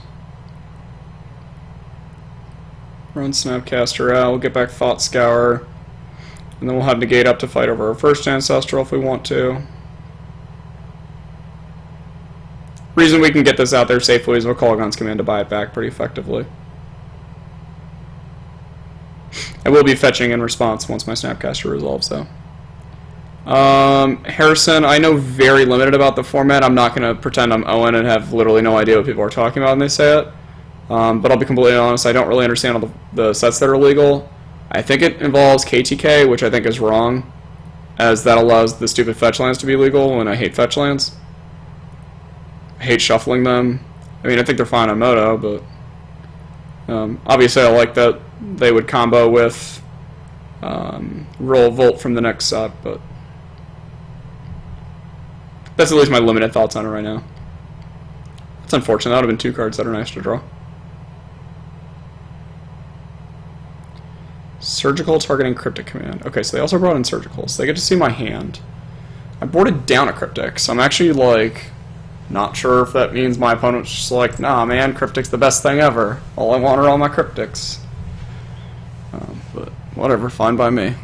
I recommend they take the one out of my graveyard. So I'll flash it back if it's still sitting there. Thanks, Rudy. Yeah, it's just the hoodie that I wear at every tournament. It's the RIW hoodie with my name on it. Riley's hanging out over here now. Yeah, Harrison, it's like most of my real life friends for a while, and then anybody help me get the stream going. I should probably mod you in all honesty, too. I didn't say it was bad. I said it was a little bit mana inefficient.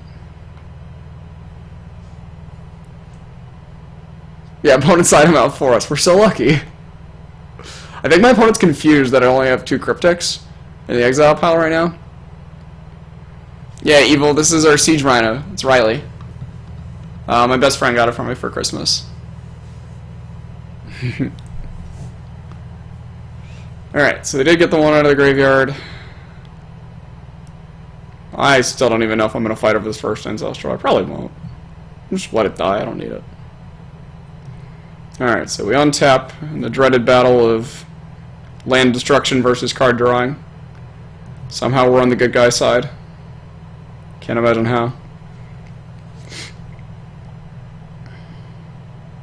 Okay. So that went through.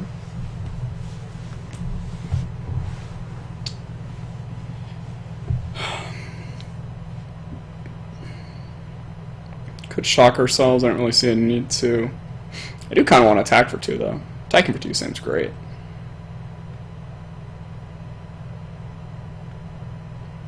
Yeah, attacking looks great here. Thank God I have a ton of resources that I can just, like, kill my opponent. The reason why I don't want to shock myself is that my opponent's going to blow up one of my black sources anyways, and I'm more than likely just want to double black spell anyways this turn. And it could turn into a life race here, so.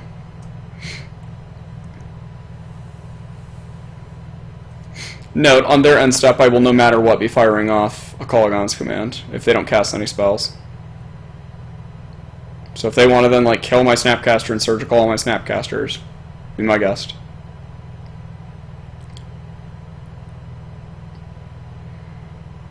But it's not like my opponent has a ton of, say, non-creature spells that I'm really like terrified to lose to at this point.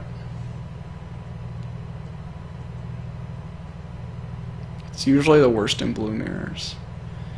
Target player discards a card, kill your Snapcaster. So I get to discard one of these cards? Gosh, we're so lucky. I could discard my Thought Scour. My opponent's so nice. That was nice of them. I'll discard Thought Scour. The reason why I really like that is I'm about to draw a ton more cards next turn. I'm just like complaining that I'm going to have to discard all these cards. My opponent just solved that problem for me. And I mean, they know I have a negate.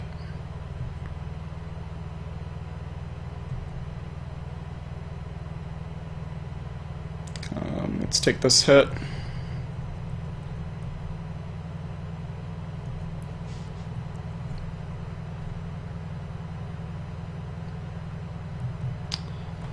Fetching there, I could have done stuff in response, no real need to.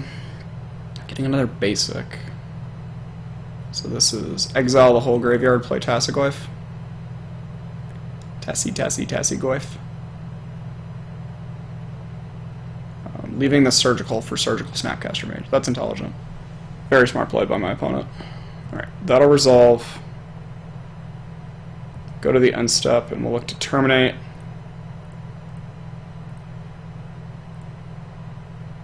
My opponent knows about the negate, but I'd obviously rather just fire off the counter squall if they go for Snapcaster Mage here, or they try to mana like this, or Spell Snare this, or something of that nature.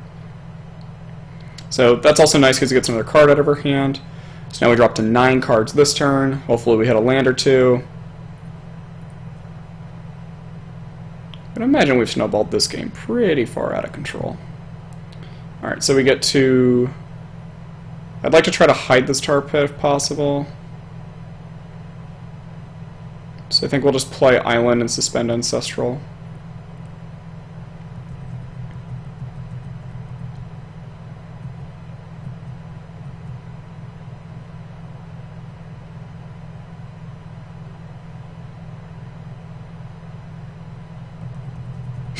Again, my opponent can hit me for some damage here if they want to.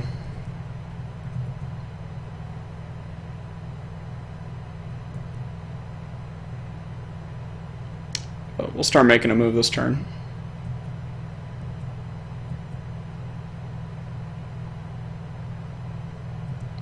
Alright, so let's go ahead and return target creature and deal 2 damage. What's the worst that happens? Our opponent sacks, they Snapcaster Surgical, and then counter back. That's the worst that happens. I'm not afraid. So finally get their Fulminator Mage off the table, trading for our Watery Grave. There's a Snapcaster Mage as expected.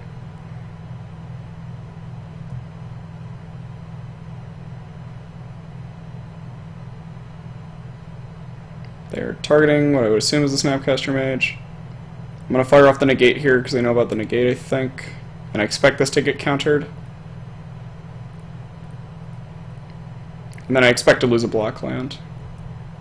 So maybe that's a reason to countersquall. Alright, there's a counterspell as expected also. Nope, don't wish to pay, it's fine. So I get this another snap out of our hand. And then it's our Creeping Tar Pit, our Kolaghan's Command. We're going to likely get him down to 2 cards here momentarily.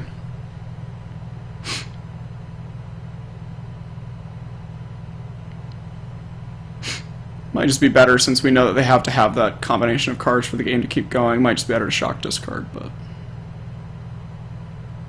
I feel like also the game just ends on the spot if they don't have it, so that was a reason to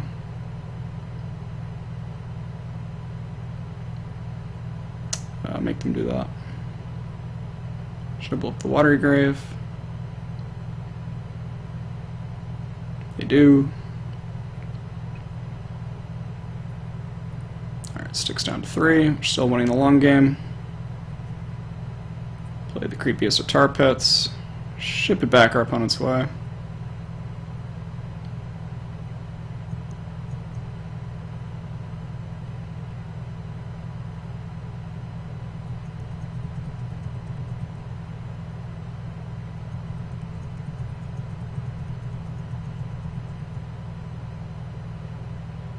No, we only have we have 0 terminates left, and we only have 1 K command left. So something like a Tasker could get really dicey for us. And this Creeping Tar Pit attacking could get really dicey for us too.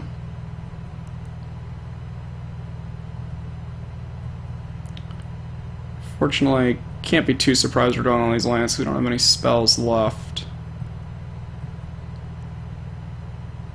Just need to find a Tasker to turn the game around and end it, I think.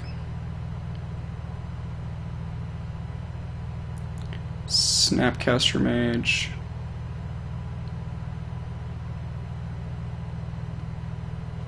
Don't understand the goal of this play too much. I guess if they have a black source in their hand and they're just sandbagging to try to get me to kill one of these Snapcasters. I guess I shouldn't kill in response. I should let them target the Mana Lake at least. Alright, let's kill that, kill this.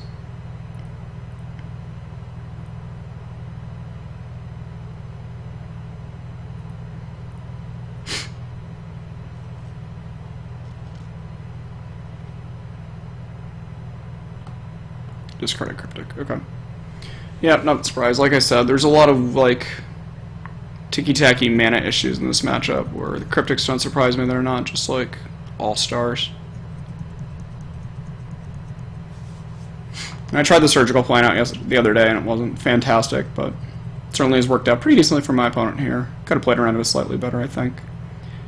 We can just fire off Countersquall on this. I think I'd rather use it to defend my Ancestral.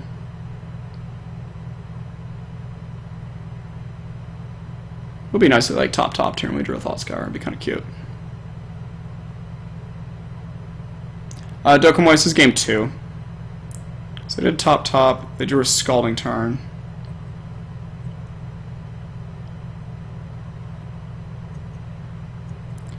Fortunately, we're just drawing floods of lands over here. I think we're going to try to trade one of our tar pits for their Snapcaster this turn. And after that, we're going to try to turn the corner. I would like to not use this delta if possible.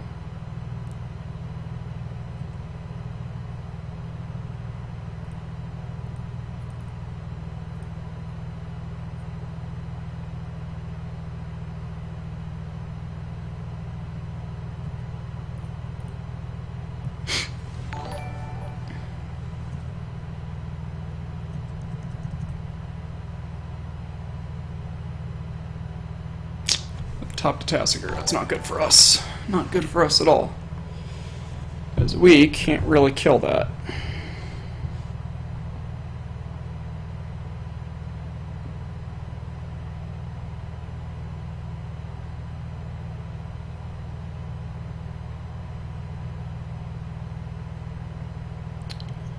Yep.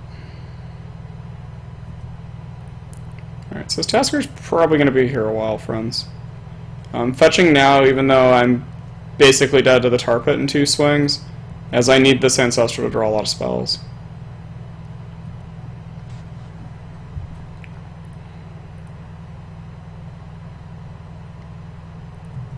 It's not a ton of spells, but it'll do for now, I guess.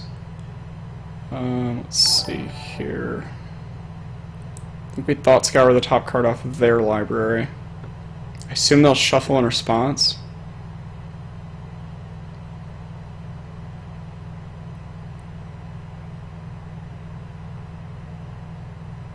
Okay, so they had topped a Kolaghan's Command and there was a Snapcaster under it. 3, 6, 7. So we can place Serum Visions here. Find a Tasker of our own and found a Dispel and a Serum. I think I'm going to top both of these.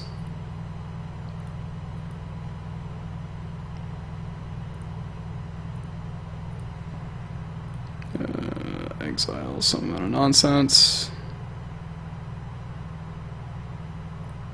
Sure.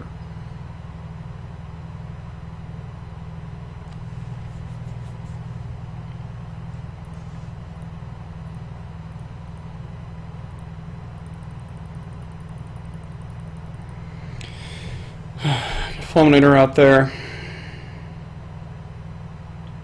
Now we start with the board stabilized and we're the one ahead with the Fulminator. Opponents should know about the Counter Squall from their Surgical.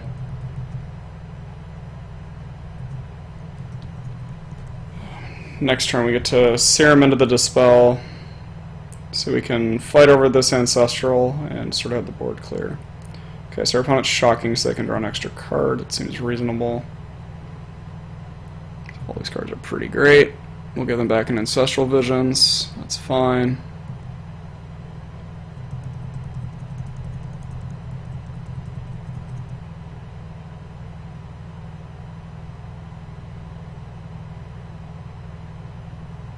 Yeah, Scooter, having a bunch of matching basics is real nice.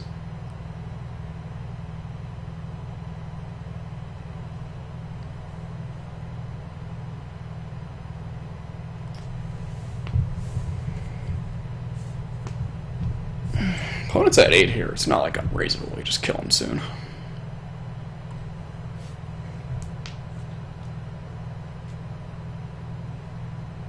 Four, 8 lands in play.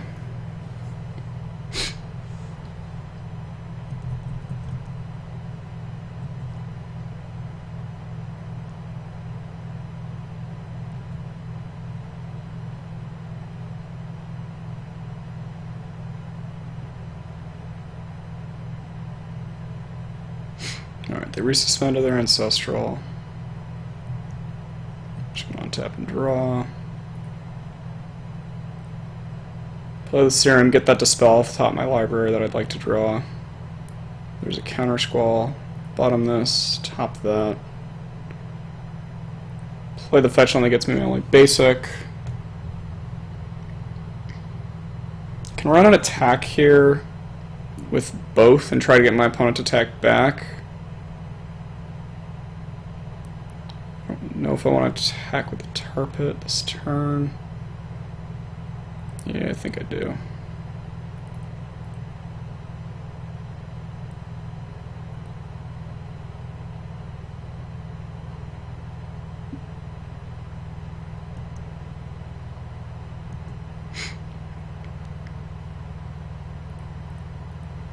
Attack with everybody, they block Tassiger.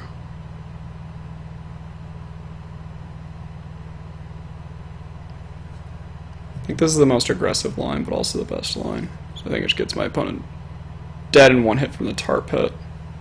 Or if they end up making a mistake, they somehow just die to my counter squall.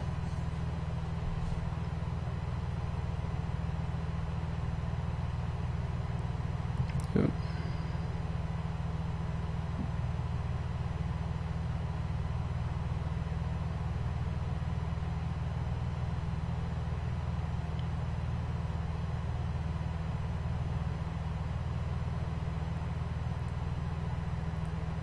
Okay, we'll dispel that.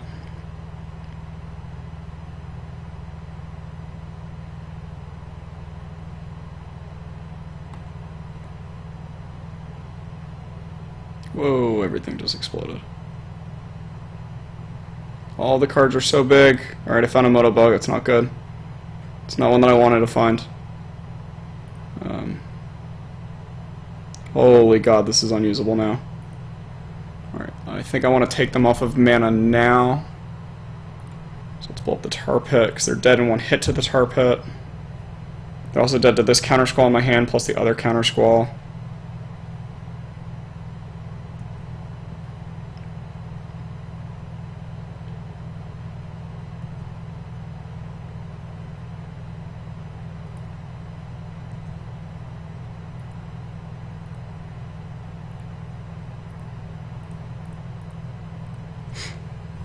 Alright. That's all I got, opponent. So I don't think you have a burn spell, but if you do, you can win. Oh, I just had to middle click again to get it to go away? That was weird. Alright, and then I get my counter squall. I activate the tar pit. Just attack with the tar pit this time. And I expect the opponent is dead.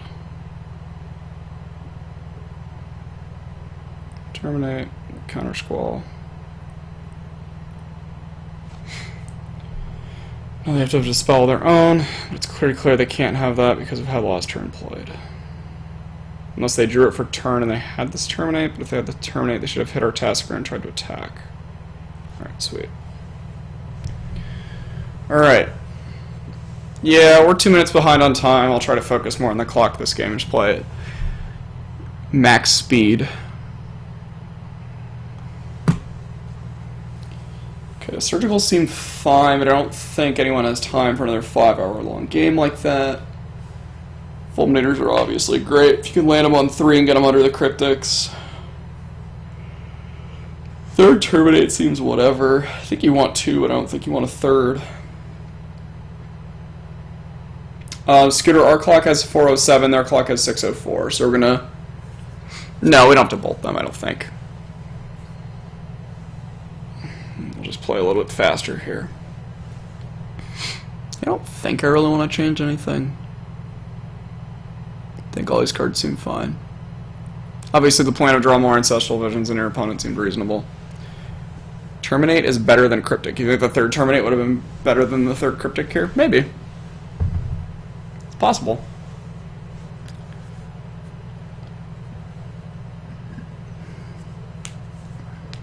Cryptics do certainly look not great. This hand is fine. It doesn't have an Ancestral, unfortunately. So hopefully our opponent doesn't have one. They do.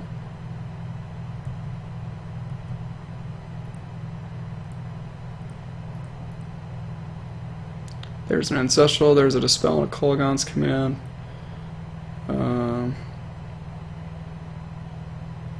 Yeah, let's top all this nonsense.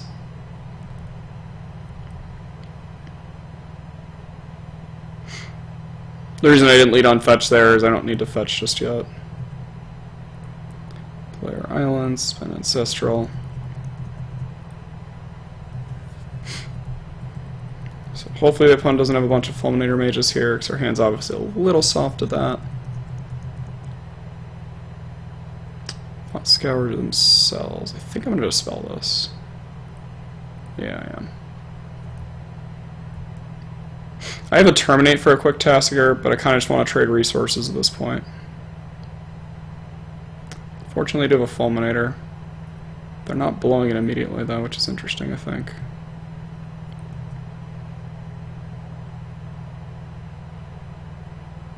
I think given that, I'm just going to Snapcast for my visions. I should have played my fetch line this turn, that was bad. Whoops. My bad. That turn I needed to fetch a Blood Crypt.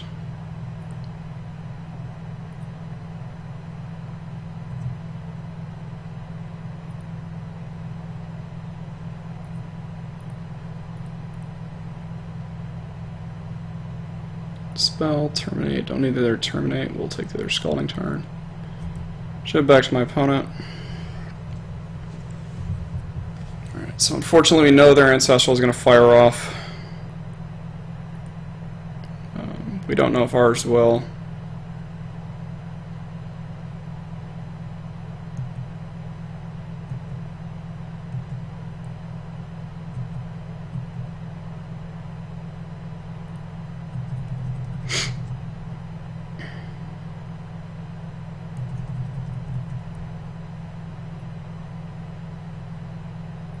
I thought I hit F6, I don't know, the game's still bothering me. Leave me alone. Alright, Snapcaster of their own. Just gonna go ahead and Spell Snare this.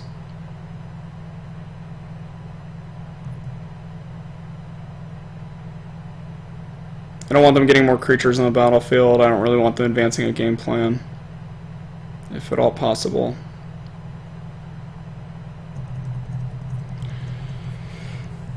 So unfortunately, the 0 mana spell will resolve the drawback up to 5.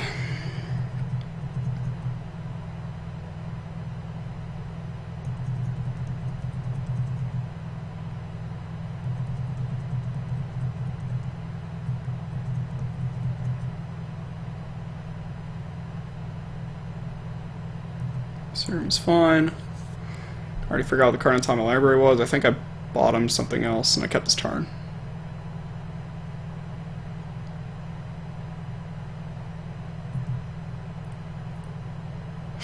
Alright, let's fetch probably another Steam Vents here. Tap, we got 1 on our Ancestral. Play our Delta. Attack with a Snappy Do.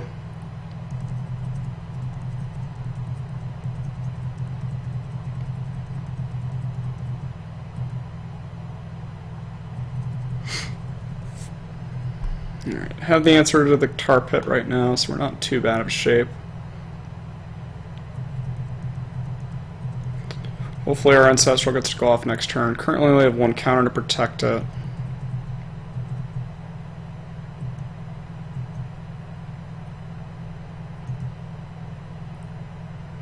Alright, let's try to...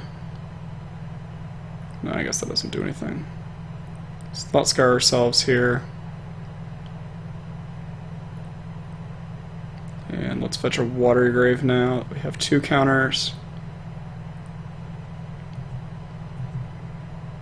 We'll tap and try to hold on for dear life here.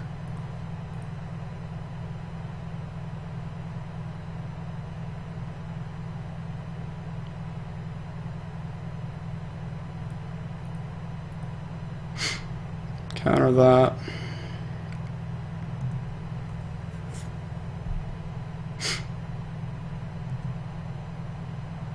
I'm gonna Cryptic Counter bounce their Tar Pit here, I think. Yeah, I'll just counter draw.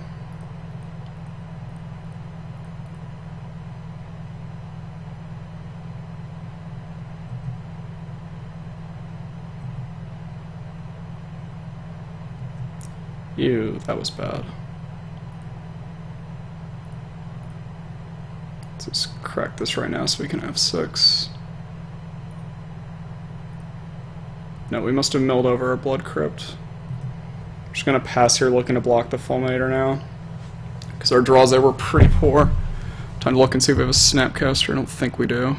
We have no creatures right now. So it'll be nice if we can get this into the graveyard.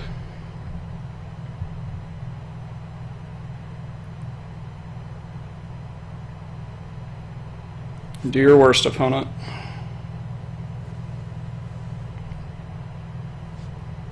Their worst is saying go.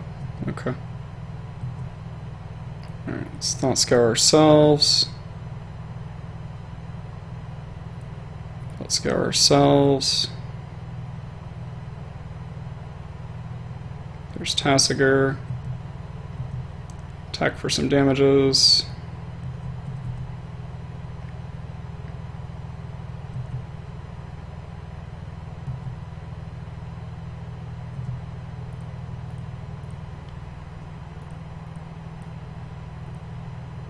Exile some cards at random.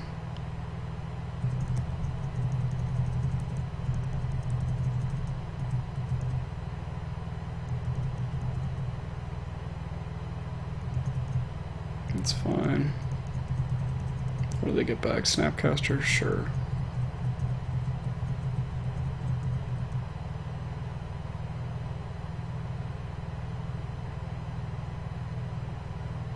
Collective Brutality, sure. Yep.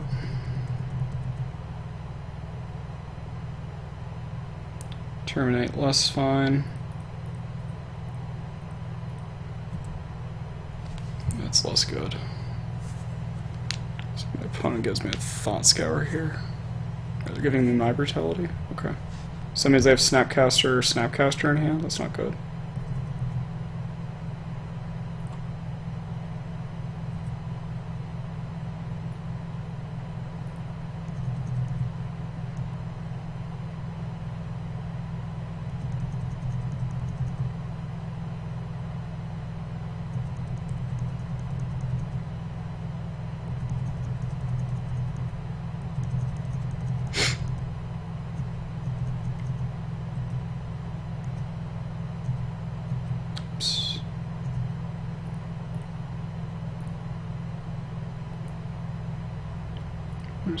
-2, drain them for 2.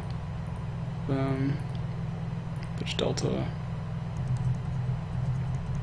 Probably gonna time out here. Could have countered that. It's fine.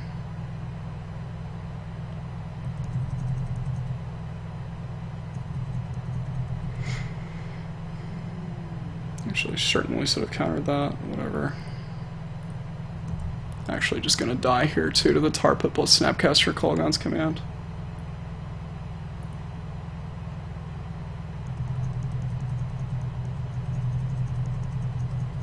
If my opponent had gone for it there, I would have just died anyways, so not the end of the world.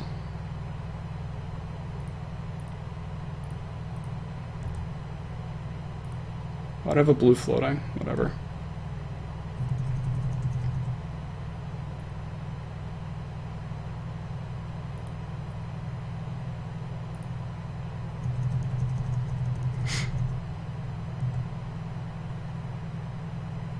Alright, well we timed out, but we were going to lose this game, I'm pretty sure. No big deal. No no extra kappas. Wait, is it giving you guys ads? That's unfortunate. Alright, well, there we lost because I'm still not fast enough at playing while streaming, unfortunately. But I think we're going to lose that game anyway, so not the biggest deal. What is a mini K? Mini Kappa, gotcha. Alright. Try to finish strong here the last one, we'll get some sleep.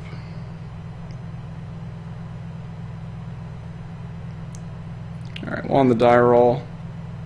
Don't have a Black's Force, but this is a keeper. Shock ourselves with Steam Vents. Pass it back to our opponent. I'm not getting ads, and I'm watching my stream, and I'm not Twitch Prime, so hopefully. Brushline. Oh, Bantal Eldrazi. Okay, we haven't played this in a while, so that's nice. bolt this thing out of the way.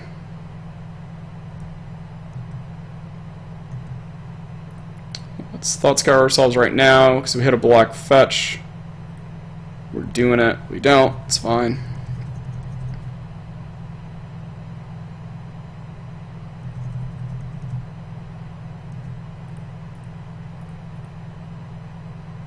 Uh-oh. Uh-oh. Come on, deck. Stop doing that to us. That's not cool. These spell snares are horrendous in this matchup, by the way. So, not only did not find a black source, we found really bad cards. Not flashing in Snapcaster here. Alright, well, we had a hand that was pretty easily going to crush our opponent here, but now we're going to get crushed. Now, unfortunately, we do have to flash in the Snapcaster Mage, that if we draw a black source, we can block this in K command and buy back the Snapcaster Mage. Later, Tasigur. Tasigur is the only playable double we don't have, so it should get taken. Oh, they took a Cryptic. Interesting. Brutal. Later, Harrison.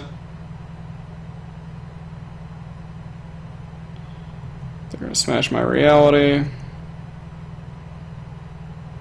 Fall to 9 here. Finally found a black source. It's likely going to be too late.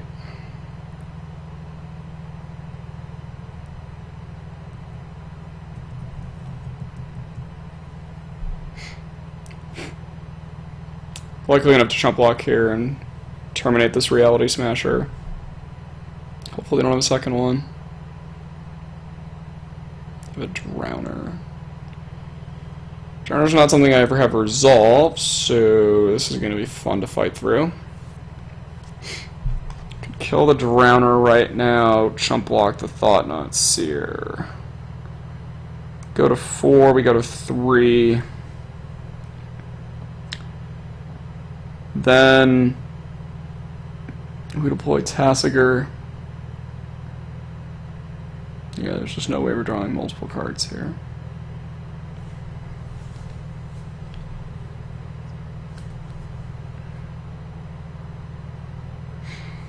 Alright, so I think our best chance is for our opponent to make a mistake and not tap our Snapcaster Mage here. We have to go to 3, fetching basic Swamp. Kolaghan's command to this Thought-Knot Seer. And then have to peel the ability to Tasigur plus... Okay, so they're doing it this way. Alright, so now that makes our line. We go to 3 and we have to terminate this Reality Smasher. But at least we have a Scion Dead, so it's not the end of the world, but it's the end of the world. Terminate this thing, discard Spell Snare. Yeah, I'd love to discard Spell Snare. Not that I'd actually love to discard Spell Snare, but you know. You know. Go to 4. Need to draw Terminate here. So we can kill the Thought-Knot Seer and then draw a black source. Alright, that was step 1. Terminate the Thought-Knot Seer. Still need to draw a black source so we can play the Tasigur and hope to chump block. Alright, we don't. Let's hold up our mana and hope our opponent makes some massive blunder where they just don't do anything. X equals 2, sure. Obviously now I wish I had a Spell Snare, but then our opponent would just know to tap. Okie dokie. And we die. That's an unfortunate game to lose. That did not look like a hand that could possibly lose to Bant Eldrazi, because they kept a hand that was just non-functional. That's unfortunate.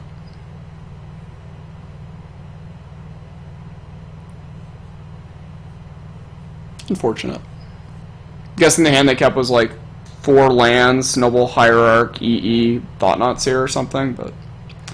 Alright, here the Fulminators are really good, the Damnation's great. And outside of that, our bad cards are the Counter Squalls and the Spell Snares. You don't change much up, but you don't really need that much help. We also have a bad EE. Did I have one more card that was good in this matchup?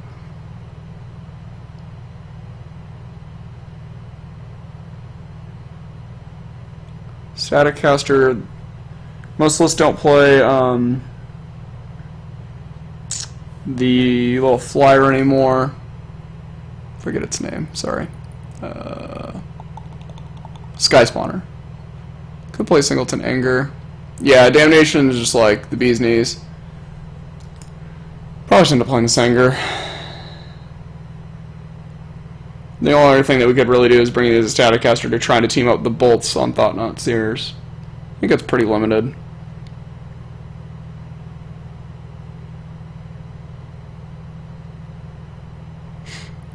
Yeah, I like one Anger.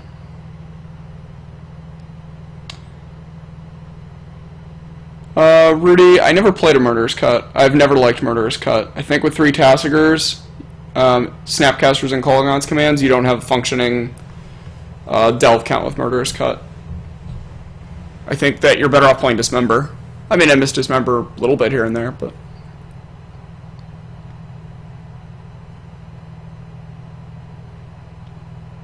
It might be. The reason why I'd rather play an Anger is for Mana Reshaper, and if for some reason they do have Displacer, or not Displacer, Sky Spawner, you can still utilize it that way. Plus it can combo to kill a World Breaker if Hell Freeze is over.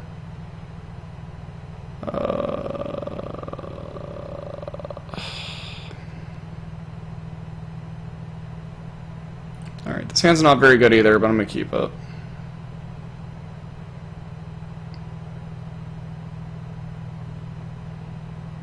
This is one of those hands that I really want my opponent to be on a Noble start. Like, really badly.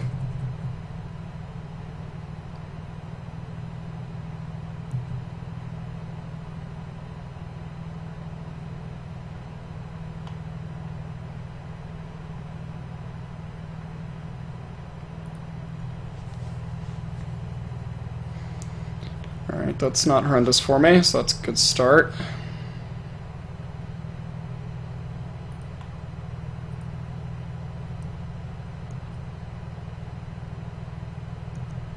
That's a good card. Snap, snap.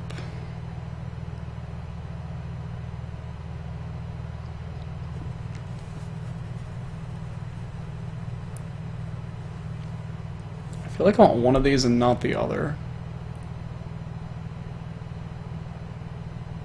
Yeah, I'm going to keep one and bottom the other. Play at the Tar Pit this turn. Draw it, then Thought Scour myself, then Serum Visions. Hopefully leave a Lightning Bolt. Alright, there's a Noble. That's a kill target. Alright, so let's bolt this so we find out if our opponent passes it, if we have to do anything crazy. Okay, they do end up pathing it, so they are going into 4 mana next turn. So now we're pretty highly incentivized to Thought Scour ourselves in case we find a Tassiger. Fuck. Jesus. Drew Damnation, that's so bad. Literally the worst possible thing that could have happened was drawing the Damnation. Alright, I'm gonna shock myself, try to find a 4th land here. But drawing that Damnation was so horrendous. Wow, that's so bad.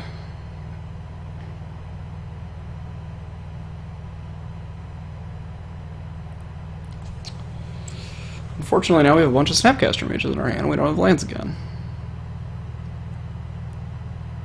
Yeah, Dokumoy, I tested 2 Tassiger, 1 Gurmag Angler to start, and I hated Gurmag Angler because it never had an ability, and there's a fair amount of times you activate Tassiger. It's just so bad. So bad. Alright, I'm gonna leave it on top, and I'm not happy about it. I would expect to lose this game. Does my opponent have 6 to their turn? And I really wish I'd bought him this stupid Tassiger.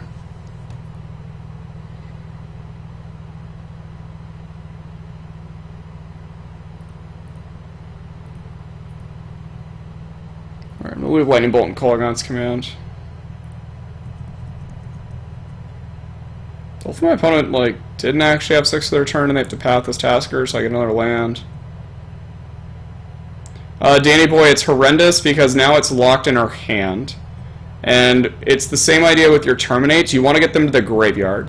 Your cards are better in the graveyard than they are in your hand in this matchup, because in your hand they get Thought-Knot Seared, and that's the only good card in their entire deck. So here they get to take Damnation, which is our single best card in the matchup. Whenever you draw it, they usually can't win. The problem is you want to draw it into the graveyard, so on 6 lands you can Snapcaster Damnation and just win the game.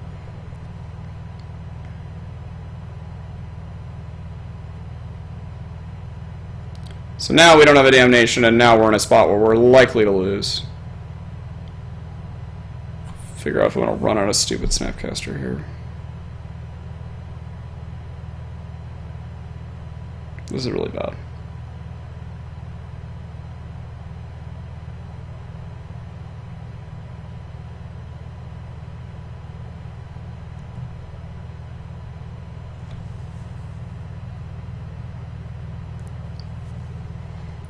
I think I'm going to, but I hate it.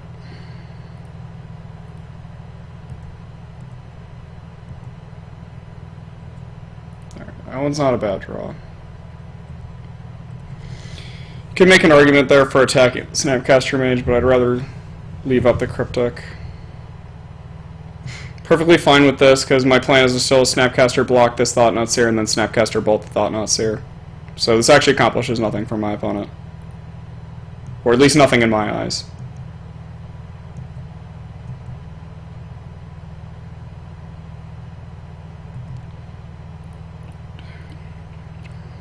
Gets them to 5 mana, which I guess is whatever. Alright, let's try to bolt this Thought-Knot Seer. If this thing doesn't get countered, I would say we're in a pretty good spot. Could get Stubborn Denial or Dispelled. There, Stubborn Denial, that's fine. Alright, time to start racing back then.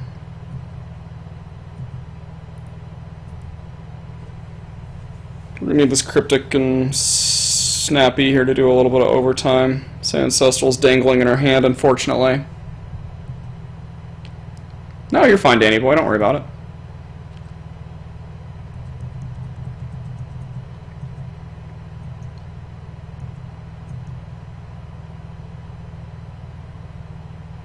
They drew a 6th land.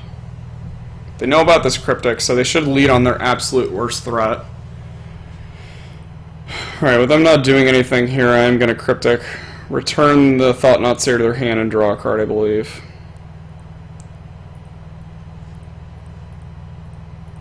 The hope here is that I draw another land so I can Snapcaster Kolaghan's Command in response to when they play Thought-Knot Seer the next turn. Obviously, this is going to end horrendously for us, so they have another counterspell. Alright, sure, whatever. That sucks. That's a little bit better than suck.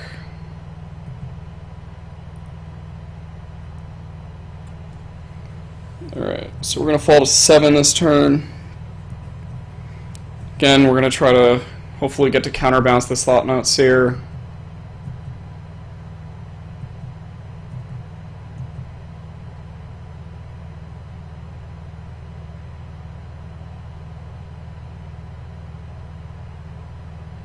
There's the Drowner of Hope as expected.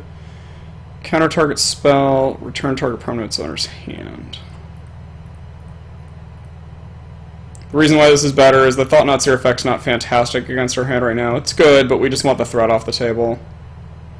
Bolt, that puts our opponent to 1, so we're going to Snapcaster attack them, Bolt, Snap, Bolt. I guess we can't Bolt, Snap, Bolt, actually. Hold on, shoot. I think I stopped myself here. I didn't realize I didn't have second red. We'd have to bolt their face.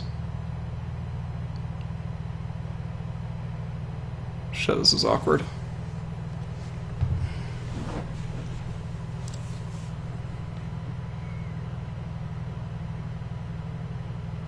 So we attack here with the Tar Pit, we put them to 4. They play the Thought-Knot Seer, they then have to take the Lightning Bolt.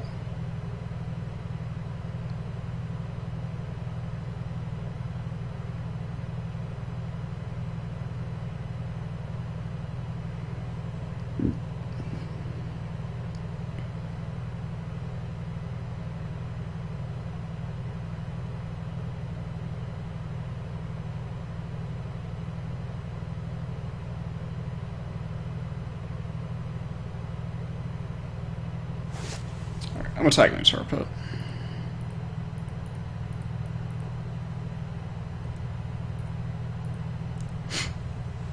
So I'm going to force my opponent to take my lightning bolt. Could have thought scoured there in response, but I think the negative of not hitting a land is so high that I think you just lose almost all your outs to win the game. Whereas here now I can attack with the tar pit.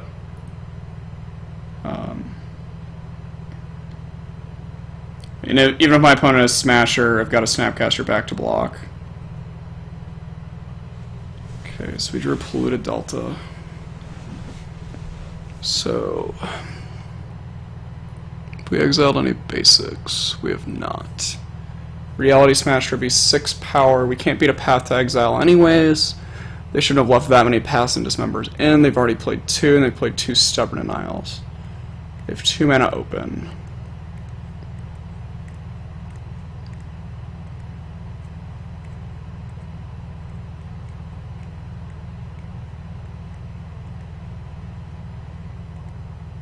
Pretty sure I like fetching and thought scouring.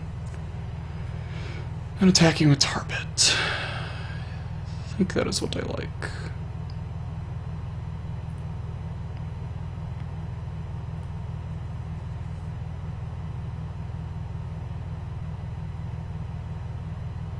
I already have 4 blue, so I can get a swamp here pretty safely.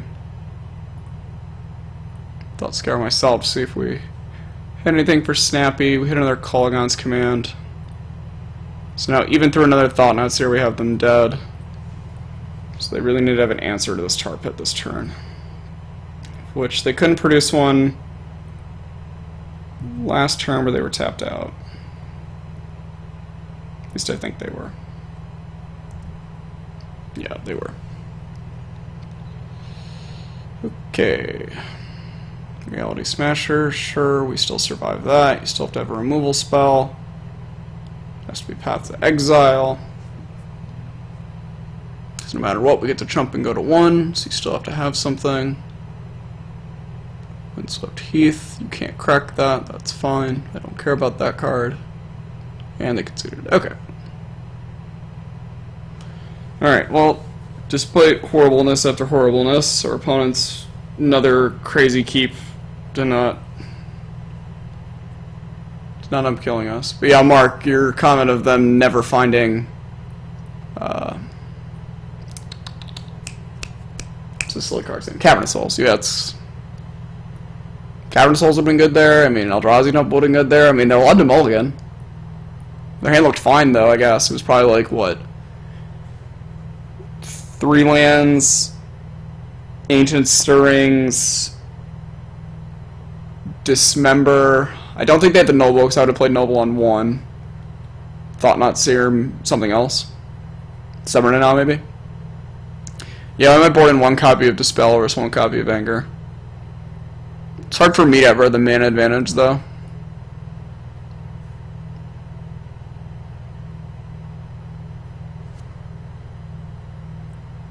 This one, baby. This one.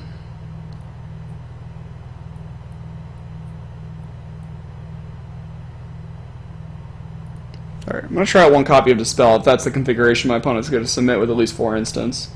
It's hard for me to leverage the 1 mana, but I mean, they are a deck just trying to slime a bunch of 4 and 5 mana fatty creatures, so maybe we can get in there and tangle with them a little bit.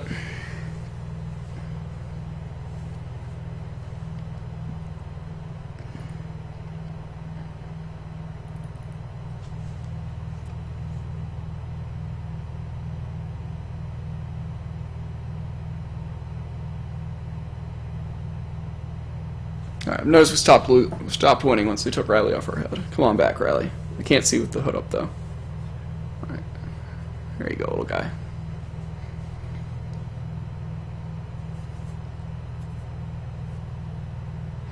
Yeah, I mean, turn 3 I thought not Seer's a blow up, but, you know, such is life, right?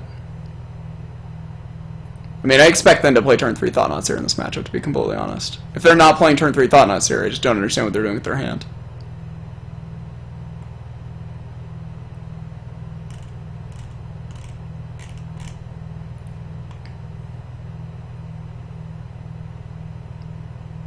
Alright, I don't know what my opponent's up to over there. Thanks for hanging out, by the way, everybody. This wouldn't be as much fun if I didn't know all the people hanging out. QK, which Mitchell? I don't mean to be mean. There's a lot of Mitchells I've met through, you know, both cards and school and work, so I'll be honest, I can name 5 off the top of my head.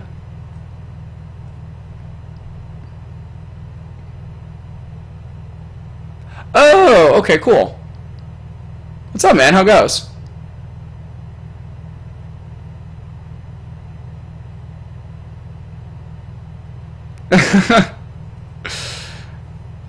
Yeah, Gizmo. Of course, Dokamoy. Well dressed. What kind of tournament are you looking for? We're sort of playing a tournament, I guess. It's called a league on Magic Online, where you get to play with the same deck for some number of matches. Whenever you play Constructed, you always get 5. And at the end of it, you get prizes based on how many wins you earned. So right now, if we win, we'll get our play points back, which was about $12 worth. And then we'll get a treasure chest, which they sell for nearly $3, but we can open it up and we can gamble our future away. Alright, this hand's certainly going to be a keep. It's going to be a turn 1 Steam Vents for Ancestral, turn 2 Tar Pit, turn 3 Fulminator. Hopefully we draw Bolt or Thought Scour, so we don't get turn 2 Thought Naughtied here. Our opponent capped very quickly, so I'm a little nervous, but yeah, Vidi's great. Alright, they do have a Noble over there. Fortunately drew a basic, would have preferred a fetch land pretty greatly. Yeah, I'd love to pay 2 life. Get an Ancestral going. Hopefully we don't get Thought Naughtied here. Oh, we're getting Thought Knot Seared on turn 2. Hopefully we'll draw some goodies. Expect my opponent to take my Fulminator Mage. Preference in order of draws, I guess, at this point. We bolt for the Noble into a Terminate.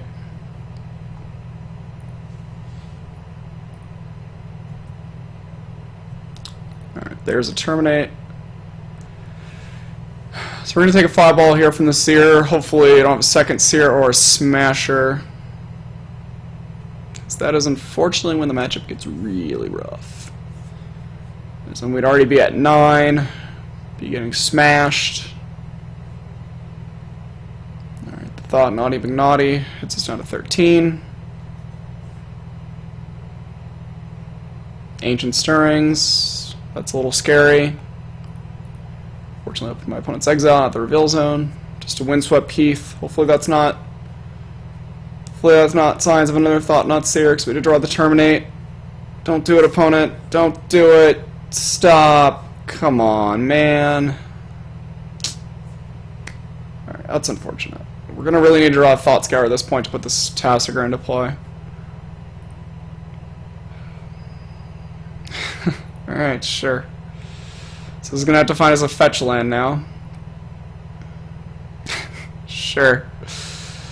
Sure, Magic. I don't know if I deserved it, but I'll take it. This will only allow our opponent to attack one of the Thought Knot Seers into us, thankfully. And then on a following turn, we'll be able to K-Command and try to fight here.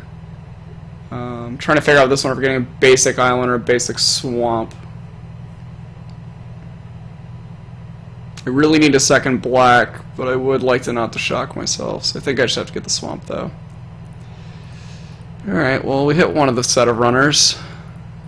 Yeah. Hopefully it doesn't get dismembered or get reality smashed or whatever god-awful things can happen to us this turn. Opponent's just going to combat. Alright, we're at 7. Next turn, if they make that same attack, we can call Kolaghan's Command at least. We're just getting Thought Knot Seer number 3, or is this a Displacer? Because I can't beat a Displacer either with this hand. Okay, that's not good. Okay. Let's see. What do I want right now? Damnation? Damnation would be kind of great. Ancestral Visions is like the exact opposite of greatness. So I'm dead on the board.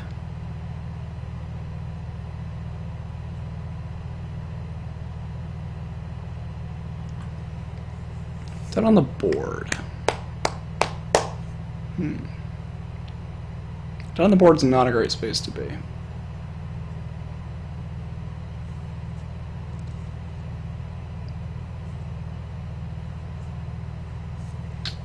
I'm gonna play the mountain, hope my opponent doesn't go for it.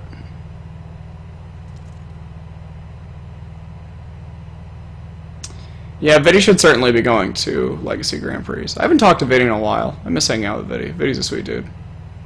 You really have to be on Viddy's good side, to be fair, though.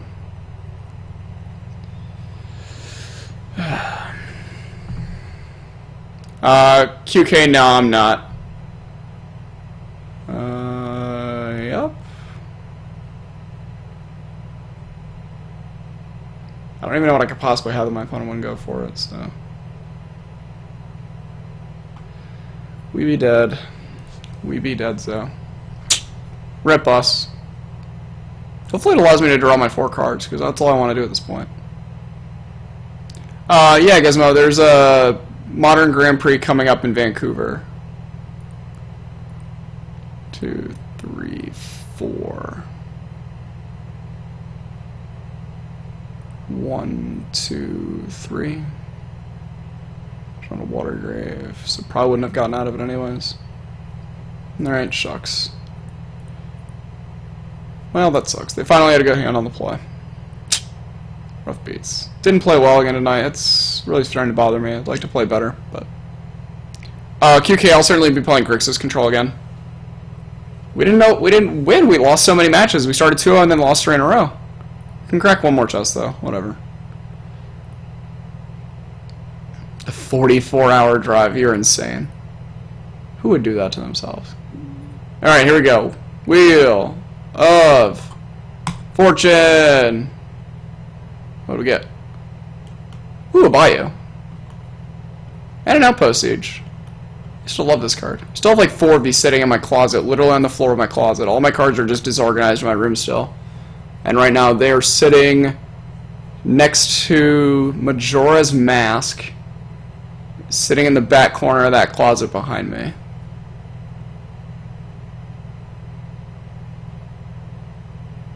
Alright, as per rule of the stream, we hit a card that was over $5. We gotta roll back. Or whatever the value of the chest is, 2.8, so we gotta run it back. What was that one worth? That was the promo, I think, so 7.08. Alright, here we go.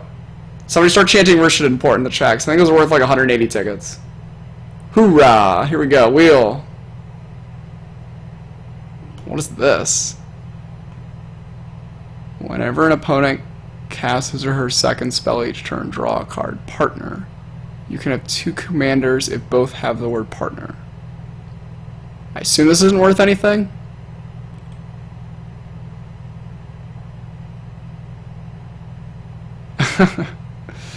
Yeah, I know what these are now. It just took me a minute to get down to the commander part of it. Didn't expect it to be worth anything. Gizmo, Gen Con's a blast. I miss going to Gen Con over here. Alright, one more. One more. Alright, get the Russian ports out. That ball didn't fail her. Hey, I played that guy in a draft deck multiple times to 3-0, so unfortunately it didn't happen at the PT. 2 cents. Oh yeah, we're just living the high life. Alright, here we go. Wheel of Fortune. Da-da-da-da-da. Ooh. Beacon of... Ooh, okay, I learned what the other beacon was. This is a cycle. Double target player's life total. Shuffle this into your deck. How about that demolish, though? That's awesome, Gizmo. I used to go down there all the time for World of Warcraft, Continental Championships, and Yu-Gi-Oh! Nationals myself when I was younger. There we go, 0.386. We ended up down. This feels like playing Marvel. Nice, I love playing Marvel, so, I mean, I'm down to spin the wheel whenever. I like I can 4-1 when you guys aren't here, but then I 2-3 every time. Do you think it's worth playing the Friday last GBT for additional buy? QK, I would 100% recommend it, yeah. I mean, I don't know if, like, the money cost of it is relevant to you. If it is, then I probably wouldn't recommend doing it. But getting more experience with your deck, getting closer to that second buy. I mean, buys are so powerful. Like, I have 3 buys now for being gold, and it's just actually insane. Like, I don't show up to the tournament until like noon or 12:30. I get a nice breakfast. I play 6 matches on day 1, so when I wake up on Sunday morning to play day 2, I'm very seldom tired. I'm ready to battle for hopefully 9 more rounds. I mean, in all, like, extra buys are just probably more powerful than just even good deck choice. So you get buys in a multiple facets. If you win one of those GPTs, you have 2 buys. Planeswalker points are usually the way most players have buys, just by playing in more tournaments. So in this case, it sounds like if you have 1 buy, you probably play a fair amount, but you don't play a crap ton of Magic. Like, you're not one of these weekend warriors that are playing, you know, a tournament 40 weekends a year, either PTQs or PPTQs, RPTQs, Grand Prix. If you're somebody that, you know, plays your local tournaments and you play a fair amount, you're gonna get a buy. Holy crap, they moved it to 1,300? Never mind, you have to play a fair amount then now. Yeah, if you play a ton of FNMs, like, you'll end up getting there. I did not realize they moved it up to 1,300. It was way easier back in the day to get 1 buy. But yeah, then the other way to get it is the Pro Players Club. So if you're silver level in the Players Club, you automatically have 2 buys. And then if you're platinum or gold, you always have 3. And then if you're in the Hall of Fame, you always have 3. It's a little bit of an incentive to, you know, keep those players there, unfortunately. But it's also a thing of, they want to sort of highlight,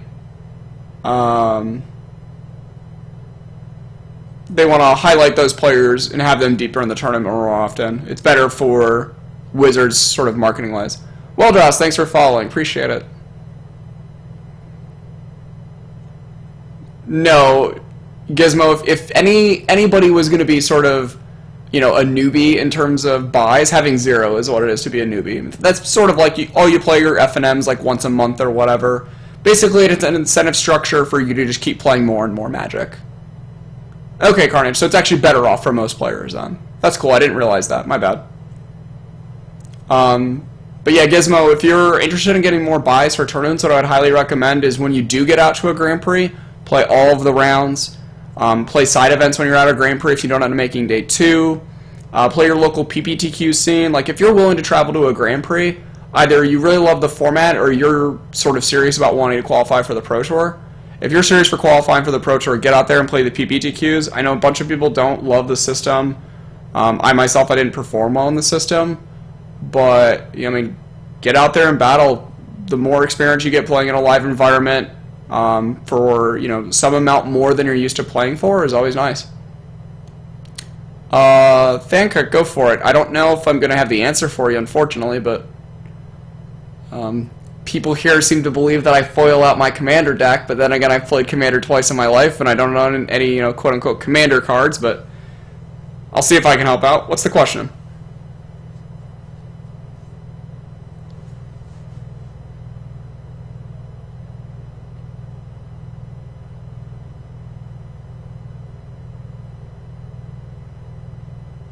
Yeah, Gizmo, there's quite a few solid players there on the East Coast. I know that they hold a draft camp every set up there in Northern Virginia, so I know there's a ton of great players out there in that area. Yeah, Danny Boy, I'm currently a gold level pro. I team with Team Channel Fireball, so Luis used to be on our team before we started doing coverage, but, you know, Paul Cheon, Pat Cox, Joshua Layton, Matthew Nass, who just top 8'd a Pro Tour. I don't want to go through the entire team as I'll likely forget someone else's name, but, I mean, Matt Severo's got 3 GP wins here in the last 5 months, Sam Black, Justin Cohen, Rich Hohen. I mean, our team's pretty great. It's a pretty solid squad. I unfortunately ended up on 43 points last year, so I'm a gold level pro, but I'm trying to get to platinum this season. I'm currently on, I think, 21 pro points this season, with only 1 Pro Tour played. So I think I need like 1 or 2 great finishes at Pro Tours. I think a top 8 will pretty much lock me up for platinum. I would obviously love to hit my first Pro Tour top 8. I have not been playing like it the last, you know, week, you guys watching, but hopefully we can get it together. Alright, well, I was playing as Commander in a tournament. It was sanctioned, and the guy saw a card in my hand and announced it at the entire table to try and get them to kill me. Is that legal? Ooh, that sounds pretty horrendous. So, did they see it because of the angle at which you were sitting at the table? Like, I don't think it's illegal per se, but I would definitely say it's completely unsportsmanlike conduct. Like, if I were personally playing, I would not do that to someone.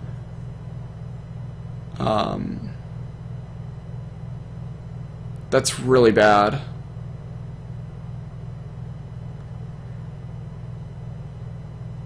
Yeah, Gizmo, it's usually an invite-only thing, but I know that if you start getting more serious about Magic, some of the pros in that area are usually pretty good at trying to get together the people that are taking Magic seriously, really on the drive, trying to grind it out. So, I mean, you know, say in a set or two, if you get in touch with some of the better players out there in that area, I mean, they might be ready to ask you to, you know, drive up there, fly up there, whatever it may be, and start battling with them. Like, next weekend's the pre-release, not this coming weekend, but the following one.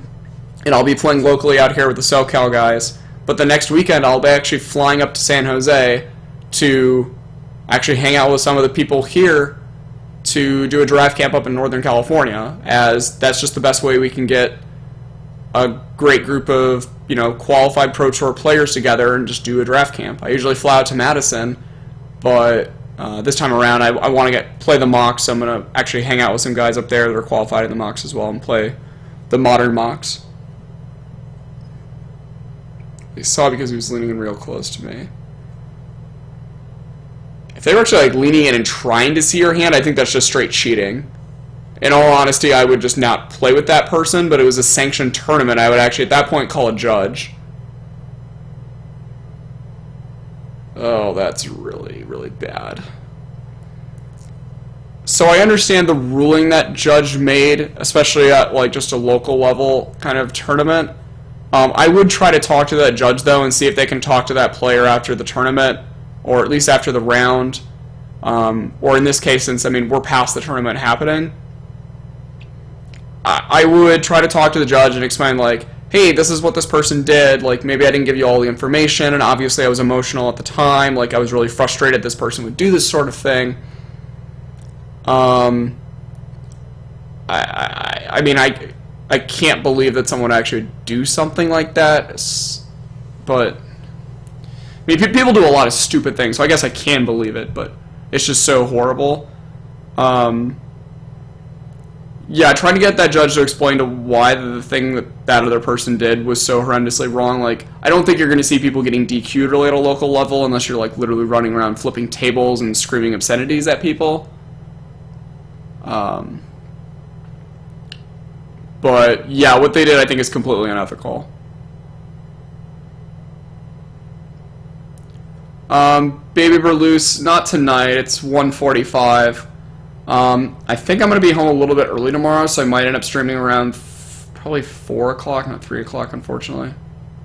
As not today as in Thursday, but Friday is my mom's birthday, so I'm actually going to go get some things done so I can spend Friday with her, and then we're celebrating it with my dad's side of the family.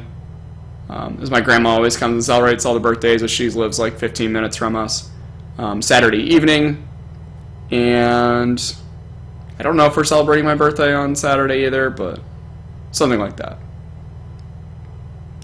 But I will be doing more Modern League action tomorrow.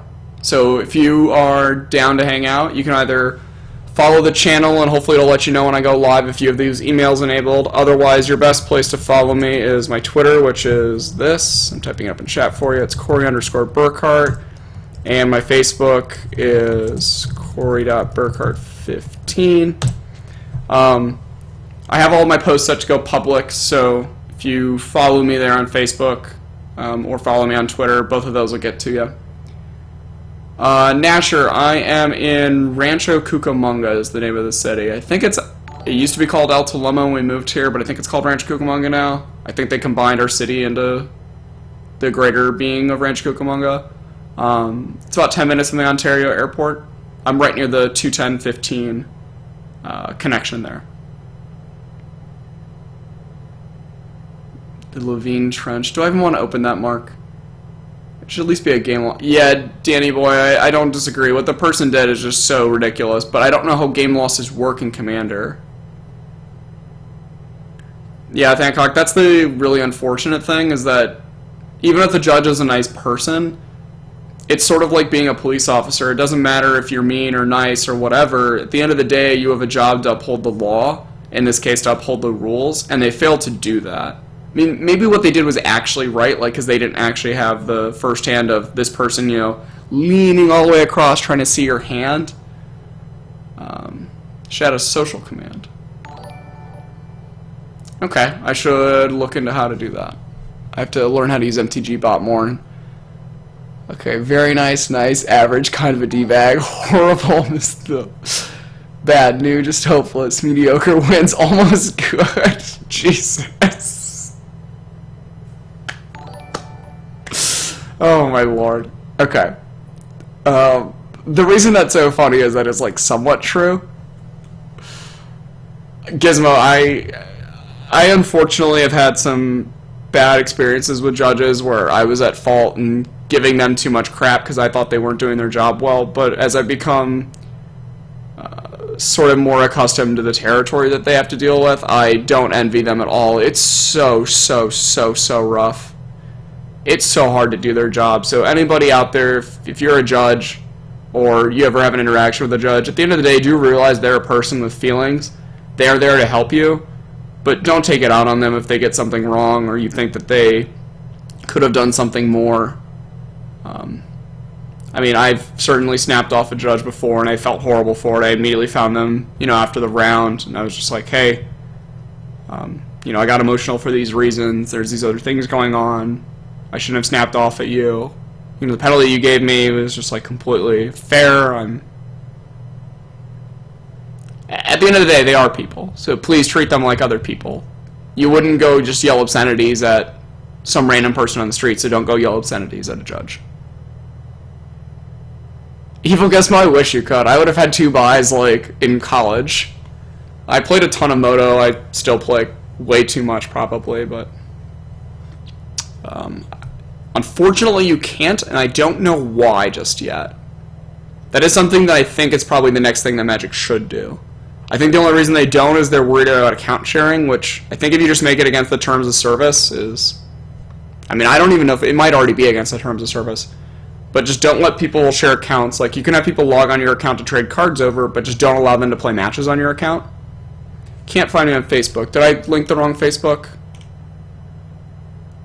corey.burk0t15. I think that's me. Give me 1 second here. If I click my Facebook, where does that take me? Oh, it has me listed as corey.burkhart1. I'm sorry. My bad. Good call.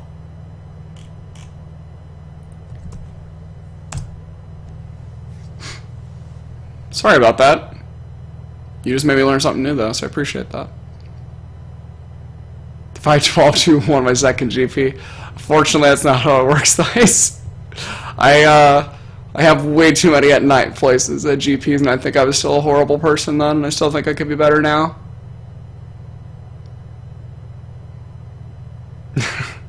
Carnage, I don't envy your position, but props to you for working through it. Thancock, I would still try to avoid the harsh words in the end, but hey, you directed your anger in the right place, so we'll get you started on a positive there. An immediate count ban. Yeah, like, especially for stuff like that. Nice, sweet. Awesome, thanks, Thancock. Dan Bopes, it's fine. I mean, people can follow me. I usually don't just auto friend request people. I sort of have in the past, and I think that's gotten me in trouble where I just need to start unfollowing a ton of people on Facebook, but in the end, whatever. Feel free to follow me, but if you try to add me as a friend, I might not automatically add you, just because I'm moreover not going to add people unless, like, okay, I've seen you at an event before. But, like, if you come up and introduce yourself to me at an event and you're hanging out in the chat and say, hey, I'm this person in the chat, like, At that point, I'll probably add you. Follow me. You guys are crazy. You already... Okay. Good job, Dan Bopes. You obviously know infinite more about MTG Bot than I do. I was going to go to MTG Bot's channel and try to learn all of its little mini games. Alright, well, baby puppy pictures is certainly worth it. So careful what you're getting yourself into, Gizmo. Alright, guys, but I'm going to call it a night for me. It's almost 2 a.m. here. Thanks, everybody, for hanging out. I'll be back tomorrow, likely earlier on in the afternoon. So like I said, I'm going to go do all the doctor dentistry sort of stuff, get that out of the way so I don't have to deal with it for a few months. And after that, we're going to play some more Modern. I might do some Zendikar drafts. Hopefully we don't know 2 again, as I can win off stream and I can't win on stream anymore. But thanks for hanging out. Harrison, your guess.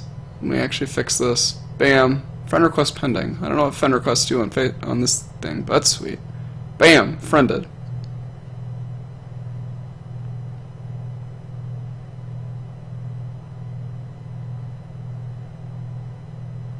Oh. Sweet. Thanks, Dan.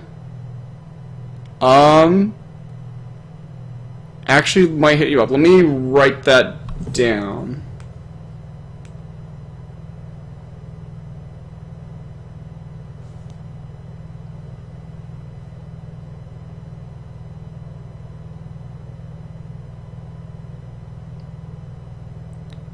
Creator. Sweet. I'll have to hit you up later on then. Gizmo, MTG Bot is this thing with a bunch of awesome commands that basically helps out streamers, and then also post up things like, hey, you're playing against this person, you're currently XYZ record in whatever tournament you're playing in. And Dan, being the creator of it, does all this awesome things for helping out us streamers. You're Dan Bopes on Skype? Awesome. I will probably hit you up on it tomorrow if you're free. What sort of hours are you free at, by the way, Dan? Dude, Dan, you're gas.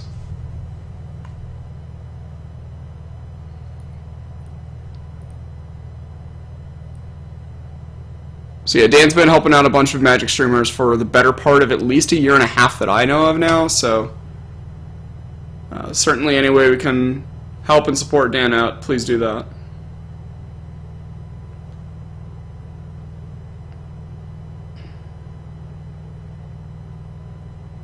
Okay, well, I'll add you on Skype and I'll shoot you a message.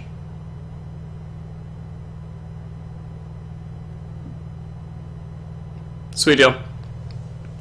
Don't worry, Harrison, I wasn't going to, give out my Skype and all that. I was surprised Dan put up there, but much more adventurous than I may be.